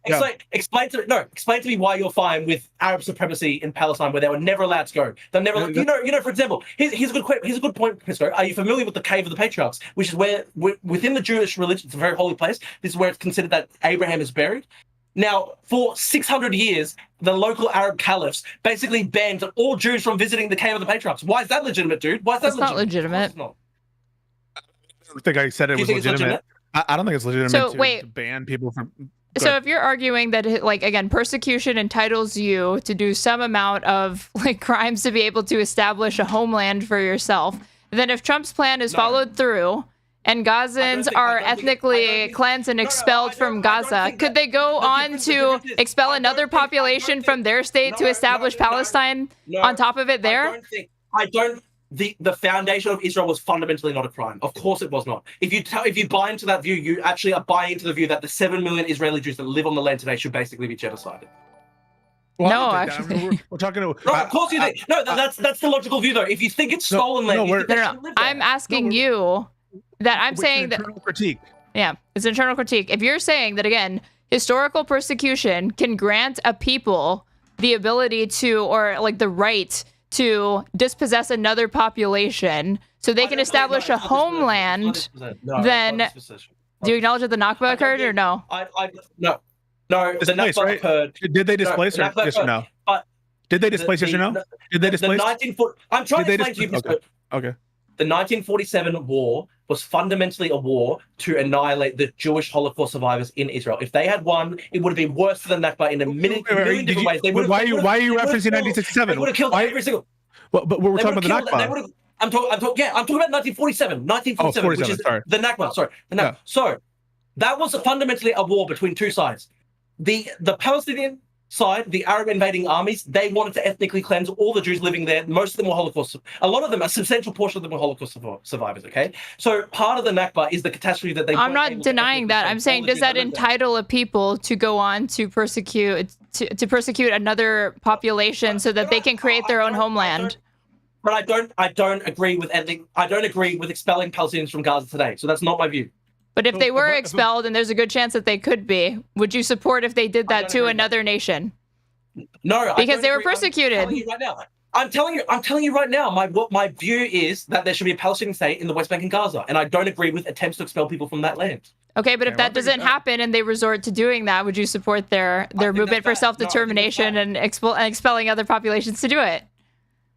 You're saying that I'm not saying anything. I'm asking. Would I support Israel expelling all the Palestinians from Gaza? No, I don't. No, but they might do that. You acknowledge that probably will happen, right? I don't think it's probably going to happen. I also think it's bad, and I don't want it to. Okay, but if it does happen, hypothetically, then from there, do you support Palestinians dispossessing another group of people so they can establish a homeland because they were persecuted? I fundamentally believe in a two-state solution, and that's my view. You won't answer. Because you'd either have to grant that, or you'd have to say you don't agree with Zionism. No, that's retarded. I'm not going to say that I don't agree with the expulsion of Palestinians from Gaza. That's my full view. That's my view. Full stop. That's it. I'm not going to then engage in hypotheticals. Oh, then the Palestinians can go blah blah blah. Do you think Zoran is anti-Semitic? Yes, I do. Yes, I do. But Eric Adams, no, even though he was just hanging out with Sneeko like 2 weeks ago smoking cigars on the front porch of fucking Gracie Mansion. You think it's bad, but do you think it's anti-Semitic? Yes, it's anti-Semitic that Eric Adams hung out with Sneeko. Of course it is. Okay. But I do. But that's an acceptable level of anti-Semitism to you, though. And it doesn't make him an anti-Semite because you said you would consider voting for. You would vote for him over Zoran. No. I didn't say it's an acceptable level of anti-Semitism. I think it's wrong what he did. I'm telling you, though, Zoran's anti-Semitism is much more virulent. He said that the number one reason he got involved in politics, full stop, the number one issue was because of Palestine. His entire worldview is about trying to remove Israel from the land. Why would being pro-Palestine mean being anti-Semitic? No. It's not necessarily... You just said that. You just said because he got into politics wanting to advocate for Palestinians that he's as an example of him being an anti-Semite. No. But it's not that he just wanted to advocate for Palestinians. In general, just advocating for Palestinians, theoretically, there's nothing wrong with that, of course.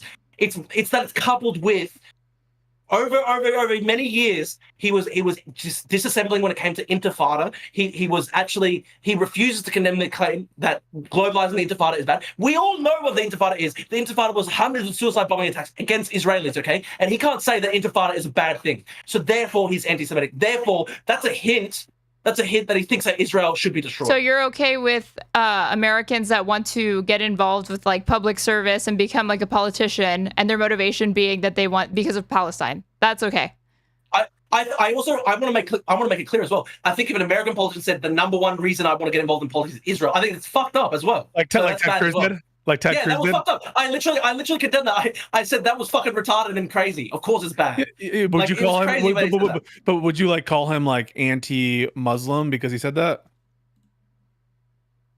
I don't know. It's like Christian. An Islamophobe. It comes from Christian It comes from Christian dispensationalism. It's kind of like that American burger form of evangelical Christianity. No, but Zoran can say something like it doesn't come from anti-Semitism. It comes from anti-colonialism or some other shit. You know? Yeah, but he says that he basically says that America is a colonial state today. He thinks that all Western countries are essentially colonial states today, and that they should all be dismantled. So that's where there's that third world influence, and I think that's horrible. I mean, part of that is just true. It doesn't follow that they should be dismantled, but part of it is true that we're a settler colony. Okay, do you think that America is a settler colony today? Yes, we were founded on being a settler colony. Okay. So you two are both not American citizens. Instead, you're well, don't lump Pisco in with what I just said. I'm just saying that's true. Wait. What was your question? Is America what? Okay, I asked: is America a settler colony today? And if it is, are you therefore a settler colonist rather than a citizen? Is it a colony itself? No, is America a settler colony today? Are you asking if it's a colonialist or a colony? Do you think that America is a settler colonial society in the year 2025? Let me think. Of course it's not. I mean, the existence of America was founded on that. It wouldn't exist were it not for that. So its continued existence is kind of like it's always gonna be part of it. Nations evolve over time, right? Drew, I'm gonna give you an answer. I think while Puerto Rico and some of these other territories with significant populations continue not to have full and equal rights, Guam, Samoa. American Samoa. Then I would say to some extent, yes, much less so than before. I think it's a spectrum. I don't have this kind of totalized view of it, but yeah. I want to qualify. I wasn't even necessarily talking about the Pacific Island territories or Puerto Rico. I'm talking about like the actual claim that like it's a settler colonist land because it's taken from Native Americans. That's its heritage. But at this point, I think claims get stale over time. And again, I don't really take this view of history anyway, of like settler colonial and that it's like necessarily this or that. But if it does describe what occurred in America. That historically, that is what happened. But that could still be the case, and you don't say that it should be dismantled. You could just say it should be improved and liberalized.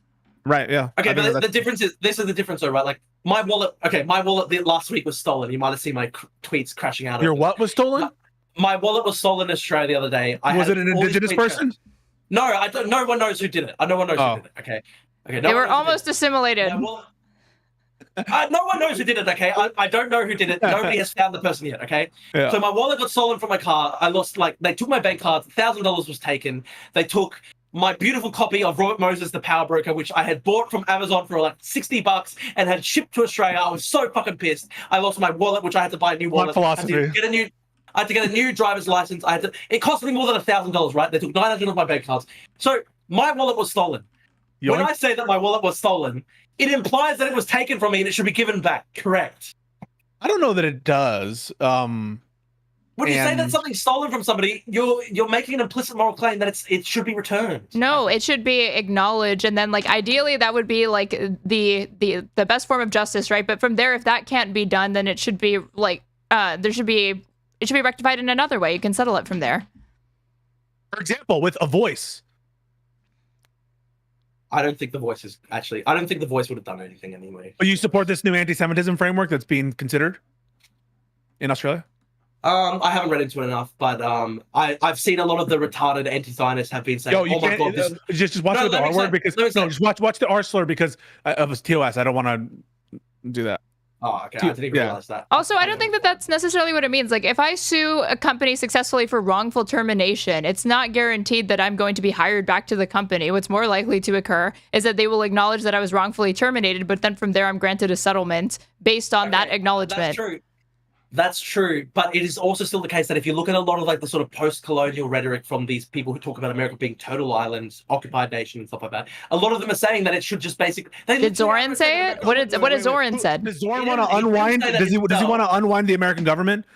Who wants to unwind? He wants to be part of the American government. I don't know, but if you look at Zoran's views, though, does he actually? What's his conception of America as a nation state? He wants to be mayor of New York City. New York City, by the way, you know that there were a bunch of American Indian claims, because this was American Indian territory, New York, and it was sold to the Dutch. It was sold to the Dutch, and it was like a crazy abusive sale, crazy abusive process. There's a lot of sordid history there. Zoran is participated in that aspect of settler colonialism just by being and acknowledging the legitimacy of New York City, and there's no world in which he's going to try to give it back. I mean, that's just not going to happen.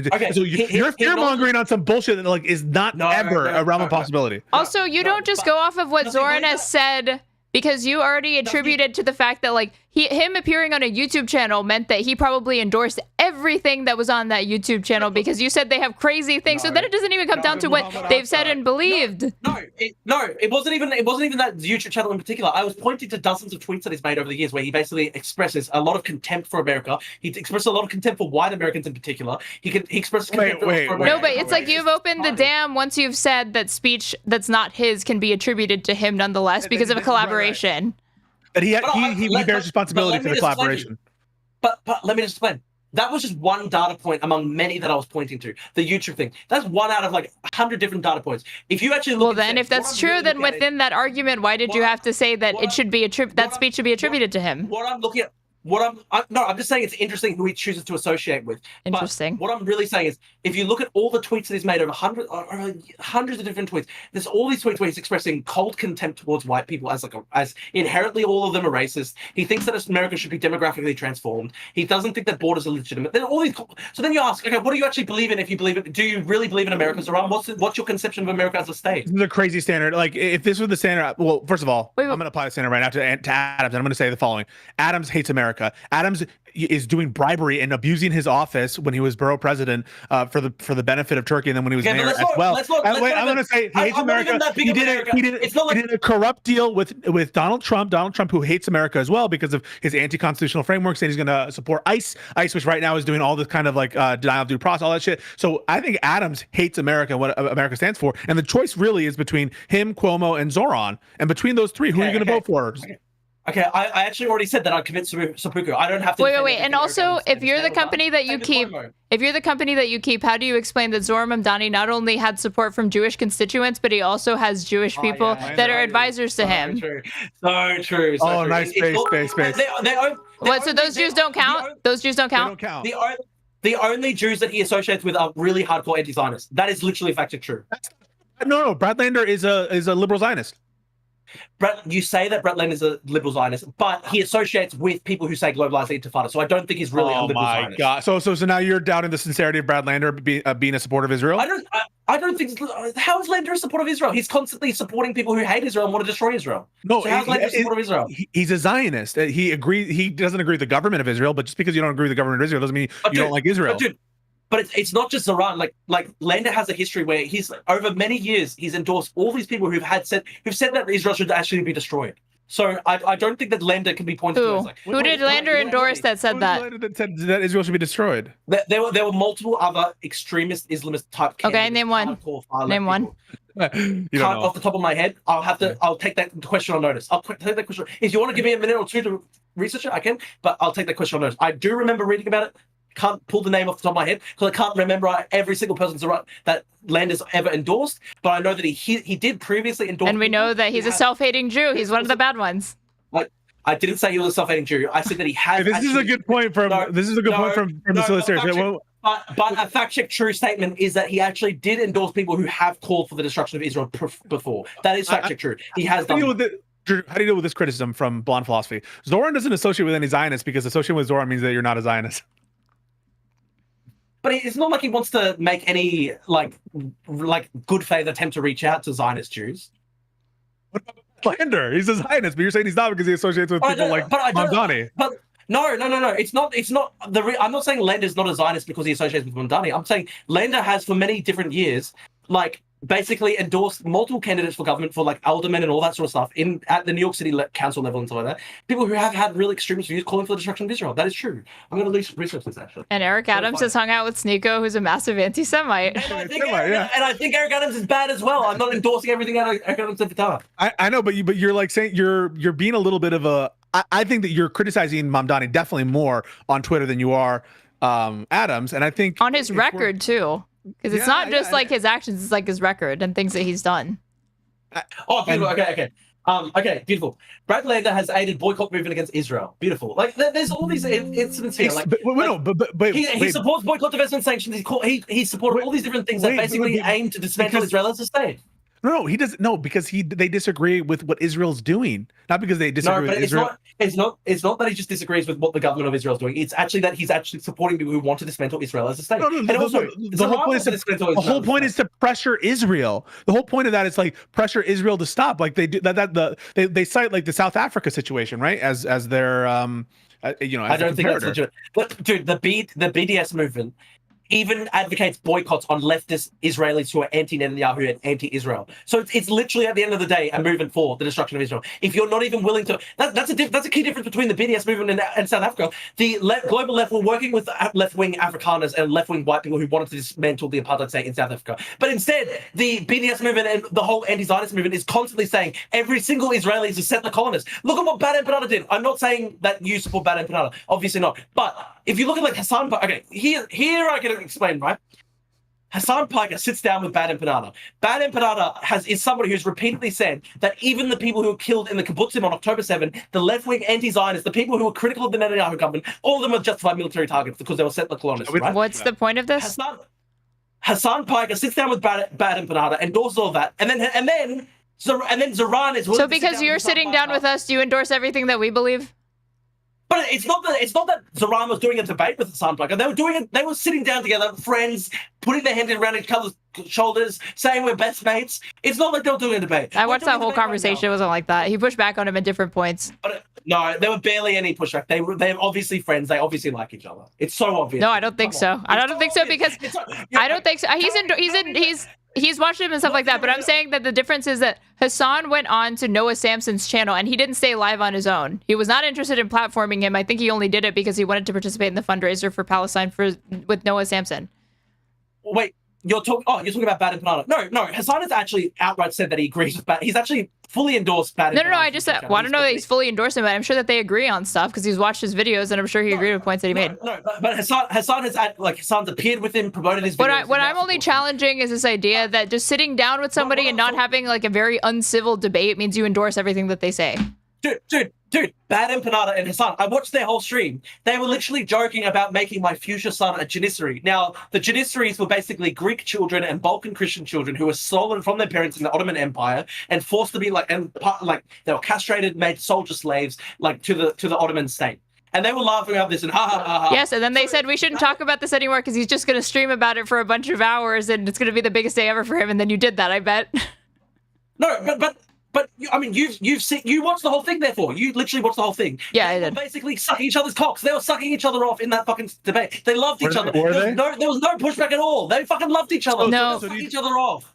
There was the biggest point of contention was that Baden Panada doesn't give a fuck about including anti-Zionist Jews in the coalition because he says you're legitimizing the perspective that you need a Jewish alibi to validate the perspective. And Hassan was saying that he didn't see it that way, and he does think that they're an important part of the movement. Yeah. Hassan's really willing to work with anti-Zionist Jews. That's so true, even though he's literally endorsed the fucking Houthis. The Houthis, of course, literally have cursed the Jews in their fucking logo. So Hassan is somebody who's just got such a beautiful, open heart. That's not what I'm saying. That's not what I'm saying. I know. I'm just saying. Obviously, Baden Panada is a full-blown extremist. There were Haaretz writers. You know Haaretz, of course. Haaretz is the left-wing Israeli outlet that's very critical of the Netanyahu government. There was a Haaretz writer who, on October 7, was literally in a kibbutzim with his two kids who were like 2 years old and 3 years old, plus his wife. He was in one of these kibbutzim. Hamas guys were literally right outside that guy. This guy did an interview with 60 Minutes America where he talked about his experience. Baden and Panada tagged him on Twitter and said, I hope next time you get fucking killed with your toddlers. Okay, and then Hassan sits down with Baden and Panada and they go, ha ha ha ha, let's talk about how much we hate Israel, blah, blah, blah. Oh yeah, you're 1% more extreme than me. Oh yeah, we have a 1% disagreement, but here's me sucking you off for 3 hours. And then Zoran sits down with Hassan and then they just have a buddy talk for 2 hours. So there's a fucking unbroken chain of causation where Zoran loves to hang out with people who are not just critical of Israel and human rights grounds. So I'll give you an example. So Eric Adams, then by this definition, Eric Adams. And then you know who Sneeko sat down with? Eric Adams is bad for doing the Sneeko thing. He's bad for doing the Sneeko thing. But you don't call him like an anti-Semite that needs to be kept away from public office. You think that people should vote for him over Zoran. The difference is... Drew, wait, 1 second. Wait, answer this question. Who did Sneeko sit down with and go buddy-buddy with? Yes, Eric Adams, which is horrible, fucked up, should never happen. No, because you did the Hassan to Bad and Panada. Who did actually Sneeko sit down with and be buddy-buddy with? Not the Who's the third party? Yeah, Eric Adams, and I'm not saying that Eric. I literally His name is Nicholas. His name is Nicholas. His name is Nicholas. His name is Nicholas. His name is Nicholas. Wait. Let me finish. You know where I'm going. Wait. You know. His name is Nicholas Fuentes. But you would never say, would you, that because Eric Adams sat down with Sneeko, that he endorses Nicholas Fuentes? Correct. Well, the difference. Okay. It's wrong. It's absolutely horrible what Eric Adams did. I asked the question. At the end of the day, Eric Adams doesn't want to dismantle Israel, and 7 million people get marched into the sea. Okay. I asked a specific question. I said, would you attribute to Eric Adams the policies and politics of Nick Fuentes? Would you? Okay, tell me what the difference is. Would you? Okay. Let me ask you this, right? Oh, how big is the gulf? How big is the gulf between Zoran and Hassan Piker in terms of politics? Hassan Piker loves everything that Zoran Mamdani is doing, and Hassan Piker has literally explicitly endorsed Hezbollah, Nasrallah, and the Houthis. You're not answering. I asked you a question, which is, you wouldn't attribute, would you, the politics of Nick Fuentes to Mayor Adams because he sat down with Sneeko, who sat down with Nick Fuentes? It's different. Very different. Why? The difference is that Hassan Piker is literally. I mean, fuck, dude. You know who's fucking Sneeko endorsed? Sneeko endorsed fucking Zoran, and then Zoran's campaign disavowed him and banned him from any event. Okay, cool. That's great. They didn't disband. How come they didn't disavow? Okay, Eric Adams, when asked why he did that, he said he didn't know him. He didn't disavow him or anything like that. Okay. I think that Hassan Piker is as anti-Semitic as Sneeko. Fact check true. What? No. Do you agree or disagree? Disagree. No, okay. Sneeko is like a Holocaust denier. Sneeko's a groiper. Dude, what's the fundamental difference between the Groypers and the Hassanabiites? The Hassanabiites want to death march 7 million Israeli Jews into the sea. If you said Hassan agrees with everything that Zoran Mamdani wants, then Zoran Mamdani has said, when asked the question, do you think Israel has a right to exist? He says, or as a Jewish state, he says, it has a right to exist, but not as a state based on ethnicity. So I favor equal rights for all Arabs and Jews in the region. Yeah. We all know that Zoran is just saying that because he's running for election. Convenient. And we all know that Eric Adams is just saying whatever he's saying just because he's running for election. And we all know that apparently Lander endorsed like an Islamist candidate, right? Oh yeah, I found it. So like you've got photos of like Brett Lander with like Linda Sarsour, all these extremist people, all these really Oh my God. People. Okay. Well, can we get on? Okay. Again, I just want to point out that Drew, who was saying that people should be able to be denaturalized, is calling somebody else an extremist. This is the guy who we're going to listen to define extremism. Everyone. I'm an extremist because I think Pakistani gang rapists and Britain should be deported. Okay, that's really. You're so right, King. You're so true. Yep, that's what you said. That's what you said. 80% of people agree with me. You think 80% of the British population is extremist? Yes. If they agree with you on that, then yes. If they agree with you that they should be denaturalized as citizens because they commit crimes, then yes, 80% of the British public is extremists. Can I ask you, why is the hill that you want to die on the citizenship of Pakistani gang rapists in Britain? Why is that the #1 issue for you in politics? It doesn't fucking make sense. Why did they make them citizens? You're framing. It was a disaster. It was obviously a fucking mistake. It was obviously a mistake because they carried out gang rape. Yeah, it's a very mistake it's obviously a mistake to naturalize brown people is what you're saying, right? No, I said specifically the people who carried out gang rapes. No, but they were naturalized before they carried out gang rape. Dude, we're gonna loop. We're gonna loop. We're gonna loop. We're gonna loop. If it was Greek Cypriots, literally my ethnicity. If it was Greek Cypriots doing this in Britain, I would say the same thing. Okay. I want to move on now. So you're saying that you wouldn't make a decision on who to vote for in the mayoral. You have critiques of everybody, right? I said I'd get a sword, I'd get a samurai sword and stab myself in the fucking chest and just wait until I fucking bleed out. Like, if you don't endorse another candidate, Zoran might end up winning, right? If you really want him to not win, you have to advocate that people vote against him and vote for another candidate. So who are they going to vote for? I'll lay down my life with Eric Adams then, even though I think Eric Adams. Oh my God! Even though Eric Adams is corrupt, sits down with anti-Semites. Listen, Pisco. I didn't say I agree with everything he's ever done. As I said previously, my family in Greek Cyprus. As you said previously, it doesn't matter because if you speak positively of them, or if you compliment them, or if you associate with them, then you basically endorse everything that they've ever said or done. That's your standard. That's your standard for what counts as endorsement. I said to you that fuck, sorry, I got distracted by my chat. What I said to you is this. Say it again. Sorry, I got distracted by the chat. You said you're trying to distance yourself from Adams's most pernicious views and behaviors, but I'm saying it doesn't work that way because by the standard that you've laid out in this conversation, it doesn't matter that you haven't explicitly endorsed those things, because if you're throwing material support behind them, if you're endorsing them, if you're saying people ought to vote for them, if you've spoken positively of them, then you're endorsing everything that they've ever said or done. Two things. Okay. One, the Turkish corruption stuff is bad. Look, my family was Cypriot dhimmis for many years under the Ottoman yoke. So I understand sometimes when the Turks are fucking around, you have to fucking bend the rules to fucking survive, okay? It's not perfect. We don't want to have to do that. But look, we all know sometimes you have to fucking make deals with the Turks. Okay, that's number one. Number two. Fuck you. He was accepting bribes, and then he did a corrupt deal with the Trump administration, and he hung out with the anti-Semite. He hung out with two anti-Semites. Two, count them, two, and those people hung out with. Wait a second. And those perfect. Oh, okay. So just he's not perfect, okay? He's not perfect. He just hangs out with neo-Nazis. That's your definition of a lack of perfection? I think Hassan hangs out with... Hassan is a neo-Nazi, essentially. You wanted to say Hassan hangs out with neo-Nazis, but you know that he doesn't do that. True. Hassan Piker, after October 7, he couldn't say that babies were not military settlers and therefore not military targets. So Hassan Piker, in his heart of hearts, wants to see all Israelis ethnically cleansed from the population. That's the difference between Eric Adams and fucking Hassan and Zoran. Then why does he endorse Zoran, who says, again, equal rights for all citizens? That's not ethnic cleansing. I don't believe in what he says that. I don't believe in what he says that. I genuinely believe in my heart of hearts that Zoran, in his heart of hearts, would want to see Israel dismantled. So if Zoran's lying about his platform, then why are you scared of him instituting national grocery stores or trying to raise the minimum wage? Because it's all a lie. I'm not scared about that. I don't even give a fuck about the grocery stores. I don't understand if you've heard what I've said. My issue...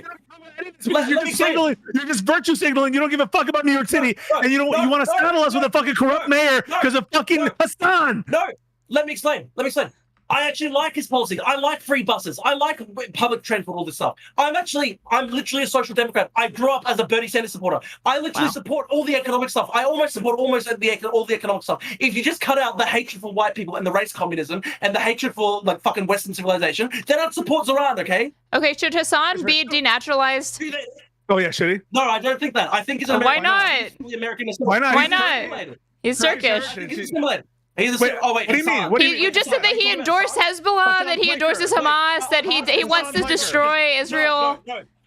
Sorry, I thought you were talking about Zoran. Yes, Hassan should be denaturalized. 100%. Hassan Piker should be denaturalized and deported. To Turkey. Yeah, Hassan Piker is not an American. He hates America. He wants to kill Americans.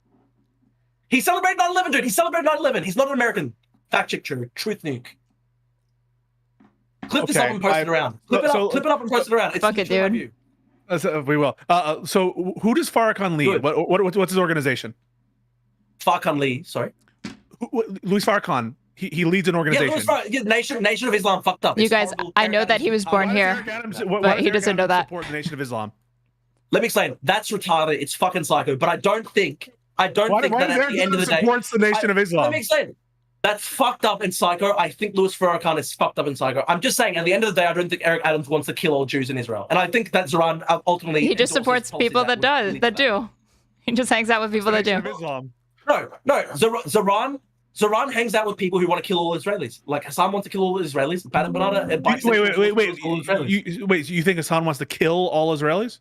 Yes. Or not kill, maybe ethnically cleanse, march them into the sea, death marches, all that sort of stuff. A lot of them would be killed. Probably, if Hassan Piker had his way, they probably wouldn't kill all 7 million Israelis. They'd probably kill like 1 million, and then 6 million would be forced to flee. You want to kill all Palestinians? Me? No, of course not. I want a two-state solution. Do you support Israel? I support a two-state solution. Do you support the state of Israel right now? I support the state of Israel's right to exist. I don't support all their policies. Of course not. So do you think that Israel should stop doing what they're doing right now? Yes, I think that the war in Gaza should end at a negotiated settlement. I do think that. Okay. Let's touch real quick on Superman. But let's not touch on spoilers. We haven't even got to Superman. So no spoilers, all right? Let's not touch on spoilers that much, okay? This was a ironic article, right? Because you have a lot of shit posting done. This was irony, right? No, but it's hilarious. No, I genuinely believe it. It's funny. Obviously, I employ humor in my argument style and my writing, but I do genuinely believe it is an anti-Semitic film. Yes, absolutely. And I'll explain it to you. Okay, I'm very clearly. He's going to explain it very clearly.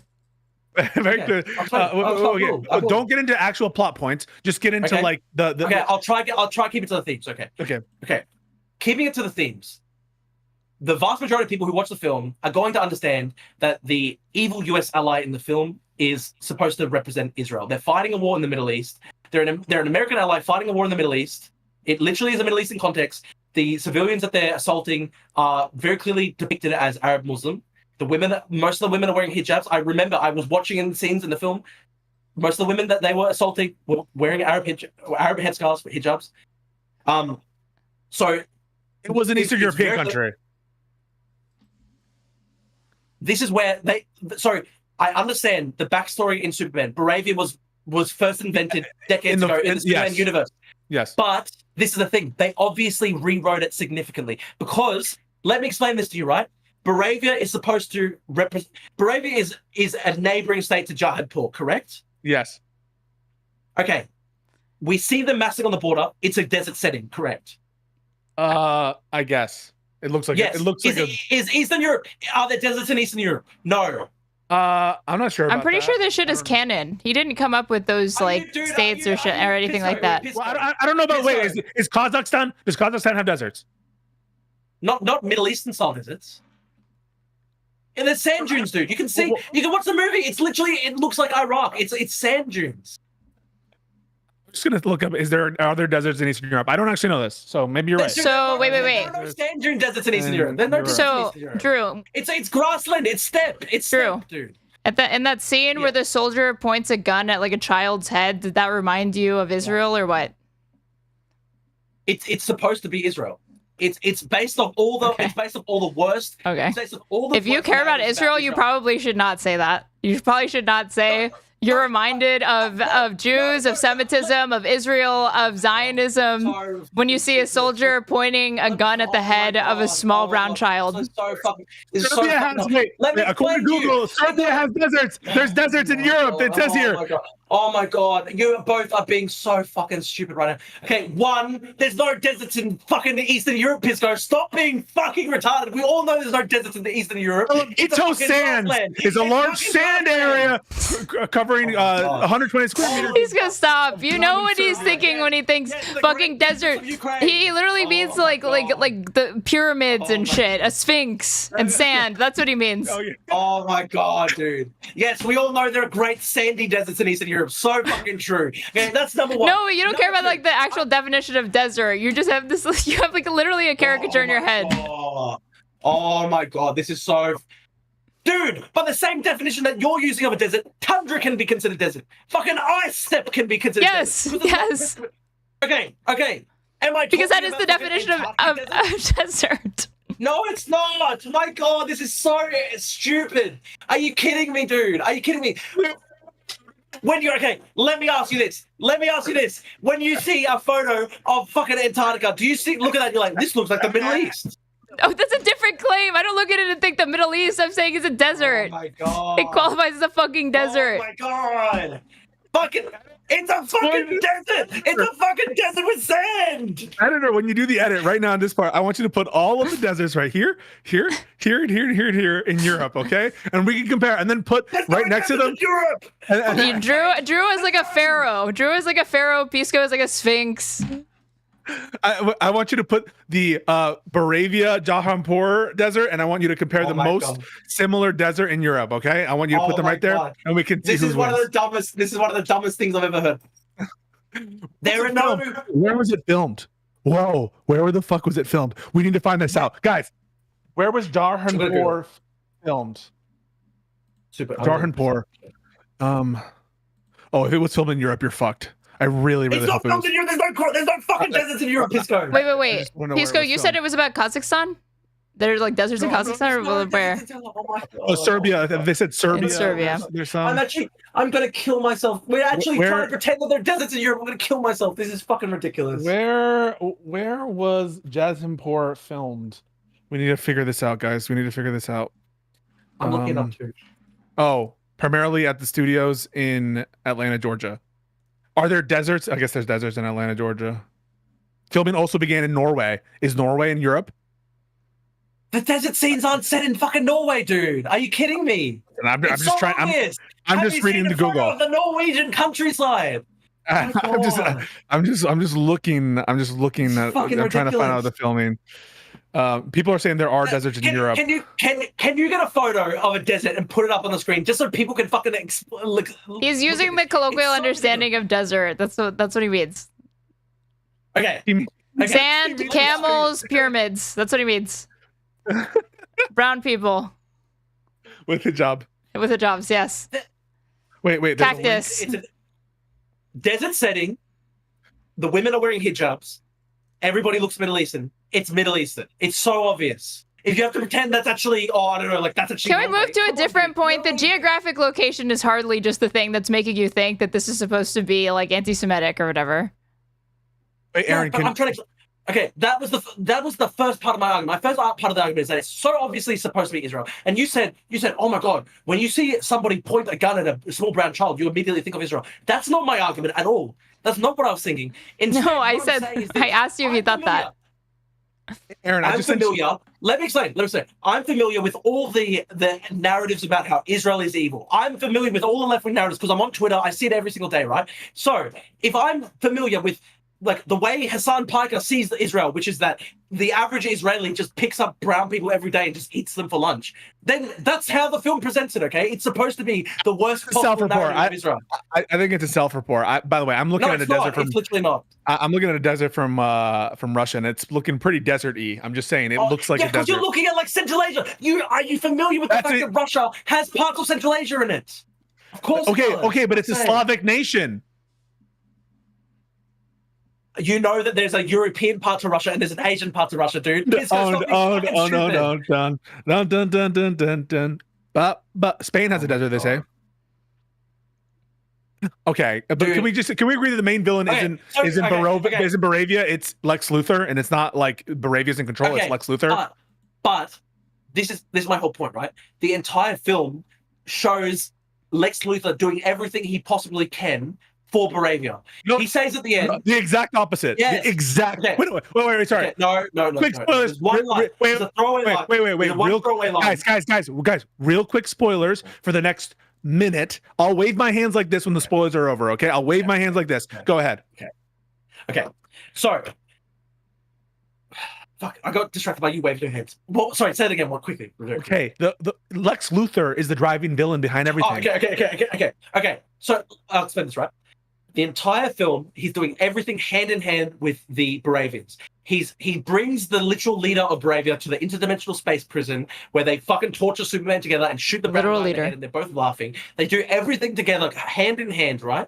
And then right at the end, he just turns the camera and is like, oh, and by the way, it wasn't Baravia at all. I'm the one in charge. No, you're wrong. You're just wrong. You didn't watch the movie. You just didn't watch the movie because the entire film is building up to that point where they like don't understand why he's doing these military deals, because guess what? They're not the ones making decisions. Where he's setting up all of these false scenarios for the specific purpose of hunting Superman, not for like the Baravian purpose, where they literally are talking about how it's a side deal for him before that part. It's not a side deal. It is a side deal. It's a side deal. Dude, they say that he's doing it because he wants to take half of Gaza. Oh my! First of all, it's so funny. You said the map looked like Gaza. In your fucking review, you were like, "This looks like Gaza." It doesn't look like Gaza. Dude, when you look at a map of Gaza, you see the curve of the Mediterranean coastline. It's on the ocean. There's a curve, dude. It's a curve in the fucking ocean. It looks like the Eastern Mediterranean curve of the sea. I want to say a phrase to you, and but I can't say it because it's US. And also, you amuse me, and so I don't want to say it. But like, I am feeling such hatred for you right now because. You know it doesn't look like Gaza. You know it. It does, dude. It's an enclave. I'm not even kidding, dude. Okay, let me explain it to you, right? Okay, we see the map. There's the curve of a coastline. It is an enclave on the coastline. And that's the exact... It's much wider. It's much wider than Gaza. And I find it interesting that. Oh wait! I find it interesting. I find it interesting that in your. Hang on. I'm getting a prop. I'm getting a piece of paper. And I'm going to draw out. I'm going to draw. He's getting a sword. He's getting a sword. Okay, since we're just talking about geography. All right, guys, we're just talking about geography. See his picture of Canada. It has a coast. It has a coast that curves.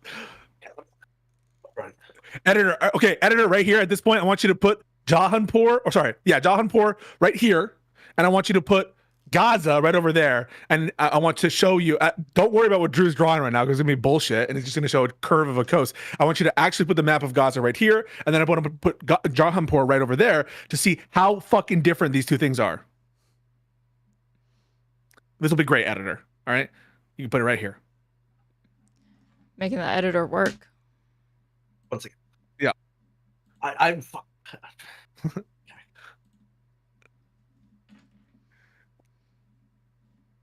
No, editor, don't draw a penis on my forehead.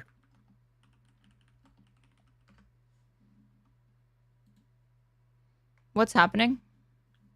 I don't know, but I sent you a DM with a desert. I showed it on my stream. Oh, nice. There are deserts in Cyprus where Drew comes from. Cyprus is a member of the EU and uses the euro. Same is true of Greece and Turkey, which famously have deserts. Editor, put up the Cyprus. But are there Muslims there, Pisco? Oh, true. Okay.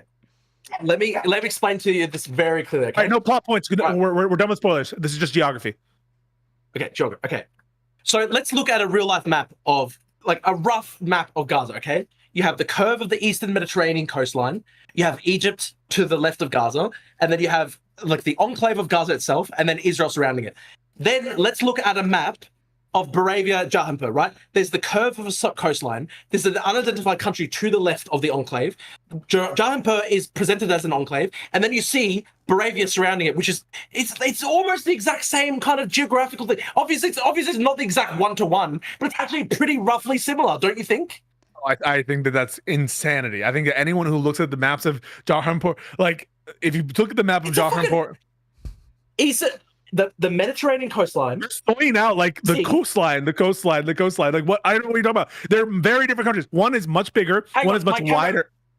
Hang on, my camera's mirrored. I've got to fucking fix this so that people could properly see. So if it didn't have this geographic outline and similarities to Israel and Gaza, then you drop the whole thing about it being anti-Semitic Goebbels tier propaganda. If that was the main difference. If it's not about Israel, then it's not anti-Semitic. But the problem is, it is very clearly supposed to be Israel. And then if you just consider all the things that Israel, the stand-in for Israel does in the film, they're shown oppressing their allies. They're shown engaging in false flag terror attacks inside America. They're helping blow up all these. Yeah, they're helping blow up buildings. They're working with Lex Luthor, and Lex Luthor's willing to literally blow up the entire universe with a black hole. It's like to do what he wants. To do what he wants. Do what he wants. They're portrayed as being part of a cosmic scale conspiracy. They're portrayed as being part of a conspiracy. Is Jarhanpur landlocked? Multiple dimensions. Is Jarhanpur landlocked? No, it's on the sea. You can see it. You can see it's on the sea. So this is the real life one. Egypt. Fuck it, my camera's mirrored. So I'm trying to fucking change my settings so I can show everybody without my camera being mirrored. Okay. What if the map of Jarhanpur was established before the film? Would that change your mind? Okay. Well, according to the canon, it's supposed to be. See your question. Wait, if the map were made before. I'm just asking the question. I don't know if it is or not. I don't have that. I don't have that own ready. I'm just like, if it were made before, would this critique go away? Maybe. However, we know that in the canon, it's supposed to be Eastern Europe. We very clearly see that it's not an Eastern European setting that they're invading. It's so clearly not Eastern Europe. It's how Hollywood typically, conventionally Okay, you know the stereotype of how Hollywood portrays. Landlocked. Wait, stereotypically portrays what? No, it's sea. Let's see. No, it's landlocked. No, it's Markovia. Wait, no. Okay, Aaron, I want you to show this. Can you share the screen, Aaron? Yeah, link it. Okay, here. Aaron, I'm showing this to you. Remember when Israel manipulated Lex Luthor? Dude, they are portrayed as being part of a cosmic scale conspiracy. Okay, I know. Of humanity. I know. They are. That's how the film portrays it. Are you sharing screen, Aaron? Oh, wait, that's what you want me to do. Hold on. Yeah, do you mind? Hold on. I'm trying to fucking... Why is it doing this? There we go. Give me a second. Yeah, okay. I think it's literally landlocked, dude. I think you're fucked. I think you're actually fucked. Dude, if it's Eastern Europe, why is it in a fucking? Okay, no, but I think you're fucked because I think it's literally landlocked. Hang on. I'm sharing it. It's Markovia to the north. That's not a sea. No, go to my Substack. I got a better picture of this. 100% better picture. No, but look at this picture, right? This is from the movie. This is from the fucking movie. Okay, but I took a photo in the cinema. I actually had my camera. I know. But do you acknowledge this is from the fucking movie? Okay. This is from the movie. I can't see. Where? Go to share. So I shared my screen on Discord. Check Discord. Okay. Go. It's landlocked. Please. Okay. Go, please. This is from the movie, right? Wait, I know, but this is from the movie. Okay. It's interesting that they portrayed the landlocked with the color of the blue sea. No way! It's right now. It's true. What? That's fucking true. No fucking way. True. It looks like the sea. You can easily mistake it for the sea. It's an easy mistake. No way. Make the fucking color blue. It's landlocked. No, it's landlocked. Your argument was They made the color blue. Listen to me. You are not. It looks like the sea. It looks like the sea. Come on, you're saying that now because go to my Substack. Look at the photo I took. From my perspective, it looked like the sea. In the camera, the cinema, it looked like the sea. Dude, wait a second. So your whole argument was the. But it looks like the sea. Pisco, you could so easily mistake it for the sea because it's fucking blue. It's fucking blue, dude. It's the blue. Please, cunt. It's blue. Why? When you make a map, why make the adjoining countries blue? Unless you want to make it confusing. Because it's fiction. It's blue. They made it blue. It looks so. If you mistook if you mistook the blue country to the north as the sea, it looks the exact same as the fucking Eastern Mediterranean coastline. For fuck's sake. Lithuania is also in blue. There's 2 countries in blue, so it can't just be that they're trying to. Because it's designed to be confusing. It's designed to be confusing. This is insane. That's a self. I think that's a self-report. Only to Zionists is it confusing. If the movie is in Eastern Europe, why is it in the fucking desert? Your argument was about the curve of the Mediterranean, and we just found out that Jahanpur is okay. I thought it was the. Dude, it's because they put the fucking country blue. They put the country north of Jahanpur blue, so it looks like the fucking sea according to the map. Okay, Drew, I watched your video. Go to my Substack. I watched your video reviewing this. Look at this photo. Look at the photo. Please look at the photo that I took from my perspective, from my seat in the cinema. It looked like a fucking sea. Fuck's sake. Drew, what are your top 3 movies? What are your top 3 movies? Tree of Life by Terrence Malick, Mishima, The Four Seasons. What else? What else? Let me check my letterboxd. I'm a Kino guy. I love my fucking Kino stuff. Okay. It looks like Gaza because of the curve of the Mediterranean. Oops, wait. It's just because it looks like it. It looks like it. It looks like it. Okay. It looks like it. Fuck. Dude, why make it blue? Why make it fucking blue? Why make it article blue? It's so go to my article and look at the photo that I took from my seat in the cinema. It looked like the fucking sea. So sick of this, man. Oh, the other one, No Country for Old Men. That's a fucking great film. Okay. Great film. Do you like any movies with political themes? Yeah, I do, of course. Okay, well, why did you say in your Superman review that you didn't want any politics in your movies because you're just trying to enjoy a story? Because it's fucking Superman. It's a fucking slop movie, okay? It's not. You're a massive hypocrite. You're a massive hypocrite. You're a massive hypocrite. You're a hypocrite. You're a hypocrite. It's not an art house film. It's not an art house film. It's a slop movie. It's a slop movie. I don't like Marvel and shit like that anyway. Look, go down. Look, okay. You used the same picture, Drew. You used the same picture. No, I took that. You covered up the country line. You covered up the country line. I'm gonna get it off my phone. Hang on. Fuck's sake, man.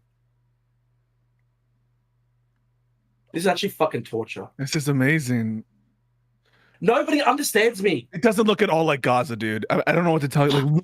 Like, also, why did you say this? My guess, for what it's worth, it's that the script probably originally called for Moravia to represent Russia, with Moravia's leader representing Vladimir Putin. Why are you arguing this so hard then? If you literally have an alternative hypothesis for what it's supposed to be.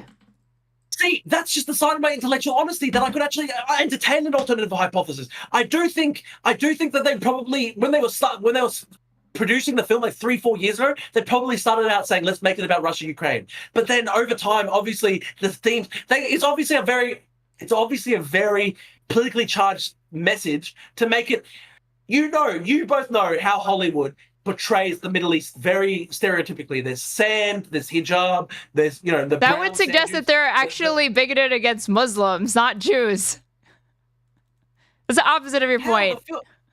You think that the film is bigoted against Muslims and portrays Muslims? No. You just said that Hollywood depicts Muslim, like the Middle Eastern people, like Muslims in Middle Eastern areas, stereotypically using desert, sand, brown people or whatever. That speaks to a bias against Muslims and against like Islam, not against Jews. No, but the film's not biased against Muslims and Islam. It's not at all. It's a hybrid of Ukraine and Gaza, hence the blue. Okay, from where I was sitting in the cinema, okay, and I took the fucking photo, they made a deliberate choice to make the country directly north of Moravia on the fucking map blue, so it looks like the fucking sea, okay, Pisco? Okay, explain this to me, right? If it's not supposed to be Israel, why is it this is the most cartoonish part of the whole film? Okay, Pisco, you can wave your hands again for plot spoilers or whatever. Okay, please go back to my Substack for a second, please. Aaron, please. Wait, what do you want? Oh, sorry. I didn't know you were showing it. Sorry, okay. I'm just excited. Okay, this is literally the most on the nose part of the whole film. Okay, so this guy is presented as a hero. He's like this Arab streetcar vendor in New York City. He's like a halal streetcar guy.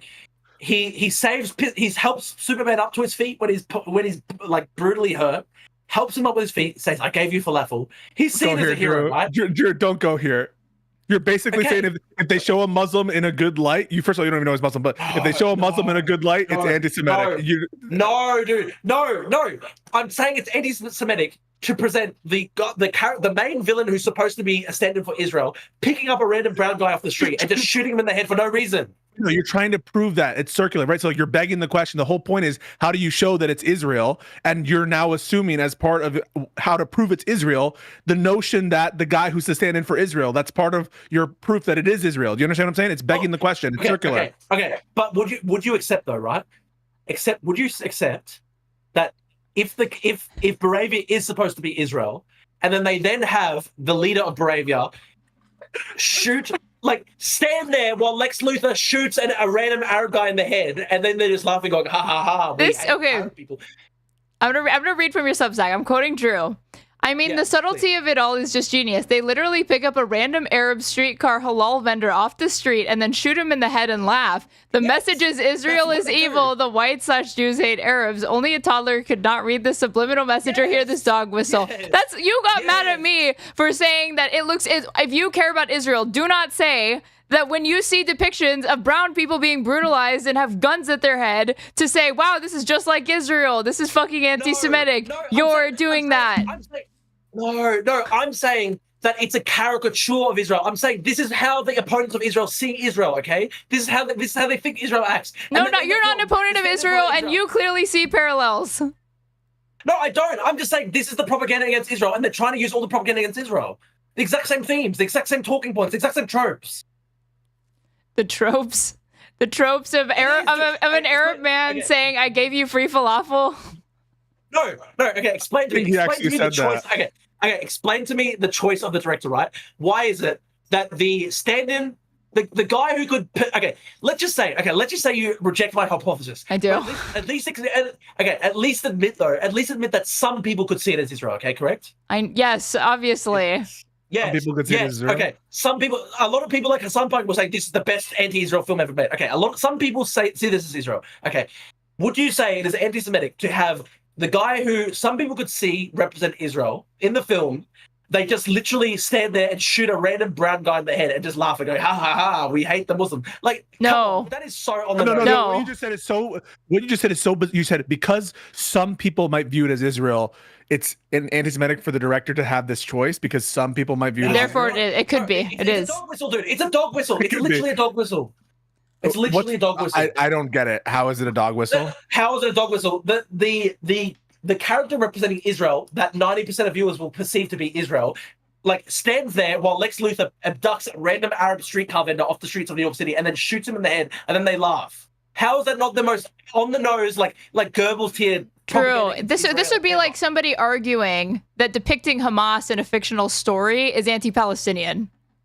Come on, man. No, but dude, you've literally got the stand-in for Israel in the film. They just abduct a random streetcar vendor who's Arab, and then they just kill him because they hate Arabs. That's the most obvious. It's so fucking on the nose, dude. It's so on the nose. Come on. Let's say the roles reversed. Imagine the evil person in the film is dressed up with a keffiyeh on the whole time, and then they pick a random Jewish guy off the streets of New York City who's dressed as a Hasidic Jew, and they just shoot him in the head. Would you say that's anti-Palestinian? Okay, but at that point, you just linked it to a keffiyeh, but there's no sorts of there's no Jewish or even Israeli like symbols or imagery in this movie. He has the exact same accent as Netanyahu. He's got wild shock of hair. No. It's a thick Eastern Mediterranean accent. Slavic accent. Have you heard Netanyahu speak? He has a unfortunately. Times. Yes, we have. No, they're different. Voice. Gurkov in the film has a gravelly voice. It sounds so similar. So now making somebody sound like Bibi Netanyahu and their evil is anti-Semitic. You must only portray Bibi Netanyahu favorably in good light, otherwise you're a fucking anti-Semite. So you're admitting it's supposed to be Netanyahu, and then I'm picks up an Arab guy off the street and just shoots him. Okay, this is a real serious question. If the leader of the evil country in the film was wearing a keffiyeh or was portrayed as an Arab Middle Eastern man, and then in the film, they picked up a random Jew off the street who's portrayed as a good guy, and they pick up this guy who's dressed as a Jew, and he looks like a Jewish guy, and then they just shoot him in the head while cackling and laugh. Would you say, oh, this film has a bit of Islamophobic undertones, it's portraying brown and Middle Eastern people as evil? You would say that. 100% you'd say that. Know that I would. No. I think it would depend on the It would depend. It would depend on how it was used in the story. Yeah, I would. I mean, Muslims are portrayed as villains a lot of the time. I don't really give a shit. As if you don't give a Wait, shit. you said as what? I don't. No, wait. There's a difference between a Palestinian or a minority being portrayed as a villain versus a criminal.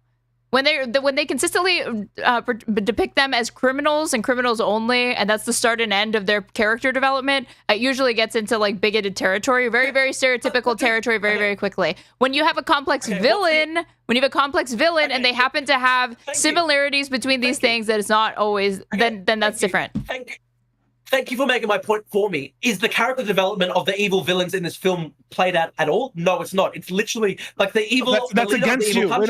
No, but that's against you. Yeah, it's against you because it's just fully cartoonish. It's fully cartoonish. You just fucked yourself because you just said that they don't spend a lot of time dealing with the Barovian motivations. That should go to against your point. The notion that they're behind everything. It doesn't because they're just portrayed as the generic avatar of all evil. No, Lex Luthor is portrayed. If they're generic, how is it anti-Semitic? Superman. Baravia is tied in to Lex Luthor the entire time. You can't say Lex is running the show. Lex is running the show. Okay, you can't just have the movie for 2 hours portray Lex Luthor working hand in glove with the Baravians, and then right at the end it goes, oh, actually, they're not in charge at all. I'm the one in charge. No. Bullshit. No, they set that up the whole time, right? They because there's this question like, why would they do this just for the gun deals? He doesn't need these $1 billion. So throughout the movie, they're embedding this like question, this mystery, like, how is he involved in here? Would it just be for money? And then they literally say it's all set up. This is set up throughout the movie to say it's Lex behind everything, and it's not the Baravians. It's set up. They say in the movie that he wants the land because it has all these beautiful resource deposits. But then they find out that is like that's not a good explanation. They actually question that explanation. Like, that doesn't really make much sense. And this is a literal part of the dialogue. And if you missed it, I'm sorry. You were furiously taking notes because you went into this movie with the notion that it was already anti-Semitic because you had already seen the lefties that you hate. You admit this at the start of your fucking piece, by the way. At the start of the piece, you go, I thought I was already going to hate this, but like the literal first sentence. Yeah, scroll up to that. I went into the film with low expectations because I saw various mentally ill leftist figures on social media crow about the film as a total cultural war victory against Israel, America, and the West. I took like 2,000 words of notes. I literally took. Yeah, so maybe you didn't hear. So maybe you didn't hear. Maybe you didn't hear when they were like, "Huh, it doesn't really make sense to get the minerals." Yeah, and then they were like, "This is a side deal for him." They literally say that in the build-up, and they set it up. Yeah, they do. That's not realistic. It's not. It cuts across the entire thrust of the film. The entire thrust of the film is that the Baravians are part of this basically interdimensional conspiracy to enslave the Americans. It's so obvious. No, that's not what's happening in the movie. They're part of like a universal conspiracy against them. Yes. Oh, it's Lex. Lex is the one who's, by the way, you're saying like the Baravians are the ones putting people in prison. It's Lex either A, putting his fucking ex-girlfriends and all these people who are opposing him and other political prisoners that he's being outsourced to put in this dimension. It's his portal. It's his people running the portals. But it's supposed to be Secot because they say that line. They literally say that it's line. It's supposed to be Secot?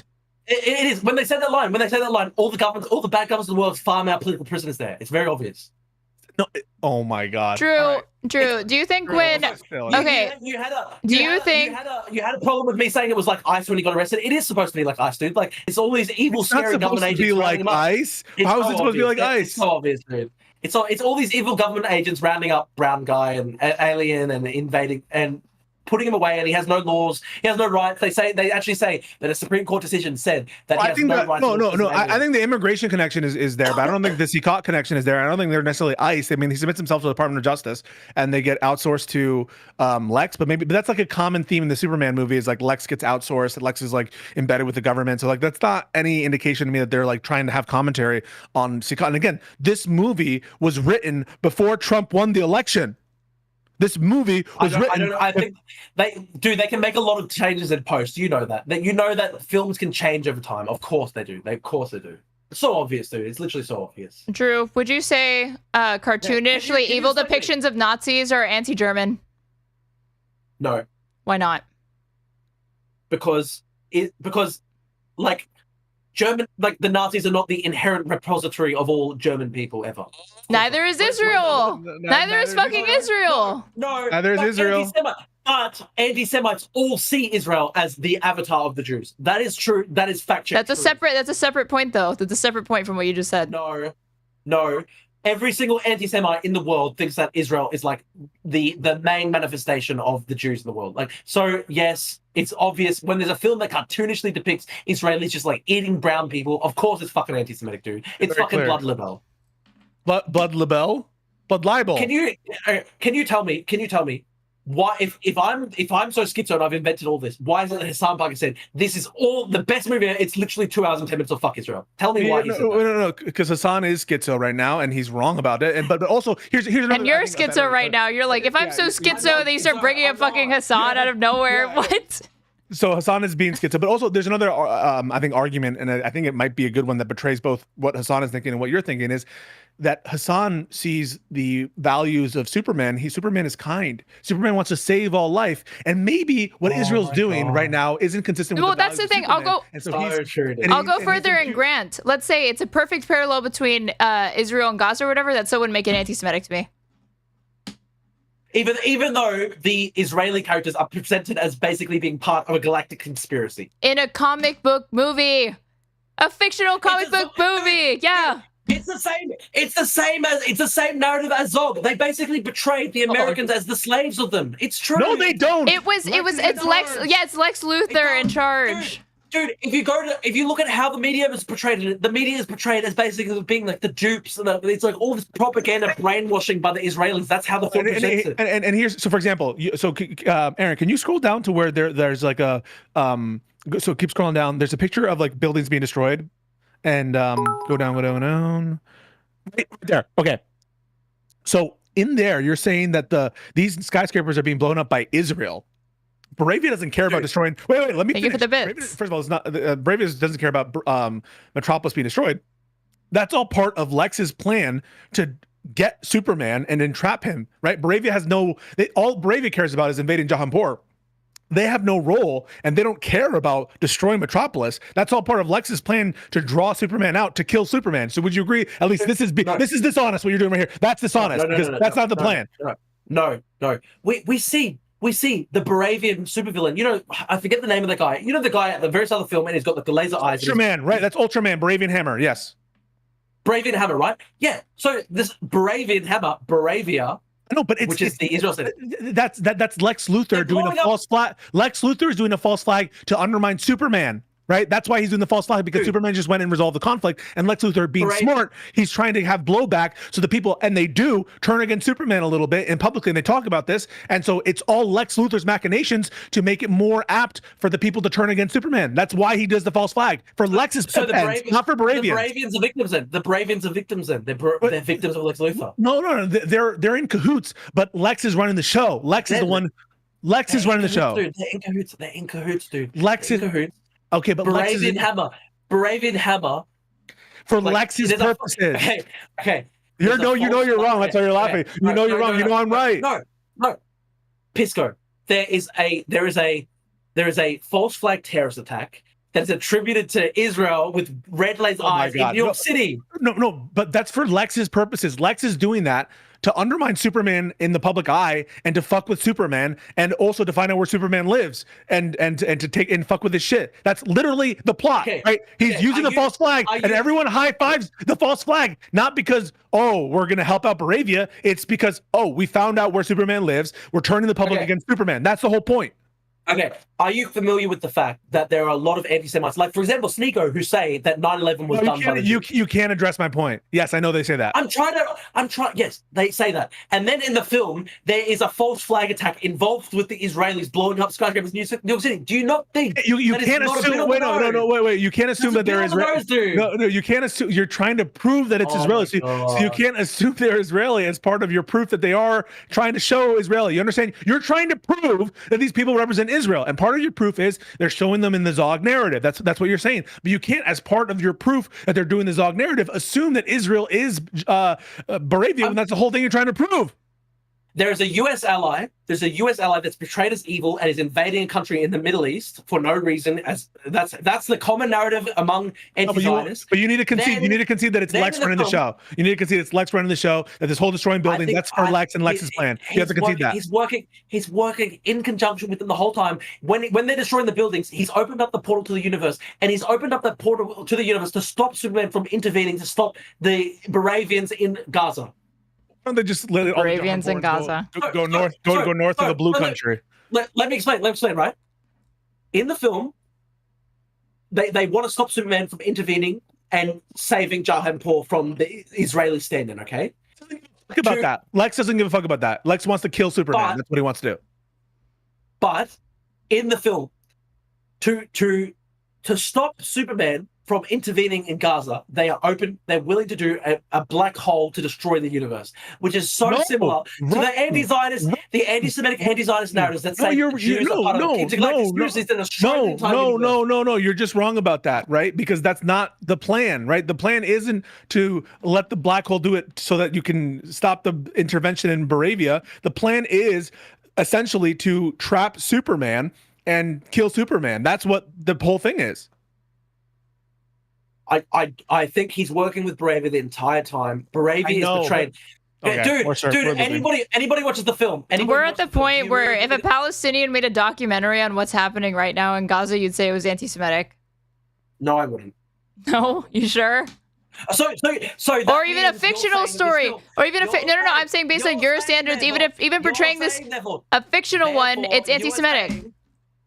Therefore, you were saying that this film is almost like a documentary about Israel. No, I said I clearly said by your standards that a Palestinian, even if it were, it's not anti-Semitic. My standards are this. Any more than portraying like American drone strikes or whatever, and or America committing war crimes abroad in a Middle Eastern country is anti-American. That wouldn't be anti-American to make a story like that. Okay, if you watch a Chinese-made movie and the film has American characters who are supposed to be evil, literally chewing off the heads of children, would you say, this is anti-American, or it's just a documentary about what America does in the global south? Of course it's anti-American. I would say neither of those. I would say neither of those. I think it really does depend on, it's a totality of circumstances. Like, I'm not going to assume just because they have Americans being portrayed as monsters that it's an anti-American film. Like, for example, there are movies about casualties of war. There's a movie, for example, Apocalypse Now, right? That portrays Americans. Fucking Avatar. People said Avatar is supposed to be like the Iraq War. Have you seen Wolf Warrior, the Chinese propaganda film? In the film, it's like basically these Chinese mercenaries that are saving African civilians in Africa from these evil American mercenaries who are just literally obsessed with just slaughtering and drinking the blood of brown people. That is obviously fucking anti-American. Would you agree? Please back down from this as a Groiper movie. No, I think honestly, if you accept that the film is about Israel, which I genuinely think it is supposed to represent the evil American ally as Israel, then all the narratives about it basically running the world, enslaving the Americans, carrying out interdimensional atrocities, that is basically a Groiper narrative. Well, you can't. Drew is not going to advocate for anyone to go see it and decide for themselves because you're going to be contributing to a blood libel and financially supporting an anti-Semitic propaganda film. If you want to see it, go out and see it. I'm not going to say. I'm not going to stand athwart. I'm not going to stand athwart the cinema entrance and go, no, you can't go watch Superman. Go fucking watch Superman if you want to watch it. It's not that good. Do you think it's at all convincing that the two leads for both Lois Lane, she's not Jewish, but she was kind of raised in a Jewish school, and she cites Jewish influences in her life as being very important to her, and obviously the lead for Superman, he is a Jewish person. How do you deal with those facts? It's literally irrelevant. If the entire film is about how basically the Israelis are like this interdimensional space demon people, like Alex Jones says, then it doesn't really matter if there's an anti-Zionist Jewish guy who's the Superman lead. Okay, and the fact that the film was written before October 7th. I just straight up think that they changed it in production. And in post, they changed the whole. No, not in post, but just as the film was developing, as they got to the point of actually filming the scene and stuff, I just think that they changed it. Okay. Hey, what a great. No, one last thing. I'll explain this, and I make this point in my Substack, right? The reason I think that is this: it doesn't make sense. You do see some small hints that actually maybe Moravia is in the Eastern Europe, Like, for example, when they kill the Netanyahu character, like he's dropped over a city that like has Netanyahu character, or the Ben Russian- Gurion character, which the Ben Gurion character or the Netanyahu character? It's like Ben Gurion / Netanyahu, right? It's He's just saying supposed all to be an Jews are the avatar of same. all He's saying all Israeli- Jews are the same. He just said that. No, it's just supposed to be an avatar of all Israeli evil. But when they drop Gurkov and they kill him, spoilers, they drop him over a city that has like Russian Orthodox architecture and the onion domes and stuff like that. Okay, maybe therefore that's a sign that it actually is in Eastern Europe. But it doesn't make sense that they're fighting a war of aggression against a neighboring country in fucking the desert, which is supposed to be the Middle East. Okay, listen, this has been phenomenal, really fantastic stuff. So much to clip up. We have to do this again at some point. Drew, what do you have any questions for us? I mean, like we've been kind of like grilling you a bit. Do you have anything for us before? Grilling is one word for it. Yeah, you could call it grilling. You could call it other things too. Yeah. I actually survived 2-on-1 against Pisco for 3 hours, a Mao struggle session. It's like literally a Mao struggle session, just going on and on about I'm evil, I'm racist, and I'm schizo, and I held my own, and I'm still standing, okay? So I'm happy, and you know what, Pisco, in a couple of days, maybe in a week time or something like that, let's do, on your channel, I'll do the fucking American citizenship test. Oh, the American, yeah, let's do the American citizenship test. All right, yeah, we will. And give me a couple of days though, because I've got to do other shit as well. But we'll do it. Okay. Okay. Hey, thank you so much, Drew. Feel free to disconnect, and hey, appreciate you. All right.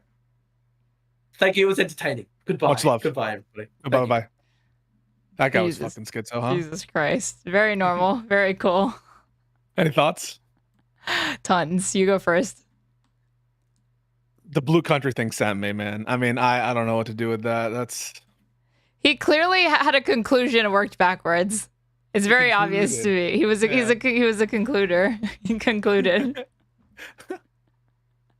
I mean, I don't know. Like, see, it's the Mediterranean. It's the curve. It's the curve of the coastline. Hey, that's anti-Australian of you to do that. Oh my god, that was memes. Yeah. Do you have any thoughts? I don't really have time to do the her take, but No, we don't or whatever. It's already like fucking 1:10 in the morning. But I had a lot of fun with this. I think this was a nice special episode. We should definitely, because there was funny things apparently in the her take episode, so we should definitely like curate something to watch that as well. But no, we'll watch it next week. Who knows if at some point they'll end the show or whatever. I don't know. We do it in a few days or something. I don't know. Do you think they'll end the show within this year? What's your prediction? I actually couldn't say. I need them. Like, I'm waiting for there to be some fucking fallout between Anna and Lindy or whatever that forces it to end. I hate Lindy so much. Why? No reason. Tell her to go back to China. No, that's for you. You have to be based. Do you want? Can I rate into you? I just think that if she did a grooming gang, that it would be right to denaturalize her and send her back to China. Only for Lindy Lee am I using the Drew Pavlou standard. My highlights. Okay, my number one highlight is obviously the landlocked Dharampur. That's number one. Number two is him saying that Rishi Sunak is almost fully assimilated, even though he was Prime Minister of the UK and leader of the Tories. That was him saying I'm spiritually American after making all these blood and soil arguments is the most fucking insane. Yeah, Doesn't know we the people. That was so good from you. That was so good from you. Because I didn't even think of that, but it was really, really good. It's incoherent. It's just whatever. Like, and again, he gets so triggered, so he can't have this conversation. But again, America, Australia, these are like white settler colonies in their formation. Okay. So if you have this sort of blood and soil understanding of like nationalism and how people like ethno-states effectively, it's always going to be that white people can stay in the settler colony. And it's always, but everybody else, all like indigenous and brown people have to go back to where they're originally from. There's like no protections for them. With the exception of the like the indigenous in Australia or whatever. And of course, it all goes away once you talk about Israel, because then it's all about practicalities and it's all about nuance and like, and obviously we have to. His only retort to my hypothetical about like, okay, so Ben Gvir says that like from like now on, like citizenship for Mizrahi Jews is pretty much conditional. He's Mizrahi or he was like he wouldn't do that because he's this or whatever. It's like, dude, somebody wants to like. Ted Cruz advocates to get rid of birthright citizenship, even though he had a Canadian citizenship because of where he was fucking born. It's not incompatible that you could have people that do it, because I guarantee you Ben Gvir would just say, oh, well, it's only for people that break the law. I would never break the law, so I don't have to worry about getting deported. Also, it's just a hypo, so he should have just bit the bullet there. And the Adams shit is crazy. I mean, every standard that he set up for himself, he just got like hoisted by his own petard. Aaron, I'm going to rate into you so you can do a little decompress for like 20 minutes. Okay. Is that okay? All right. Okay. So I'm going to do that. But thank you so much. This was a lot of fun. And we'll do this again next week, probably on Tuesday. Today was Wednesday. We delayed it because of something, but we'll talk soon, okay? Okay. Bye. All right. See you later. Wait. I'm rating into you. Rating in. I have to actually click the rate button. You guys ask Straighterade all your questions. Make sure to follow her on Twitch and YouTube. You know, follow me if you want. But okay, we're rating in, and YouTube is done and good. All right, bye. All right, bye. All right, guys. Disconnecting and reconnecting elsewhere. How are we doing? Hell of a fucking debate. At first, I was like, oh, I don't know how this is gonna work because it just seemed like I really didn't know how I was going to like get in there in a 2v1 situation without it just being like too much. And Pisco's Pisco, so he's like dominating. And I was like, well, I don't want to screw up his line of questioning or whatever. But we found our groove. Drew is nuts, but we knew that. I actually had someone message me and they're like, I don't think he's racist. I think he just says racist shit.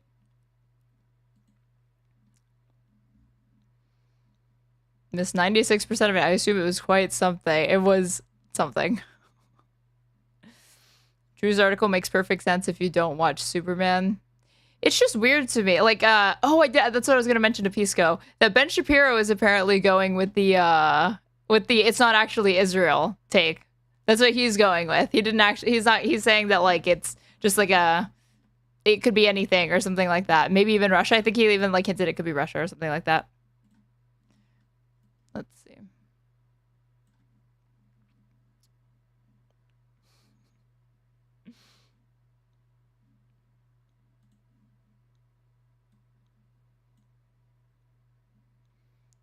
Let's see. You're always too much. I would not worry. Gee, thanks. Hey, Aaron, I'm a bit of a hater, but you've been crushing it lately. Because I'm dunking on people like Drew is obviously not going to be that hard. Great, dude is batshit and a scholar in race realism, which I love because you know it's great when they have to say it's real before presenting an argument. He's obviously not, but you're not good faith enough to understand any of his points. Oh, Tony, are we gonna have another debate? Tony, you want to come from YouTube chat? You want to come in and White Knight for Drew Pavlou after that? Or are you fucking around? Because I literally can't tell. I did not know there were Drew defenders anywhere. And the fact that he didn't know We the People. I reviewed Shapiro's review. It's pretty bad, guys. Impossibly dense when it comes to cultural analysis. I don't know. For that Wicked review, he was queening out, and it wasn't that bad. And I just want to say thank you to people who donated to me. I can see that my donor bar was filling up, and I got different PayPal notifications. But my thing doesn't tell me who the fuck donated. So if you donated, you should say something or like attach a message to it, and you're still in chat right now. And I will read your name out and thank you. But I really appreciate the support. And while I'm at it, if you're watching on YouTube and you haven't subscribed to me, please subscribe or like the stream. And if you're watching on Twitch, you should go ahead and follow me and subscribe there. And you can get access to an ad-free experience as well as cute emotes. And you can also gift different, subs throughout the chat. Give somebody else the same. And I'm at Straighterade _ on everything. What's next? I think we're gonna finish the Cenk going off on it's not too much more because I gotta get to bed. But Cenk going off on what is it? Rabbi Shmuley and this guy, I can't think of his name. Please, not any more debates. God, I don't want to start that. I was gonna do Adam Friedland with Harry Sisson, but I don't want to start it and then not finish it. So I want to do that tomorrow. So we're gonna do this. Propagandized for a bunch of terrorists. So, first of all, Piers is absolutely right. We passed those Geneva Convention laws. Oh, wait. We have another Drew defender, Sexy Jedi. I'll say it too. Drew was bad and had bad views that should have been countered, but you two were too bad faith. Sexy Jedi, feel free to join the Pawn Discord and debate me. Otherwise, I will time you out. I donated 20 and 10 because you were dog walking Drew and needed to be compensated appropriately. Thank you, Silly Serious. I really appreciate it.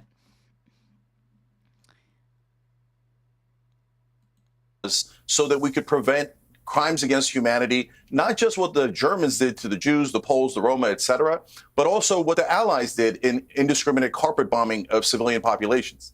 So we tried to learn from the Holocaust. We tried to learn from World War II, and we all said never again. Yeah, right before this, Rabbi Shmuley is getting mad at anyone calling out Israeli war crimes because did you know that Winston Churchill engaged in war crimes and Tony Blair? And I bet you wouldn't call them war criminals, would you? So you shouldn't call that.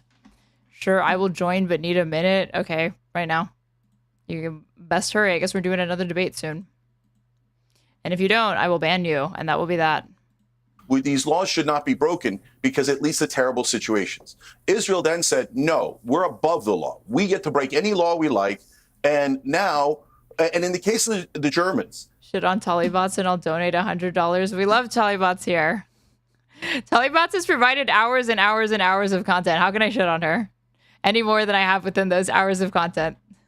They were killing 6 million Jews. They killed 13 million overall. We were trying to stop a Holocaust. Damn, from a timeout to a ban, you're not fucking around. Because I was being kind by saying, oh, like come debate me or whatever. It's my policy is almost always Discord or ban. In this case, Israel is the one doing the genocide and saying, well, I mean, why are you trying to stop us? I will link it, Sexy Jedi. Hold on. From killing innocent Palestinians and taking their land. Because in that analogy, you're the Germans. So the Palestinians I'm the German? Those innocent children didn't do anything, dude. Did you just call me a Nazi? If you're supporting Israel. Yeah. I'm a Nazi? So, look, they did Rabbi Shmuley, Nazi, spouting Nazi talking points, even though just earlier in this he was engaging in literal not Holocaust revisionism, but like revisionism surrounding the Holocaust to downplay the attitudes of German civilians and to make them sound better than they were and like to make Israel sound better. A Holocaust, which is and you called other people fundamentalists. Terrorist state of Israel. You just called me a Nazi. No. Hey, Rabbi. Bad enchilada, $100. No, keep your money. I don't want to be paid just for like shitting on people like that. This is a sad day for you, Cenk. Cenk, this is a sad day for you. No, just for your credibility, take it back. I'm begging you. Not for me. Like I want the criticism to be of these people to be substantive or whatever. If I make an insult alongside and I like weave it into a criticism, that's one thing. But to just like accept money just to harass somebody, I would feel right doing that. Your credibility, just take it back. I'm not going to take it back. This is a sad day for you. I'm not going to take it back. This is a sad day for you. So this is to compare me to the SS of the Nazis. This is a sad day for you. Your credibility will never recover. I want to invite the viewer. I'll never recover. So Pierce, may I answer? Pierce, now that I've been called a Nazi, can I respond? Pierce, may I respond? No, because I haven't finished the goddamn sentence. Someone was saying earlier, Cenk's got a low energy in this. You think you own everything. Go ahead, you don't own everything, Rabbi Shmuley. You don't own the American government. You don't own the American people. By the way, when is America going to get its $300 billion back? We gave it to a bunch of criminals to murder children. Okay, you murder children with our money. Every day you take money out of my taxes. I go to work every day, and then Israel takes money out of it to murder. Tali, bless you, Straighterade, my favorite quasi-straight person. Anything for you, Tali. Murder Palestinian children. You've murdered 20,000 children already. You're the aggressors. You've already killed. Israel has already killed. The Sexy Jedi, I just dropped that Discord link in chat, and I better be seeing you in the waiting room. Let's see. Are you in?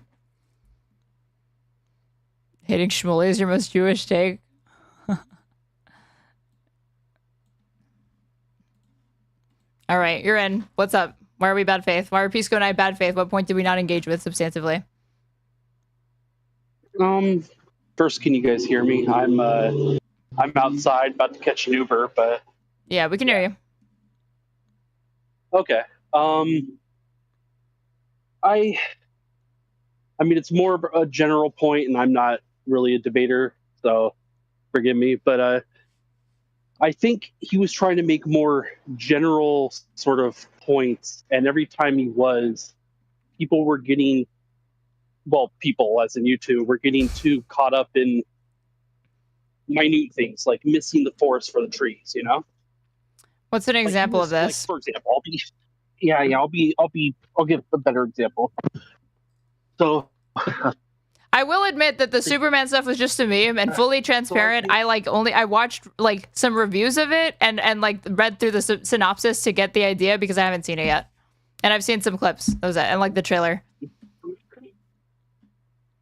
Oh yeah, no, I think the Superman thing is just, I don't know. I didn't really care that much about that. Memes, not real. I was more, yeah. I mean, I thought it was stupid, but I was more talking about when it got to the Zoran stuff for only like 5 seconds, and it went to citizenship talk and migration. But I think the point he was trying to make, I disagree with it. I think he's bad. His views are bad. I consider myself a liberal, like, progressive, all that. But I think the point he was trying to make was that Zoran is, in a Venn diagram sort of way, part of a sort of pernicious and toxic view on the left. He might not subscribe to all of it, but that he is generally receptive to that stuff, and that it's kind of a gateway, kind of like how Hassan's public persona.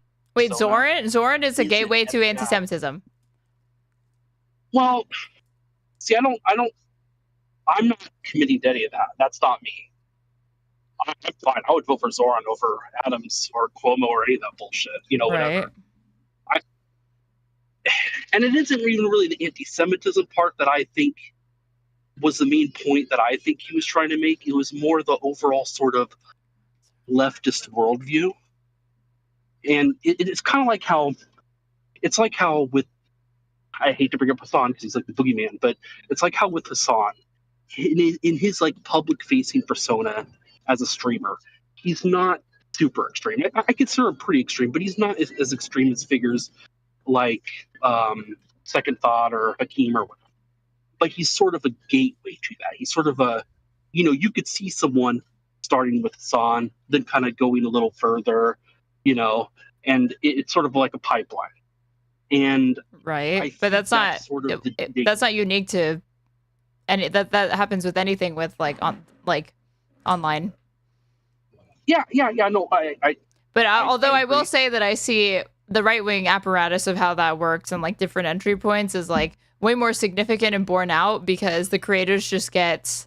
The creators are way larger, there's way more overlap, and they like constantly collab and join on each other's shows and stuff like that. I don't think that like the idea that Hassan viewers are like going from Hassan to like Hakeem, I gotta say these creators are like, they stay so small that I can't really believe that that's truly happening unless I like see more criticism. It's one of those things that it's like, there's no way you know who Hakeem is, but you don't know who Hassan is. But it just seems like I would bet that the overwhelming majority of Hassan's audience probably don't know who the fuck Hakeem is. Yeah, no, I agree, and I will 100% agree with what you said about that structure being much more entrenched and explicit and much more powerful on the right. I mean, their whole system is like the media ecosystem. Everybody just wants to be famous in there, and they all want to pal with each other. And it's like, as far as like actual cultural power on the right, random shit posters on Twitter have as much or more as Congress people, which is just absolutely insane. But my whole point of bringing up Hassan was more as an analogy of what I think Drew was trying to say with Zoran, which is that he's sort of playing it safe. He's sort of, he's agreeing tactically with some things like abundance and other more liberal things and stuff, but that is actual view, and that what he sort of provides a gateway for in a cultural sense is this more dangerous and pernicious to him left-wing view. But he doesn't articulate what's dangerous about it. He even said by the end that he doesn't actually disagree too much with the economic policies because he was a previous Bernie Sanders supporter. So the economic populism he was on board with. His obvious issue with this is that he's convinced he's an anti-Semite because he's been critical of Israel and that he doesn't think Israel has a right to exist as a Jewish state, like, because he wouldn't affirm that right.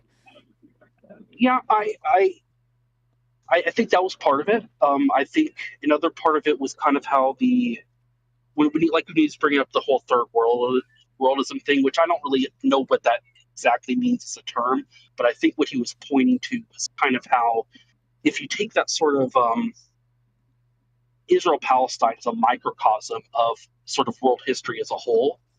I think that's what he thinks is bad. Something that like white Western powers are inherently oppressive, and all these things ought to be abolished, and et cetera, et cetera. A very kind of totalizing view.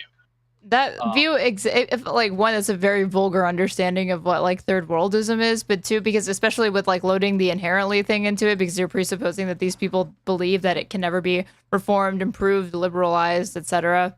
But two, he did not make a good case for why you should believe that Zoran Mamdani is, because all he kept pointing to was like, but his tweets though, but this, but that, when the more like the other evidence that we have cuts against his argument, because he's not doubled down or become more radical or extreme. He's actually moderated and attempted to reach a broader coalition by doing that. You can say he's doing it disingenuously, but past a certain point, doing it disingenuously and actually sticking to that policy and that being what you end up pushing through, if he's able to even enact his agenda, because there are different checks and balances even for the mayor. He can't just unilaterally do all of these things. Then to me, it's like at that point, it's like if it walks like a duck, it quacks like a duck. Like that would be like me pointing to Kristen Sinema's like progressive roots and then seeing that she's behaving like a fucking Republican or a stopgap to Democratic wins and being like, no, I swear to you, this is all part of her like progressive agenda to like destroy America. It's like, isn't it just more likely at that point that she's moderated and become more right leaning instead of it being this like that she's like secretly a third worldist? Because you could make that same sort of analysis with her as well. Yeah, I think, well, and this kind of goes back to what my original gripe was about, is I think he could have made his point better and, could have fleshed it out a bit more. But what kept happening was any little tiny thing, there was, everything was picked apart microscopically. And I think that was the bad faith. I think there was a sort of a general idea he was trying to paint, and using all these different points as sort of broad evidence, not each one being necessary and sufficient or conclusive on its own, but sort of a broad picture you could paint. It's kind of like how, you could see some of these accounts like on Twitter, and you see them post a picture of, I don't know, they say something like, we need to go back to the good old days, and they post a picture of a white family just enjoying a picnic on a lawn. Yeah, the like fascist propaganda. Okay, but like again, he doesn't have anything like that for Zoran Mamdani, for one, and for two, and because of that, he's the one making this claim. He's the one that actually has to substantiate it. So if bad faith just means I'm not being maximally charitable in his interpretation of like few scant tweets that he's provided here and there, then I don't think that's tantamount to bad faith. I feel like that it is incumbent on them to prove it, and he wasn't really proving it very well, because all he had was guilt by association. And he tweeted this thing once, and why doesn't he do this other thing enough or whatever? Because he's trying to basically make the argument that it's like this like long-term dog whistle. But I have to find it disingenuous, because when I brought up examples of other candidates in this same race doing equally as abhorrent and concerning anti-Semitic shit, like actually associating with open neo-Nazis, something that he tried to say Hassan did and then backed off immediately because he knows it's not true. He was like, he changed the claim or whatever. He doesn't have it. He doesn't have anything. It's just concern trolling. And he doesn't really have evidence that he's anti-Semitic. He just feels like he is.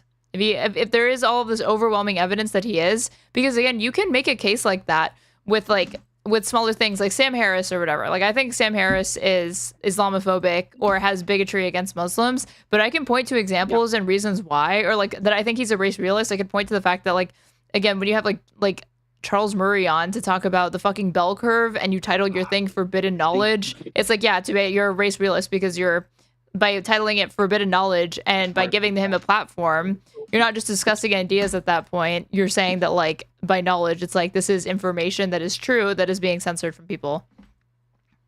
Yeah, no, I agree. But I think that Drew was trying to sort of paint a broader picture, but everything kept getting bogged down. Every time you try to say something, it was always like, oh, so you're saying blah, blah, blah, blah, blah. And it was like... With the Superman thing, I definitely did that. With the Zoran thing, no. I don't know. I felt like it. Well, I don't think you did exactly. I think most of the blame was on Pisco, because because his wheelhouse is immigration kind of stuff, like citizenship, stuff like that. And it quickly went like right into that. Like they weren't even done getting basically barely into the Zoran stuff, and it just went right into the wheelhouse. And it just got very like technical and very like totalizing. And the other thing I thought too was, can you still hear me? Mm-hmm. Sorry. I just got on Wi-Fi, so the other thing I think is that that I thought was a big problem is that when it came to the citizenship thing, again, I agree mostly with you and Pisco when it comes to that, or Pisco, sorry. When it comes to that, like as in citizenship not being this blood and soil thing.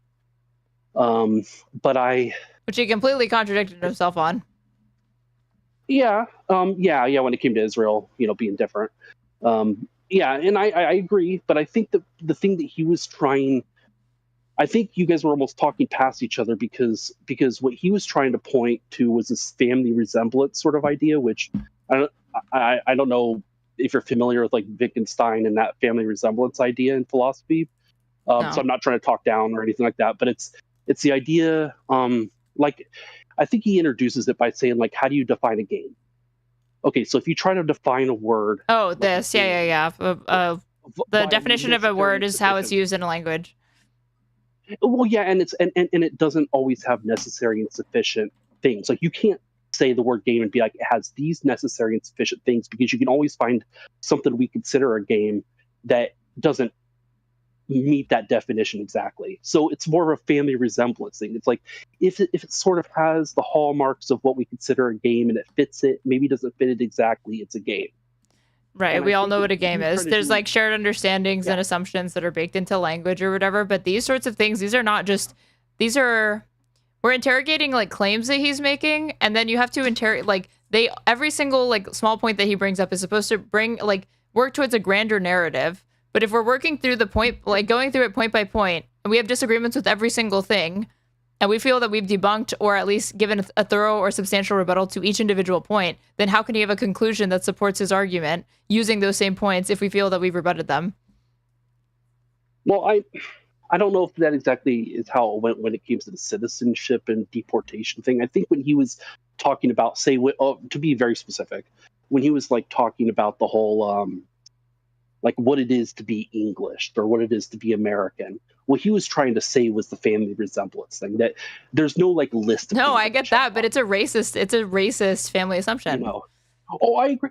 I agree. It is. I don't agree with his view, but I think he was trying to lay down that sort of family resemblance sort of view, that there's no necessary and sufficient ideas or necessary and sufficient conditions that you can just have a checklist and say, okay, that makes you, a citizen, or makes you. But then his thing for it is so arbitrary that it means nothing, and he would just play fast and loose with whatever was convenient to him at the time. Yeah. And I feel like we demonstrated that with the examples that we brought up with like the domestic violence or the marital rape thing. Like he was not willing to say that like that was at one point considered part of American culture because it wasn't criminalized. But then when he wanted to demonstrate that that's a part of other people's cultures or whatever, that because like certain acts are not criminalized or like they decriminalize things, that's an example of like an endorsement of it, which again, like you could make that argument, but since he doesn't apply it consistently, to me, it doesn't feel like he's making the argument in good faith. He's making a strong case for it. Like, Pastor, I can't make his arguments for him, especially if I disagree with them.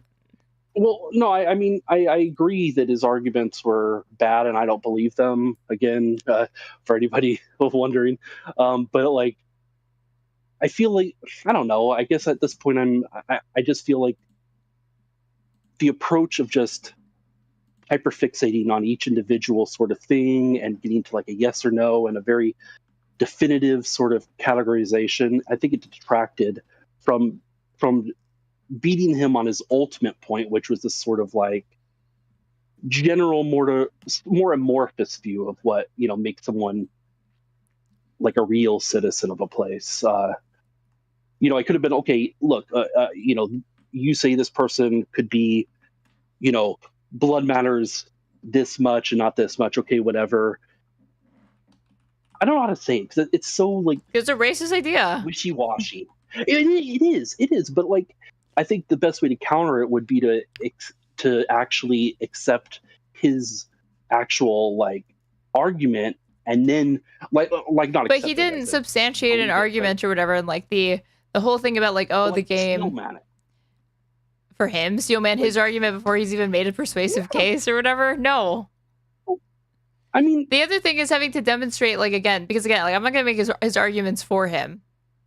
I can try to be charitable, but to the point of getting to like a steel man before I feel like he's even laid out a case other than like, come on, they're not English because, you know, and he doesn't ever try to fill that in or attempt to fill it in with anything. Like usually they say like Western values, like they gesture at something. Yeah. He didn't even bother to do that. So I'm not going to go ahead and do it. And like, I'm going to keep on my assumption that it is a racist one because it was blood and soil shit all the way down. And throughout that entire conversation, it was entirely arbitrary. I'm not going to say that there's a case for this unless he makes it, and I could see that he's genuinely in good faith attempting to defend the point.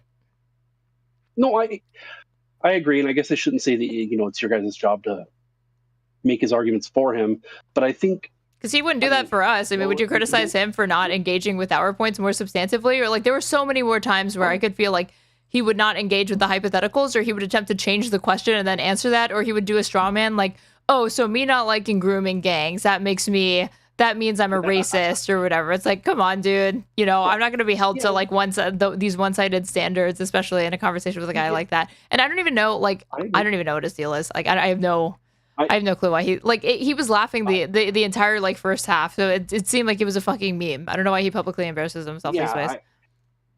I don't really know much about it. You always see his tweets every so often, and some of them I like, most of them I don't. But I don't really know who he is.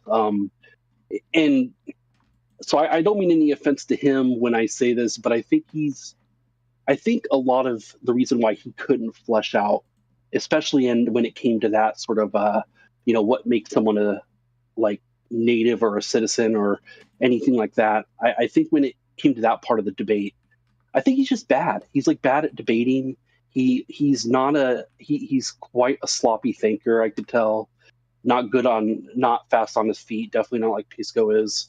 And I think he was just rattled. You know, he was being dragged, you know, from point to point to point, and he was never kind of given sort of a longer. That was definitely not for lack of me giving him the space, because I the first thing I said when we ended is that the probably the first like 30-40 minutes of it I was pretty quiet because it was like they were having a more intense back and forth. I didn't even know where to do it.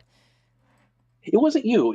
I invited you on because you said we were being bad faith and not critically engaging, but it sounds like pretty much anything short of us being, not to strawman you, but a lot more nice, a lot more friendly, and like basically handing his arguments to him. It's like, it's not on me to make his arguments for him. He's a big boy. If he wants to step into the arena with Pisco and myself, he needs to fucking bring the arguments, otherwise we're going to dunk on him.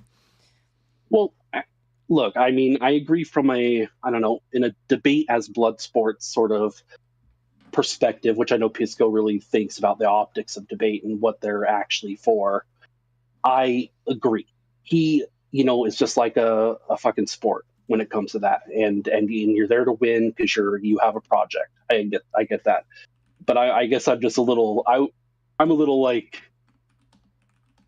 I don't know. Anybody who sides, if you're saying that you should steelman it because of the Drew Pavlou sympathizers out there, I'm telling you, those types of positions, you don't arrive at them by like logicking your way into them. They're like, you already had these sorts of biases and you just are attracted to it because you've backed up onto it. No, I agree. I think it would have been better had his actual beliefs been able to be spoken out and sort of elucidated so that they could be knocked down better. But instead, all people watching, at least from my perspective, would see is, oh, he lost on all these minute points and isn't a very good thinker on his feet, but he wasn't really even saying anything. He never made a point. And that's because he was never able to make a point because he was being dragged along. Skill issue. I'm ending on that. I'm ending on that. That's his fucking skill issue. Do you want to shout yourself out or whatever? Because I really don't feel like there's anything more I could have done. No, I'm just a random dude. I'm just nowhere. I'm just random. I'm occasionally in a couple discords, but no, I'm just a dude. Okay, you escaped banning because you actually came on. All right, I'm gonna get back to fucking reacting to this, and then I'm gonna go to sleep. Have a good one. You too. Thank you. Peace.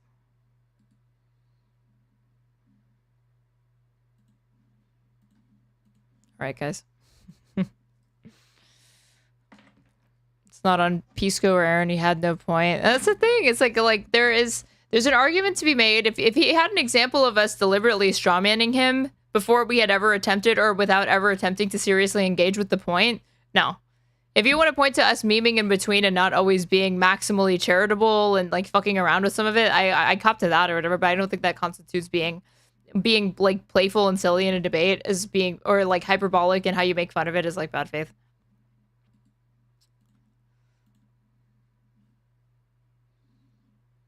What the hell is this? Oh, this is the guy who's captured the Republican Party's like nominee, right? Eric Adams is damaged goods. Every day, a new case of corruption in the police department. They believe he's corrupt. Andrew Cuomo is a creep, slapping fannies and killing grannies. Everybody likes Curtis Lee. Well, my favorable ratings are the highest in this election cycle. So get me. Eric Adams is damaged goods. Every day, a new case of corruption in the police department. They believe he's corrupt. Andrew Cuomo is a creep, slapping fannies and killing grannies. Everybody likes Curtis Lee. Well, my favorable ratings are the highest in this election cycle. So get me. Eric. I love this guy. He has so much like aura. It's insane. It's off the charts, man. More babies, and Hamas has killed civilians overall. Israel has killed a stadium full of women and children. And you are surprised that we compare you to the Germans? Omar Bartov, an Israeli-American Holocaust expert, just wrote an article in the New York Times saying that now the Israelis are doing the type of genocide that makes saying never again absurd. Absurd. Why are they doing the thing that was done to them? The world had tremendous sympathy for all Jews. And I do, all decent human beings. He's referencing an op-ed that made it into the New York Times let's see. New York Times subscription. So if I put New York Times, what am I going to put? Like, this is a genocide or something? Who's this? I'm a genocide scholar. I know it when I see it. What? Oh my God. This is what I get for clearing my cache. I have to sign back into that.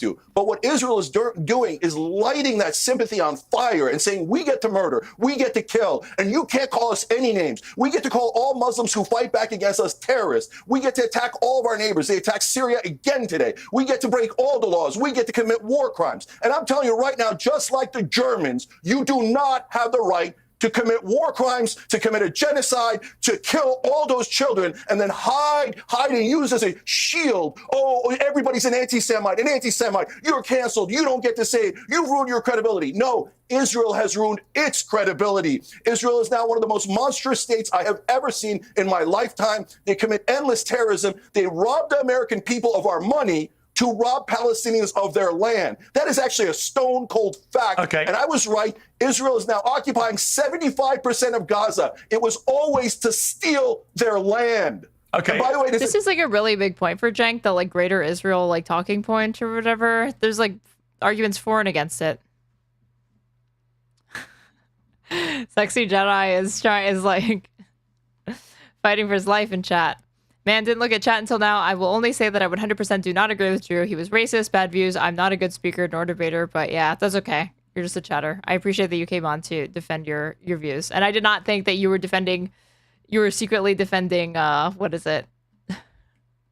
Drew, and just using the like bad faith as a shield to do it. Although I will say there was a chatter that was vindicated because it was like, somebody said, usually these people that say that they're, that you like someone's being bad faith, like it's nothing but vibes and they don't have a way to argue it. And I will say that person did end up being proven a little bit right.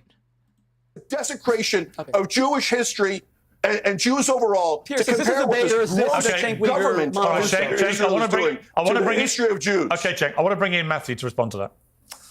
I just can't help thinking, listening to both of you, how different the region and the world would have been if after October the 7th, as the whole of the world reeled against the heinousness of that crime, the sympathy of the global south was with Israel. Polling was very strong for understandable reasons. And I don't want to reduce this to opinion polls. That was a moral atrocity. If Israel had acted proportionately, it's a difficult word in a context like this, but hadn't visited the carnage, had retained the support of the wider world, had gone for a rapprochement, an accord with Saudi Arabia. It already had the Abraham Accords. Most moderate Sunni opinion was in favour of more harmony between the Arab world and Israel. Most of these Arab governments are relatively moderate. Just think of that, how Iran would have been isolated, the collateral that Israel could have brought to bringing peace to the region. And what's happened instead? This overreaction, the inflamed conversation that we're listening today, ever more entrenched positions. And the thing that I think historians will be most fascinated in. That's a big bottle of water. I learned my water drinking tactics from Hutch. Is how, as I You guys have never seen a Stanley? I mean, yeah, it's big, but it's like the normal like size of a Stanley. Understand it. Good reporting from the New York Times just recently that an accord with Saudi Arabia was scuppered from within the Israeli cabinet by Smotrich and the extremists, who have every incentive to keep this war going because of their really quite horrific objectives and Netanyahu's personal political interest of obfuscating a trial for corruption. That is. This guy comes from the perspective of like he always he defends it, or like he criticizes Israel on the basis that like it's bad for Israel's views, which are like Israel's standing in the world, which I personally don't like this argument, but I realize this is like he probably is closer to reaching people that do need to be reached by doing this. Like Mandy Patinkin, is that, how do you say his name? Mandy, that actor, Mandy Patinkin. Am I thinking of it right? Patinkin. I think I didn't have it right. He was making a plea, and there were people saying that, like, oh, he's like I think I have, let me see if I have the link to it. There were people calling him, like, a self-hating Jew. Saul Berenson, as I call him.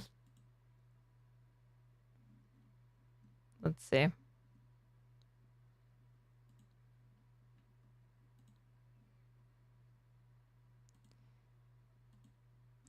It was this, like seeing this reaction to Mandy's plea was like crazy to me.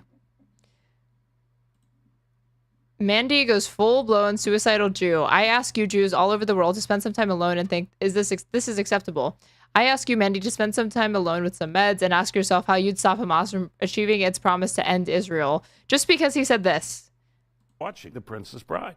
And just as I walked in the room is that final scene in the movie where Inigo is sitting by the window with the man in black.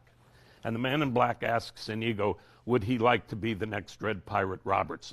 And the Inigo Montoya actor, who was me, said these words, which I did not really know what they meant, that William Goldman wrote, which I think are the singular greatest words I've ever read. You know, I have been in the revenge business so long. Now that it's over, I do not know what to do with the rest of my life. And I ask Jews all over the world to consider what this man, Benjamin Netanyahu, and his right-wing government is doing to the Jewish people all over the world. They are endangering not only the state of Israel, which I care deeply about and want to exist, but they are endangering the Jewish population all over the world. He is the most dangerous thing, not just since October 7th. It has been a deeply troubled situation. And endangering the Jews by endangering those in Gaza. And to watch what is happening for the Jewish people, to allow this to happen to children and civilians of all ages in Gaza, for whatever reason, is unconscionable and unthinkable.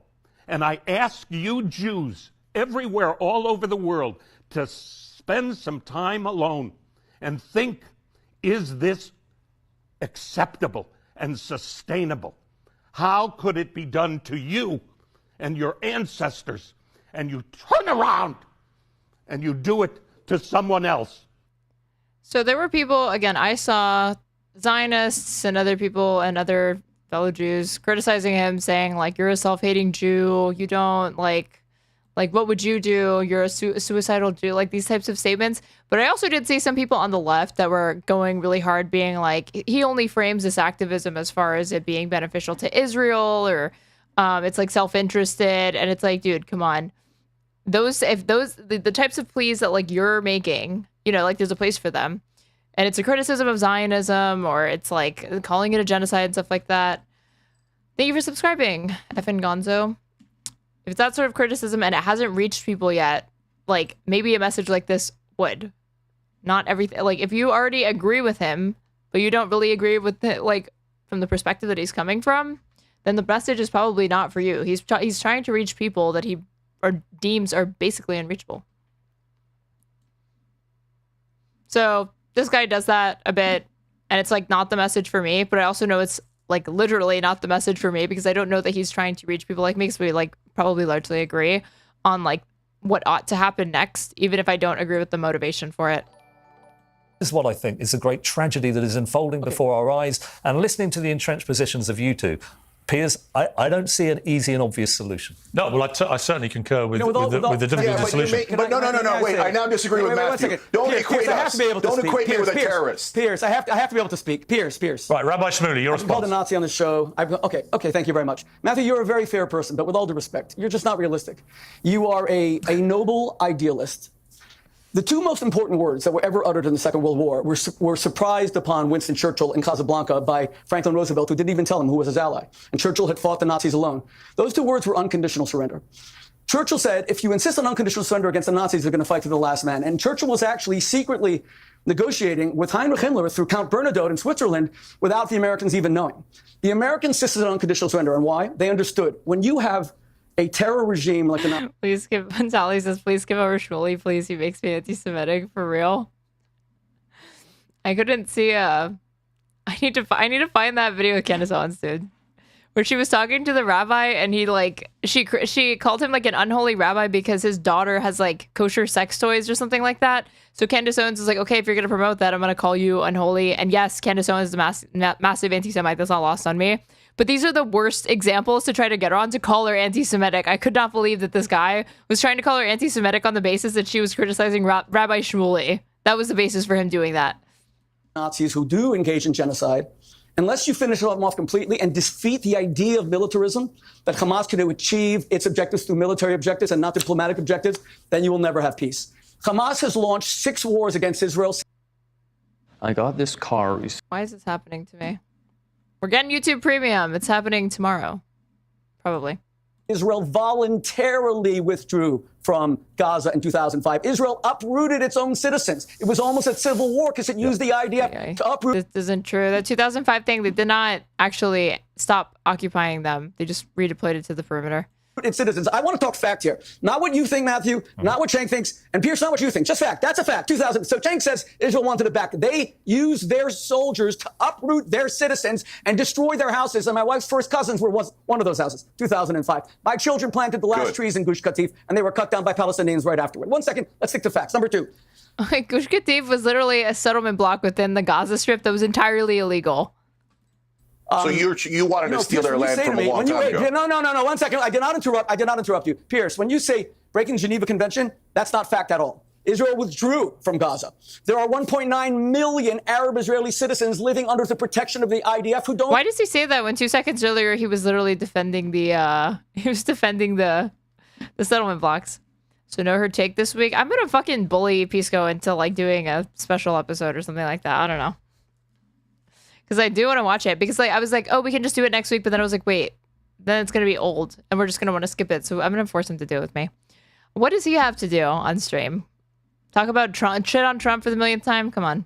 Don't even have to serve. Israel does practice apartheid, but reverse apartheid. It drafts Jews only and not Arabs to the IDF. My sons are fighting right now in Gaza and Lebanon, protecting 2 million Arab Israeli citizens. And let's remember, when Iran fired their missiles on Israel, one missile took out an entire Arab family near Nazareth, killed 7 Arabs. My sons are risking their lives for one. Okay, what he leaves out though is that probably happened because those areas usually don't have like the Iron Dome. No. 0.9 million Arab Israeli citizens, which gives the lie factually to the utter stupidity and religious Jews are very pro-sex, lol, but Shmuley is most definitely an unholy rabbi. And then he also called her an anti-Semite for calling his daughter like a hag, and then she was like, yeah, she's a hag. She's a witch. I literally think she's a witch. Ignorance of what Cenk is saying about a genocide. Genocide was a term coined by a Jewish... Morning her take. You guys are literally doing... Where's the Borat tonight, babe? Meme. This Borat tonight queen, her take tonight queen, tonight. lawyer, survivor of the Holocaust named Raphael Lemkin in 1947. It was adopted by the United Nations in 1948. The UN genocide. What is genocide? Geno is an ethnicity, a nationality. Side is mass murder. It's where you kill a nationality. If Israel wanted a genocide, the first people it would kill is the 1.9 million Arab citizens who vote, who have 10 members of the Knesset, whose members get up and curse out Israel every day and can't be arrested. They have diplomatic immunity. Israel is the most just, most democratic, and freest nation in the entire Middle East, which is why those Arabs in Israel did not rise up and revolt after October 7th. Now, Matthew, let me tell you one final thing. Can I reply? Matthew, wait, let me just finish. You're a very reasonable man. I wish you were right that after watching women have their breasts cut off and being played baseball with it by the terrorists, when those women were raped and shot in the genitals, and Shani Luke was raped and then put on the back of that truck. And her Israel murdered 20,000 children. I wish that Israel could have thought of a proportional response. But Matthew, let me put this to you. Please. Don't you think the war would end tomorrow? But you had to murder children instead. You were forced into surrendered and released the hostages. Israel would leave Gaza tomorrow. My children are in Gaza. Why does he think that there isn't this deal on the table about with the hostages?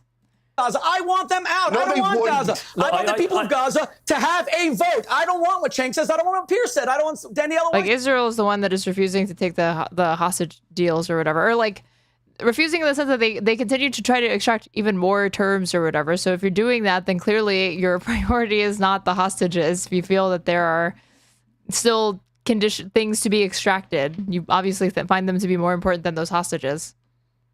I said, give the people of Gaza. Like, I don't know. Like, it kind of goes both ways. It's like, obviously, Hamas should release them unconditionally. But then similarly, Israel should accept them unconditionally.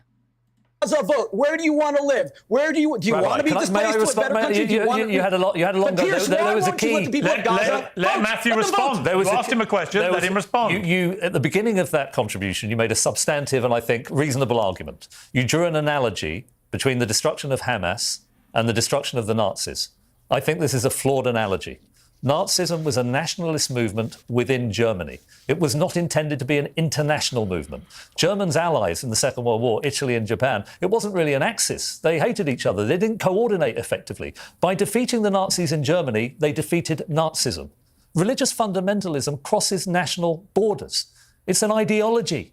You can't, please understand, you cannot bomb it into submission. I mentioned earlier that they're replacing dead Hamas fighters at a rate of 5 to 1. This is going to come back to haunt you for years. The way to do it was to isolate the funders in Iran by having a proportionate response, less than what you've done, retaining global public opinion. These metaphors, and I've heard them from Israeli politicians, they melt under scrutiny. Please think about, by the way, the psychology is completely different between what's happening in the Second World War, German, European psychology, where you could rebuild a democratic country, and what's happening in Hamas in Gaza. Unless we're clear, unless we have clarity over what the objectives are for Israel, Netanyahu's not talked about day one. This is definitely not a substantial comment, but I don't like when people say Hamas. Like History Speaks, who I had on my stream, Matthew, he speaks Arabic and he says it that way too. It drives me crazy. We have no idea what the plan is, except for Smotrich's idea of ethnic cleansing, which would tarnish Israel's... Also, it's like kind of Trump's idea. ...image irredeemably. Yeah. This is one of the most respectful Piers Morgan panel. Yeah. Which is surprising given the guests. We do. I've got to leave it there. Or Cutter for guitar. Listen. Israel says they're going to take Hamas. They say Palestinians will never get a state. Israel. So we know. I don't know why you're obfuscating for Israel. It was Israel Trump who said he would take Gaza. We're going to murder the Palestinians until we take Gaza. They say total annihilation. But why do I say the Germans? Because they're talking like the Germans. I can't believe you didn't hear that. Total annihilation of the Palestinians. The good thing is we have a thing. Donald Trump said he's taking Gaza. Israel never gets it. The good thing is 75% of Gaza. The good thing is, if I may, the good thing is it's come out of Smotrich's own mouth, the finance minister, that the plan is to, quote, cleanse Gaza of Palestinians. It was unequivocal. We all heard it. Smotrich is one guy in the government, and he was. And the next day, Bibi told him. I get told. I totally disagree. Then I get told he doesn't matter. No one listens to him. Yeah, but this is like trying to argue that like the Secretary of State said something insane, and it's like that's just one person in the fucking government. Come on, it was just the Secretary of Treasury. It was just the Transportation Secretary. Who cares? Yeah, the New York Times. Just HUD. New York Times reported that the Prime whole Minister deal to immediately release told him, hostages. I completely disagree. When the whole deal to release hostages a year ago was abandoned because of Smodrich. So a guy who doesn't matter managed to do that, which would have prevented tens of thousands of people. That's not true. Well, it is true. There were two ceasefires already against Smotrich. I've got to leave it And he there. left the government, so I've that's got to not leave true. it there. Piers, you gotta be factual. Stop funding Israel. Smodrich is an evil human being. They should not give us the $300 billion back, Israel. And he is a give us the senior $300 billion government back. minister. We didn't send it for war. And Smodrich really is, because hold on, death to Arabs, PBS, Smodrich. This might have been Ben-Gvir. This was May 26, 2025. Thousands of Israeli nationalists chant death to Arabs during annual procession through Jerusalem. Chanting death to Arabs and singing May Your Village Burn, groups of young Israeli Jews made their way through Muslim neighborhoods of Jerusalem's Old City on Monday during an annual march marking Israel's conquest of the eastern part of the city. Palestinian shopkeepers closed early and police lined the alleys ahead of the march that often becomes a rowdy and sometimes violent procession of ultranationalist Jews. A police officer raised his arms in celebration at one point, hugging a marcher. It was blazing hot, with temperatures hitting 98 degrees Fahrenheit in late afternoon.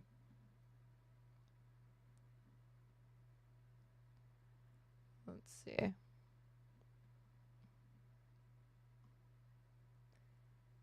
Last year's procession during the first year of the war in Gaza saw ultranationalist Israelis attack a Palestinian journalist in the Old City and call for violence against Palestinians. 4 years ago, the march helped set off an 11-day war in Gaza. Tour buses carrying young ultranationalist Jews lined up near entrances to the Old City, bringing hundreds from outside Jerusalem, including settlements in the Israeli-occupied West Bank. After this year's march ended, Arab shopkeepers darted outside to begin scrubbing their shops, now covered with stickers reading, "Gaza is ours." Police, who called the procession the Dance of Flags, said they had detained a number of people and acted swiftly to prevent violence. But there was a point where... Yeah, Israel's far-right National Security Minister, Itamar Ben-Gvir, who oversees the country's police force, visited a hilltop compound holy to Jews and Muslims where Al-Aqsa Mosque and the Dome of the Rock are located. One Israeli lawmaker, Yitzhak Koizer, could be seen praying. "We are marking a holiday for Jerusalem," Ben-Gvir said, accompanied by other lawmakers and a rabbi. There are truly many Jews flooding the Temple Mount. How nice to see that. Ben-Gvir said he's changing the status quo. Palestinians say it has long been eroding because of an increase in Jewish visits. "Today, thank God, it is possible to pray on the Temple Mount," Ben-Gvir said, according to the statement from this office. Okay, this framing, Palestinians say this, but you don't have like a quote. We're just generalizing or whatever. And it's like the increase in Jewish visits. It's like, it's probably more accurate to say like Israeli visits, right? That's the thing contributing to the fucking, to the tension, but whatever. Right. He's making it clear what he wants to do. I've got to leave it there. I've got to leave it there, Rabbi Shmuley. We have run out of time. I have another guest waiting. I'm going to leave it there. You all had a good time to speak. I appreciate the debate. Thank you very much. Matthew, it was great meeting you. God bless you. Well, joining me now is the actor and activist Jacob Berger, who is part of a second Freedom Flotilla headed for Gaza. Jacob, thank you for joining me on Uncensored. There's absolutely no way he doesn't tear into this guy. Or if he does it, no. He's going to tear into Greta Thunberg because he kept calling it the other one, like the selfie flotilla or whatever. Oh, thanks so much for having me on the show. You know, I'm not a massive fan of these flotillas, as I think you're probably aware. I didn't really see the point of the one that Greta Thunberg embarked on. I'm not really sure what the aim is. If it's to raise awareness about what's happening in Gaza, I think the whole world is extremely aware of what is happening. And I don't see that anything... Yeah, there's actually too much attention on the genocide. ...happened from the last flotilla has made a scintilla of difference. When was this article published? This article was published this year. May 26, 2025. I only ended up reading it because they had on a different panel, there was somebody saying like, oh, when that happens, the Israeli government condemns them saying that them chanting those things. And it's not true. I couldn't find anything that showed any time that chant had occurred that there was condemnation. In fact, I found the opposite. I found little participation in it. The situation. So why do you disagree? Well, I disagree with this because there's been an illegal siege on Gaza by Israel since 2007. It's funny that your guest Daniela kind of talked about Israel leaving Gaza, but obviously we know that they've been stopping and blocking aid. What Israel is doing is completely illegal. And the flotilla, the goal of the flotilla is to break that siege, to hopefully inspire other people to create a humanitarian corridor to bring much needed aid to the people of Palestine who are being systematically genocided and the weaponization of starvation of food. And it's going to be very important that we continue on with this because as many times as Israel might stop us, we're going to keep going. Right, but like I say, the first flotilla with Greta Thunberg, it didn't achieve anything. Well, it wasn't the first flotilla, Piers. And like the reason why it wasn't achieved is because if Israel prevents them from actually breaking the blockade, what are they supposed to do? This one that we're about to go on embark is the 37th. Okay, and what it did is it brought a lot of attention to what Israel is doing. But I just don't agree with that. The only one I was even aware of was the Greta Thunberg one. Like, this is like thinking that like when Japanese people were being interned or like, and you have like a group of activists trying to bring aid or attention to it or whatever, that you're not really doing anything. You're just drawing attention to yourself. It's like, yeah, that's the point, dude, to get more eyes on it. So, well, you should be aware in 2010 that Israel boarded the flotilla and killed 10 activists. I'm aware of that, but you're talking about prior to October the 7th then? Yeah, yes, we've been going since 2008, correct. Okay, so I'm talking about what's happened since October the 7th. And I think the reality of the Greta Thunberg flotilla is that you got a lot of publicity for Greta Thunberg, as her campaigns tend to do, but it was singularly ineffective. And I just don't... Well, it wasn't as far as bringing in aid, that's part of it. But the real part of it is to put the highlight, like I said, of the illegal blockade and siege of Gaza by Israel. What we're doing, trying to deliver aid, is totally legal. We're going in international waters, into Palestinian waters. But you're not going to be able to do it, are you? Piers, can I finish, Piers? It shows the evil of Israel and how they will do anything to stop us trying to help the people of Palestine. Like, with this logic or whatever, that you're not really going to be able to do anything, you can't really stop it or whatever. Isn't this no fucking different than saying, like, why are journalists even risking their lives to document this? You're not doing anything. You drawing attention to it, that doesn't actually stop it. I mean, you would agree that weaponizing starvation is immorally wrong, right? Yes, I would. And I've been very critical about it. And I think the fact that Israel won't allow any international journalists into Gaza is a complete disgrace. I'm just not convinced that these flotillas are anything more than, honestly, if I'm being completely honest, a bit of an ego trip for Greta Thunberg and people such as yourself, even though I don't just to be fair, I don't question your personal motivation. I think I probably agree with you about a lot of it. I'm just not sure that these flotillas are anything other than a PR exercise. Well, you should speak to the people in Gaza, because the people of Gaza, this type of flotilla mission gives them a lot of hope. It shows that the world actually cares about them. And we're going to still do everything we can to try and break that siege. The real question is, why is Israel intimidated by a boat filled with peace activists just trying to bring food and diapers and baby formula to civilians? But you know you won't be able to get that to Gaza. That's not beside the point. We're trying to break through. If obviously Israel kidnaps us, which they did kidnap Greta, I know you kind of dragged her over the coals saying that it wasn't, but it was by all means a kidnapping. Morgan criticizing someone for doing something just for attention is a bit rich. Well, he is very, very rich for doing that exact same thing. Every now and then, he's just a contrarian. He's the type that you watch him and it's like, when he says something you agree with, you're like, oh, for once I'm agreeing with Piers Morgan. He sounds pretty reasonable. And then when you're disagreeing with him, you're like, oh, this smug motherfucker, this fucking bastard is so annoying. Kidnapping. They kidnapped them in international waters, and it just further highlights the crimes. More condemnation for the activists bringing the aid than Israel.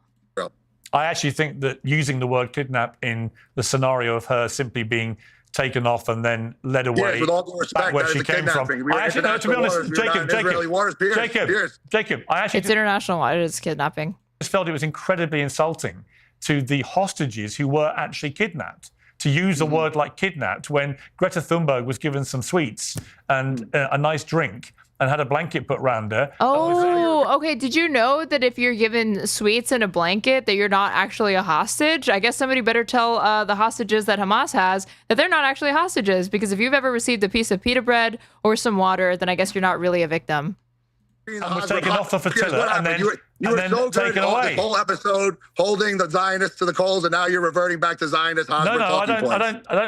I don't take sides. No, you are. You're talking about the sandwich and the thing and the selfie float and all that. Yeah. I see what you're doing here. Well, I saw what happened. I saw the video footage.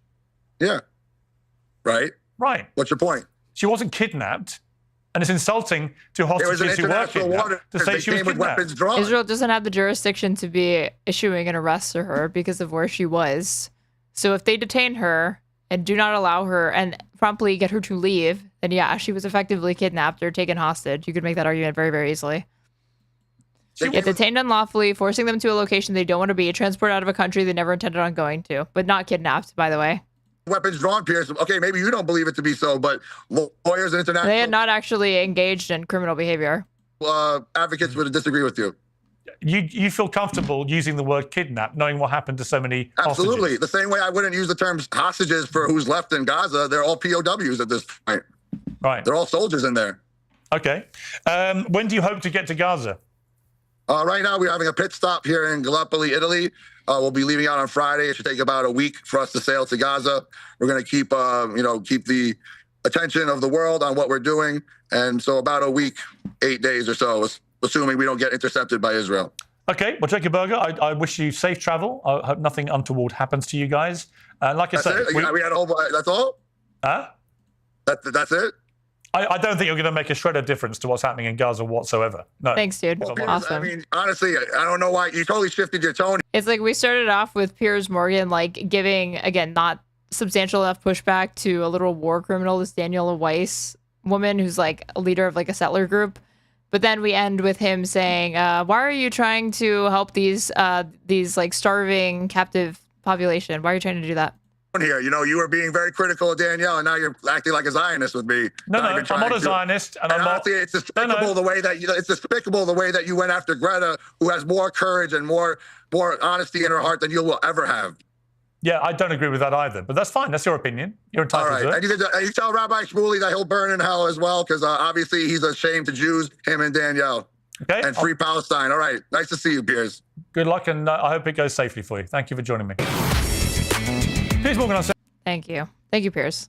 All right. If you're watching on Twitch and you have not followed me, please go ahead and do so you can know when I go live, which is basically every day, or subscribe to me and you can get access to an ad-free experience as well as cute emotes. And you can also gift subs in the chat if you want to share the experience with other viewers. And if you're watching on YouTube, please go ahead and like the stream or subscribe to me if you haven't already. And if you want to support me, you can follow my donation link pinned in my Twitch chat or in my YouTube description box. I'm at Straighterade on everything.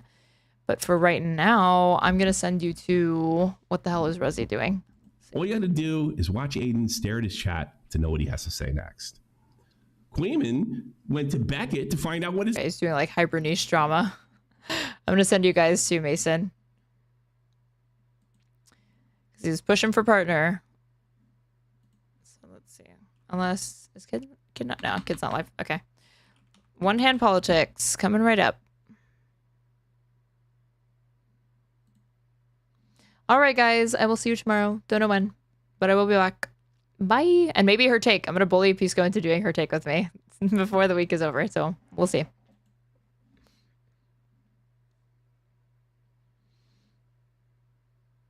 Oh, no, please not.